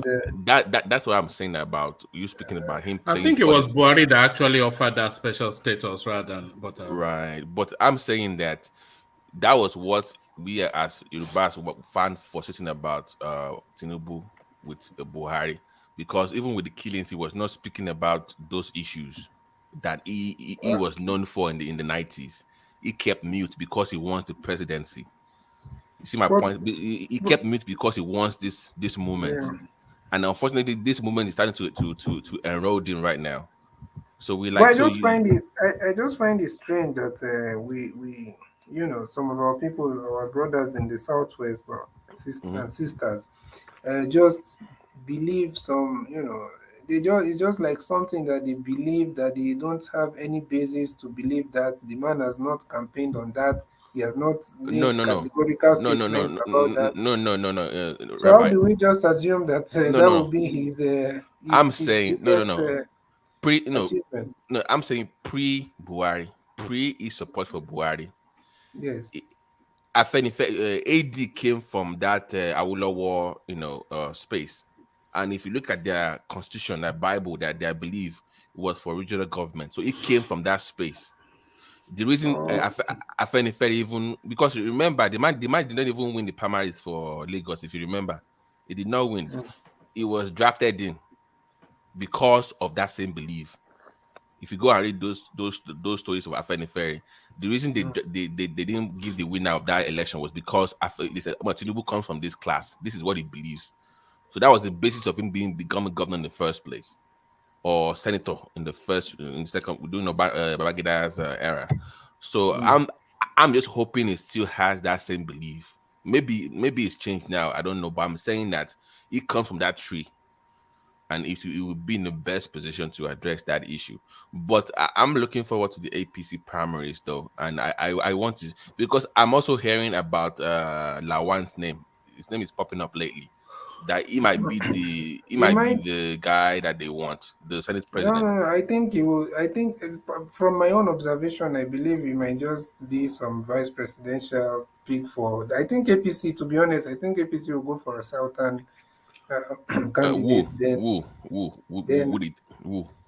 Well, if I'm being honest, I believe that I still, like I've always said it before. I've always said that I see, I see someone like Amici being a much safer.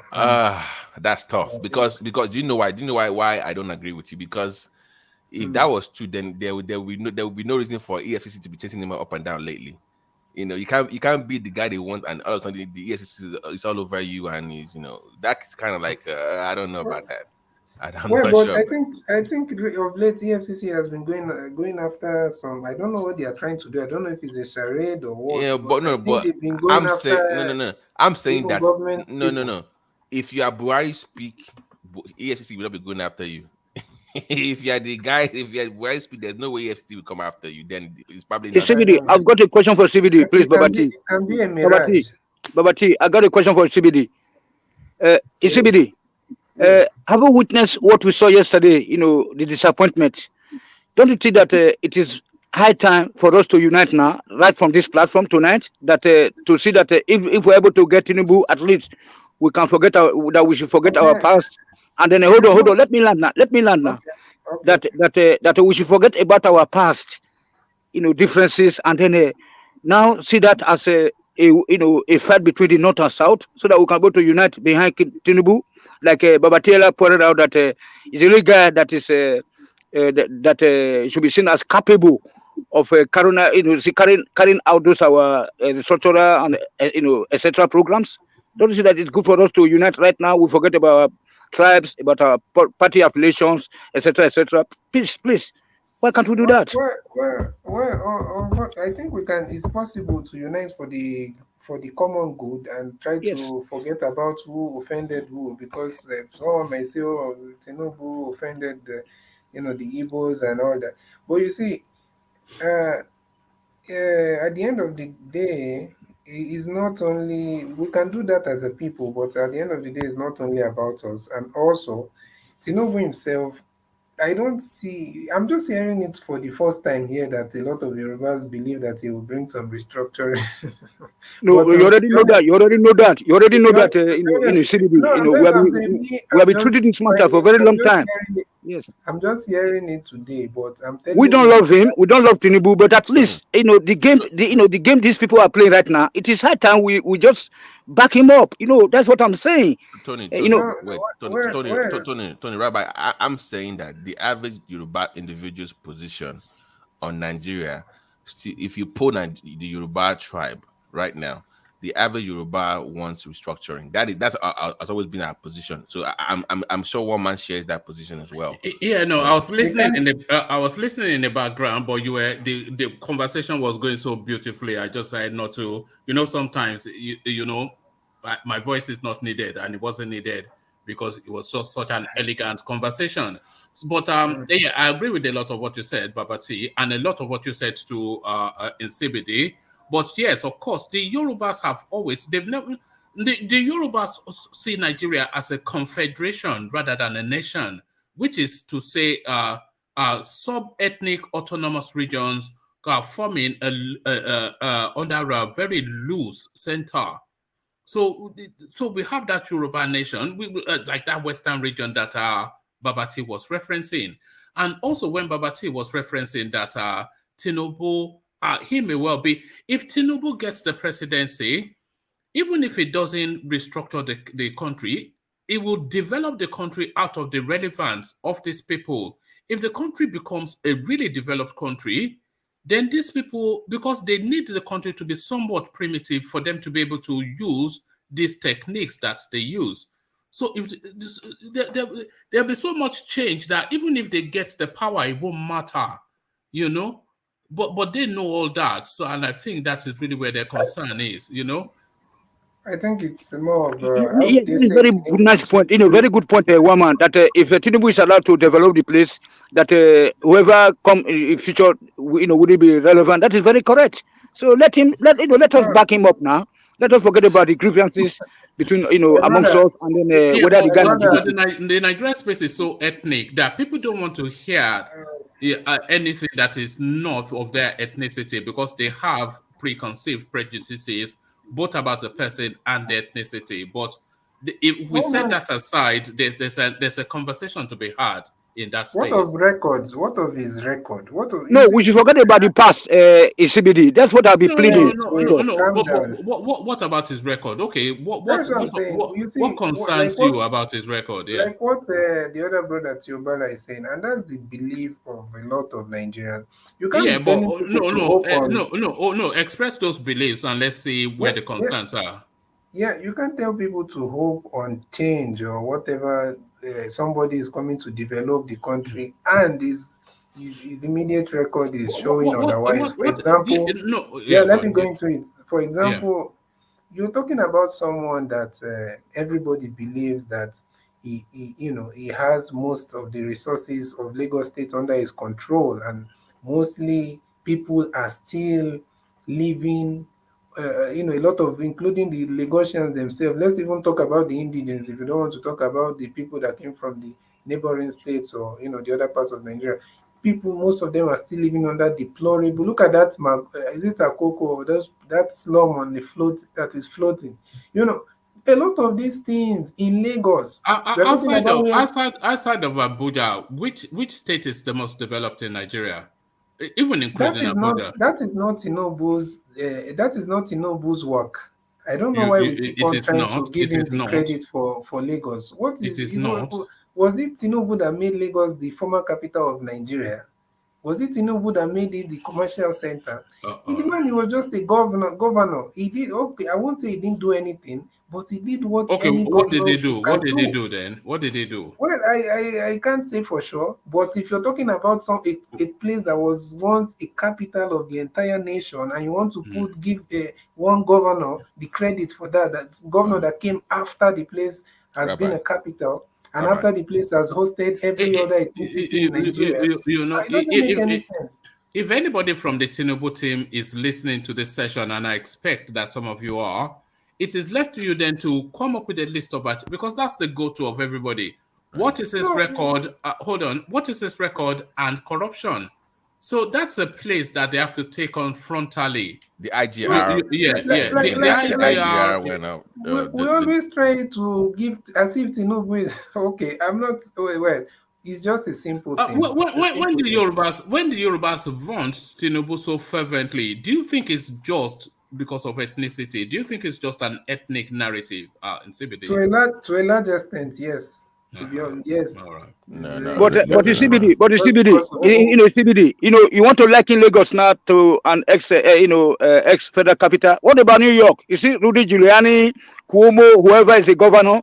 You see all the the improvement they are making also are being observed, and then are being acknowledged. So the same thing with TINUBU, because like if you look at the Eco-Atlantic project, he initiated that. And then look at the team. We're talking about the team. Forget about what TINUBU is shaking his hand, or that his hand is shaking. But the team that's going to set up about his health. I'm only concerned. No, not you. We have been so. Let me tell you something. TINUBU is the only guy that can challenge these people now. These are our colonial masters. from the north. Because even bad doctor right now, bad doctor is commenting here that no one, that whoever becomes president of Nigeria always serve the interest of the north. So that's why we need Tinubu, that we already know that is a GBT man that will not serve the interest of the north alone. If Tinubu comes under through this way, that a lot of his supporters are clamoring for him to come in through this political, he will not do anything for you guys. You'll be surprised that he will. Because I'm telling you, the North will never. How many times do we need them to prove it? You know that. How many times? Sorry, Sibidi. Do you know that if Tinubu becomes president of Nigeria, that will be in spite of the North, not because of them, in spite of them, because they have resistance to the idea. So if he succeeds in doing that, that will be in spite of, not because of them. How will he succeed? That's what I'm saying. If he is not likely to succeed, because they hold all the instrumentalities of power at the moment. But if by whatever quirk of fate he succeeds, then that will be in spite of, not because of them. If Tinubu was going to do anything, and all those beliefs that to me, to be honest with you, I believe those are delusional beliefs. That's just my opinion. That they will come and do something, restructure, take power, and all that. If he was going to do that, he would have. You think he's just going there to loot, Abi? That's what you really think? You think he's just going there to loot? Whether he loots, whether he succeeds, whether he loots or not, I don't think the man is tired of looting. He keep on hearing things every day. But my point is this: if he was going to do anything, you see, he wouldn't have. And by the way, Tinubu is not competing with Peter Obi. Also, if your argument is for, so Peter Obi is not in. He's not in play for the presidency. Peter Obi was nowhere even in my mind while I've been talking for the past few minutes. Don't. I thought maybe you were defending position. What man is trying to stir you up a little bit? He's trying to stir you up a little bit, Rabbi. One man, is it tested there? Because I've got a question for him. I'm not sure that it is still there because he's being quiet. Let me finish my thought before I lose my chain of thought. Sorry, carry on. If Tinubu was going to do anything of what some people are, delusional about, he would have not. He took ACN. I think he was one of is he not the main founder, or I don't know, of ACN, and he went and merged it with CPC in the north, and we're expecting that the man will do something special from what the north wants. It's not possible. If he was going to do this, he would have stayed in that ACN or whatever and developed maybe like his own, like the same argument Ajali Koko was putting through for Obi. But Obi is even better because you can't call Labour Party a party of the North. So he would have done that then if he came into power through that method, then we can start believing that he might do something different. But with this process and they give him the ticket, just forget it. The whole thing we are just doing daydreaming. There's no way. How many times we did not prove it to us? We want them to prove it to us every 4 or 5 years. They've shown us everything that you cannot do anything against their interest. At the end of the day, the whole system, as long as they are involved in that system, it is rigged. It is rigged already, or should I say, it will. I won't even use the word rigged because that's not fair. Because everybody will fight for their interest.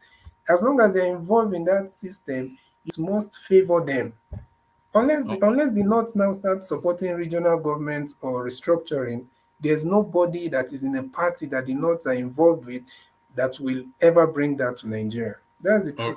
All right, thank you, Nsibidi. So thank you, Nsibidi, and thank you, gentlemen. So, gentlemen, sadly, we come to that time of the day where we must say not goodbye, but au revoir. So au revoir is to say see you later. So not goodbye, but au revoir. So we seek to start to round off, to land this time, I think, on Nsibidi, because he's been so eloquent today. As we encourage, he stayed out of tribalism just a little bit. So we continue to nurture Nsibidi to make him wholly detribalized. The detribalization of Nsibidi is the project of this package. platform. A package. One man, and sorry, let me say, I said, you know, I was telling you that Saraki was made some title, you know, I think it was Turaki of Ilorin. He was given that, and not just Turaki, the Fulani Emirate Turaki of Ilorin. So, and I think no wonder, now I believe he's definitely maybe a Fulani guy, because I just Googled that and I found it.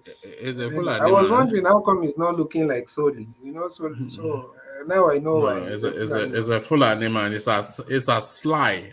It's the most Fulani. It's very treacherous, very devious, very sly. How can you be like that and not be a Fulani man? But he adopted the Yoruba surname, Saraki. That should be the name from his maternal side. No, I don't think Saraki is a Yoruba name. I think. No, I saw on Google, or maybe they don't know what they are saying. It's the Bukola, only the Bukola, the first name. Bukola is a Yoruba name. They said Saraki is the Abubakar that is not Yoruba, but you see, there's Bukola Abubakar Saraki. His father was also Olushola. Olushola, yes. Yeah. Olushola Abubakar Saraki.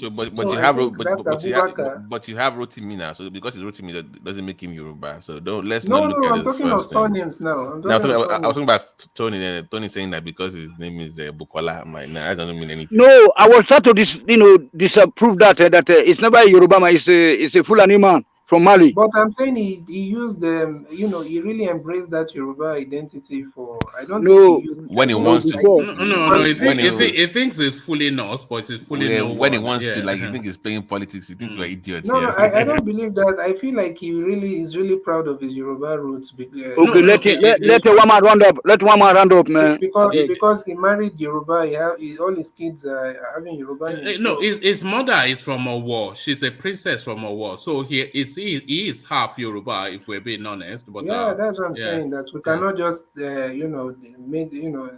him that he does not have genuine love for Yorubas. I don't believe that. I don't know about that. It's the Sarikin of Ilorin. There's no Sarikin in Yoruba land. It's the Sarikin of Ilorin. We don't. Bale, we have Bale, we have Bashorun. We don't have Sarikin. And then we have a Saki town. And in due time, if we ever get to the point where we're talking about division of Nigeria, we might need to talk about getting our Kwara and Kogi back. That will be the fight. That will be where. I see. That's where the fight is. Yeah, up to all Ground Zero. Yeah. To Ishekiri land too. We are coming for you, South. We didn't forget. No, Ishekiri land is ours anyway. Yeah, we just collect that one. I don't think there's no dispute there. All this there's no right to Asaba. That's Western region. Unfinished. Nobody they challenge that. Right to where? Right to where? Right to Asaba. Right to the River Niger. No. Tony. We're discussing Yoruba time, not Western region. It's Yoruba. To Agbo. Tony. Have you been to Asaba? Yeah, I've been to Asaba now. So when you went there, what did you see? You must let me round off. The coat of arms is the Ada and Eben, right up to Onitsha. So Ada and Eben, that the sword and the cutlass, which is the Benin, the coat of arms. Please round up. The man have said up to yes, I want to. All right. So we round off and we start off with Ete, who I think may have left us already. So Ete, are you there? No, it's not like Ete to be quiet if it's around. So Ete has gone to bed. So thank you, Ete. I suspect engineer may have gone to bed as well. Engineer, are you there? All right. So I think we've missed that. We'll see him dozing off anyway on the screen. So thank you, engineer. So we go then to Tony. Tony, we're taking closing remarks. Yes, okay, thank you everybody. So CBD, today now we make blah. So we are brothers and sisters, okay? So try to take this one. I don't want to talk too much today. Like make we begin to unite right now. I think we could start from here today. And then tomorrow I hope that will be better. So that we can be able to translate that into our wider society, so that within South, and then we should forget about this middle belt. Okay, let us concentrate on united Yoruba versus with the Igbos. Okay, First of all, you see, today now we judge it, or we not curse each other, and there's no animosity, no no enmity. We love we love ourselves. Let us go back home and talk to our people that we are one people, okay? And then Edo Delta will be the uniting force. Okay, good night, everybody, sir. I hope that people they like couple. Anyway, there's a lot of improvement. I'm very happy. I want to thank all the people that are pushing the like buttons. Really, I really appreciate you guys. And then the commenters, or the commentator, whatever you call them. So they really try today, you know. Thank you very much, sir. All right, thank you, Tony. So thank you, Tony. So from Tony, we're going to Babati. Babati, you know the routine. Yes, sir. Can you hear me? Perfectly. Yeah, thank you for having me back. I know I came in a little bit late. I had some few things to do, but I was listening in the background. So, let me just repeat what I said earlier. So anytime we think about Nigeria, we always have to think about its importance to the international community. We don't know how important, how valuable we are.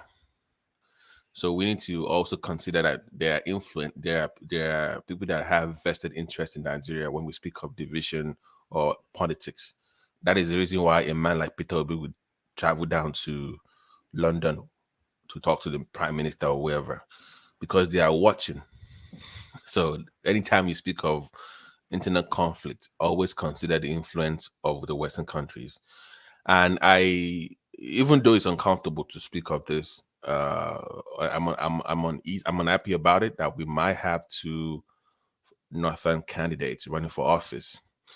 I think he also does the South a favor because it pushes the agitation for independence and also for the need for restructuring. It pushes both agitation to the front burner. Now, the question is, how do we take advantage of that as Southerners? And that's the question that we have to ask ourselves. That if we, in all likelihood, if we have somebody from the North becoming president and we clamor for, all these things, how do we, make sure that we put that to use? And like I said earlier, it's for us to come together. And like one man said, the ethnic division that we have, and also the cultural and religious divisions might not allow that to happen, and that really bothers me. That is the reason I said that they've already figured out the South, and they know how to push our button. They know how to explore and exploit us at the same time. They've figured that out. So I don't see that changing anytime soon. I wish Peter Obi good luck in the Labour Party. I would not even be surprised if Peter Obi comes third in his own primaries in the Labour Party. I would not be shocked if that happens. Sorry, CBD and other guys. I know you guys get triggered when people talk about Peter Obi, but I don't see him. I think he's done politically. He should just go away. What happened to Wike yesterday was quite unfortunate. That should be an eye-opener for we in the South, that no matter how much you do for these people up north, they will always care for their brothers more.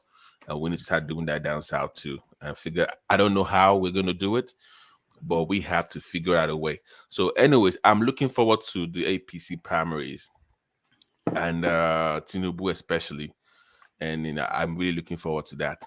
Because if this can happen to Wike, and you have about 10 or 11 Yoruba people running, I want to see those poll numbers. I want to see those poll results and see if TINUBU loses, how much did Fayemi or OSINBAJO cost them, those kind of analysis. So I'm looking forward to that discussion. But it was a very intense discussion today.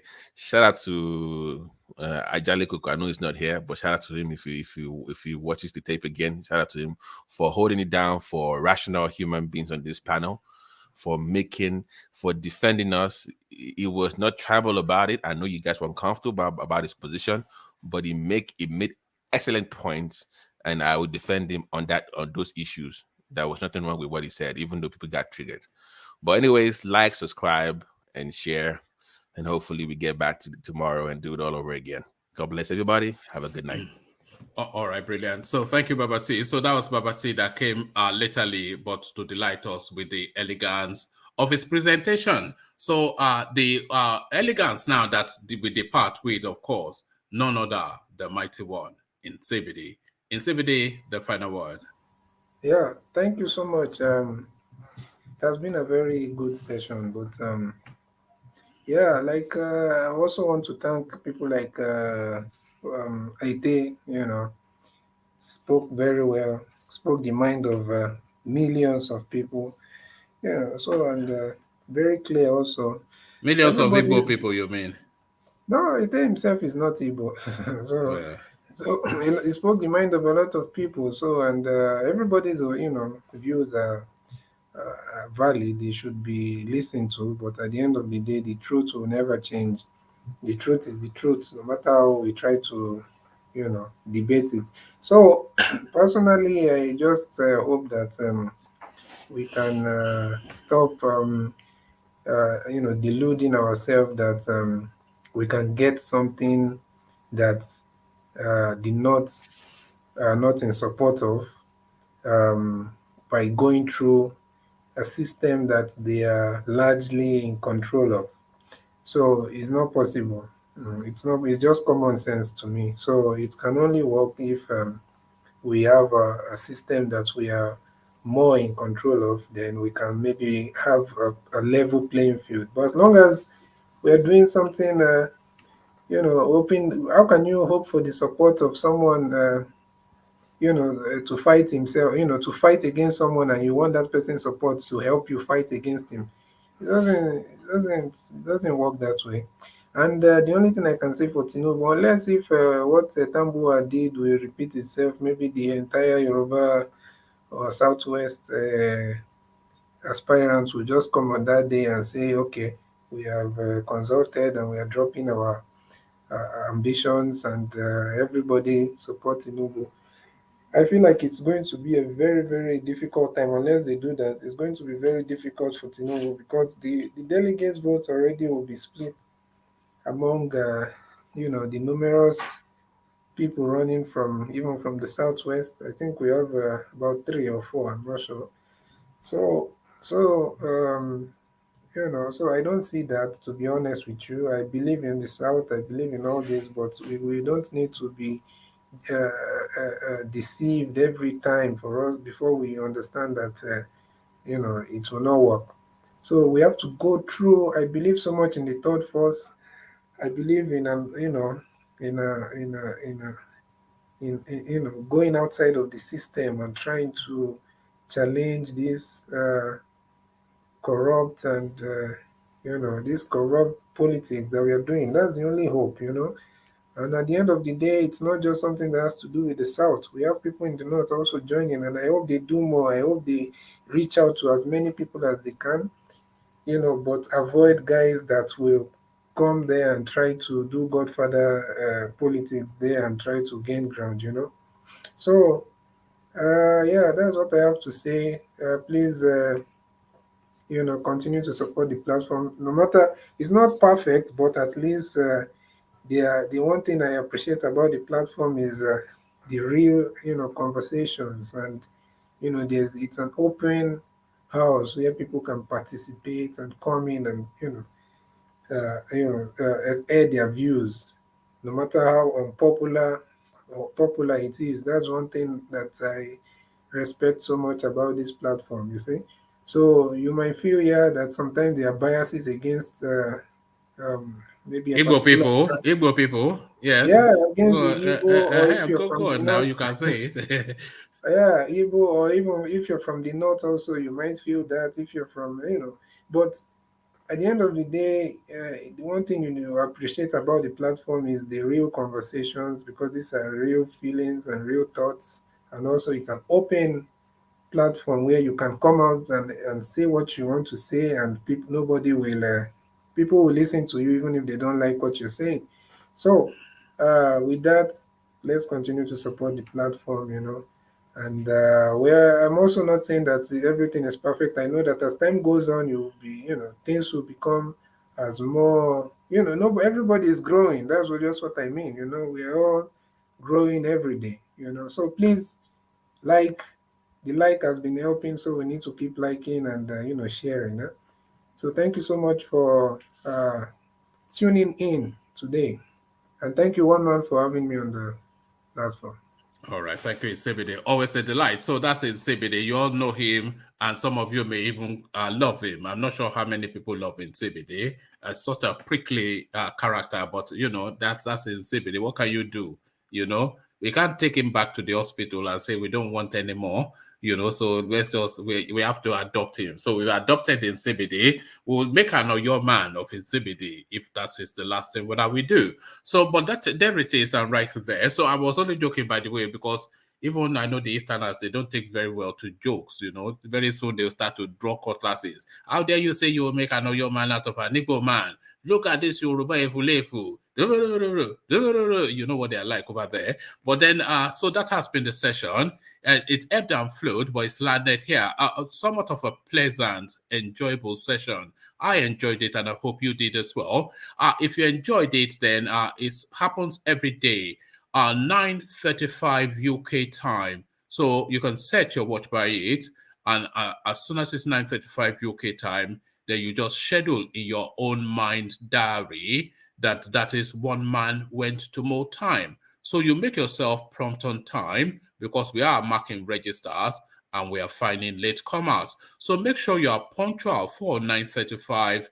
I was going to say tomorrow, but later on today now, because we spilled over into another day. So make sure you are available 9:35 UK time, as we shall go through matters again to see what delights the Nigerian space is providing on the menu yet again. So, excuse me.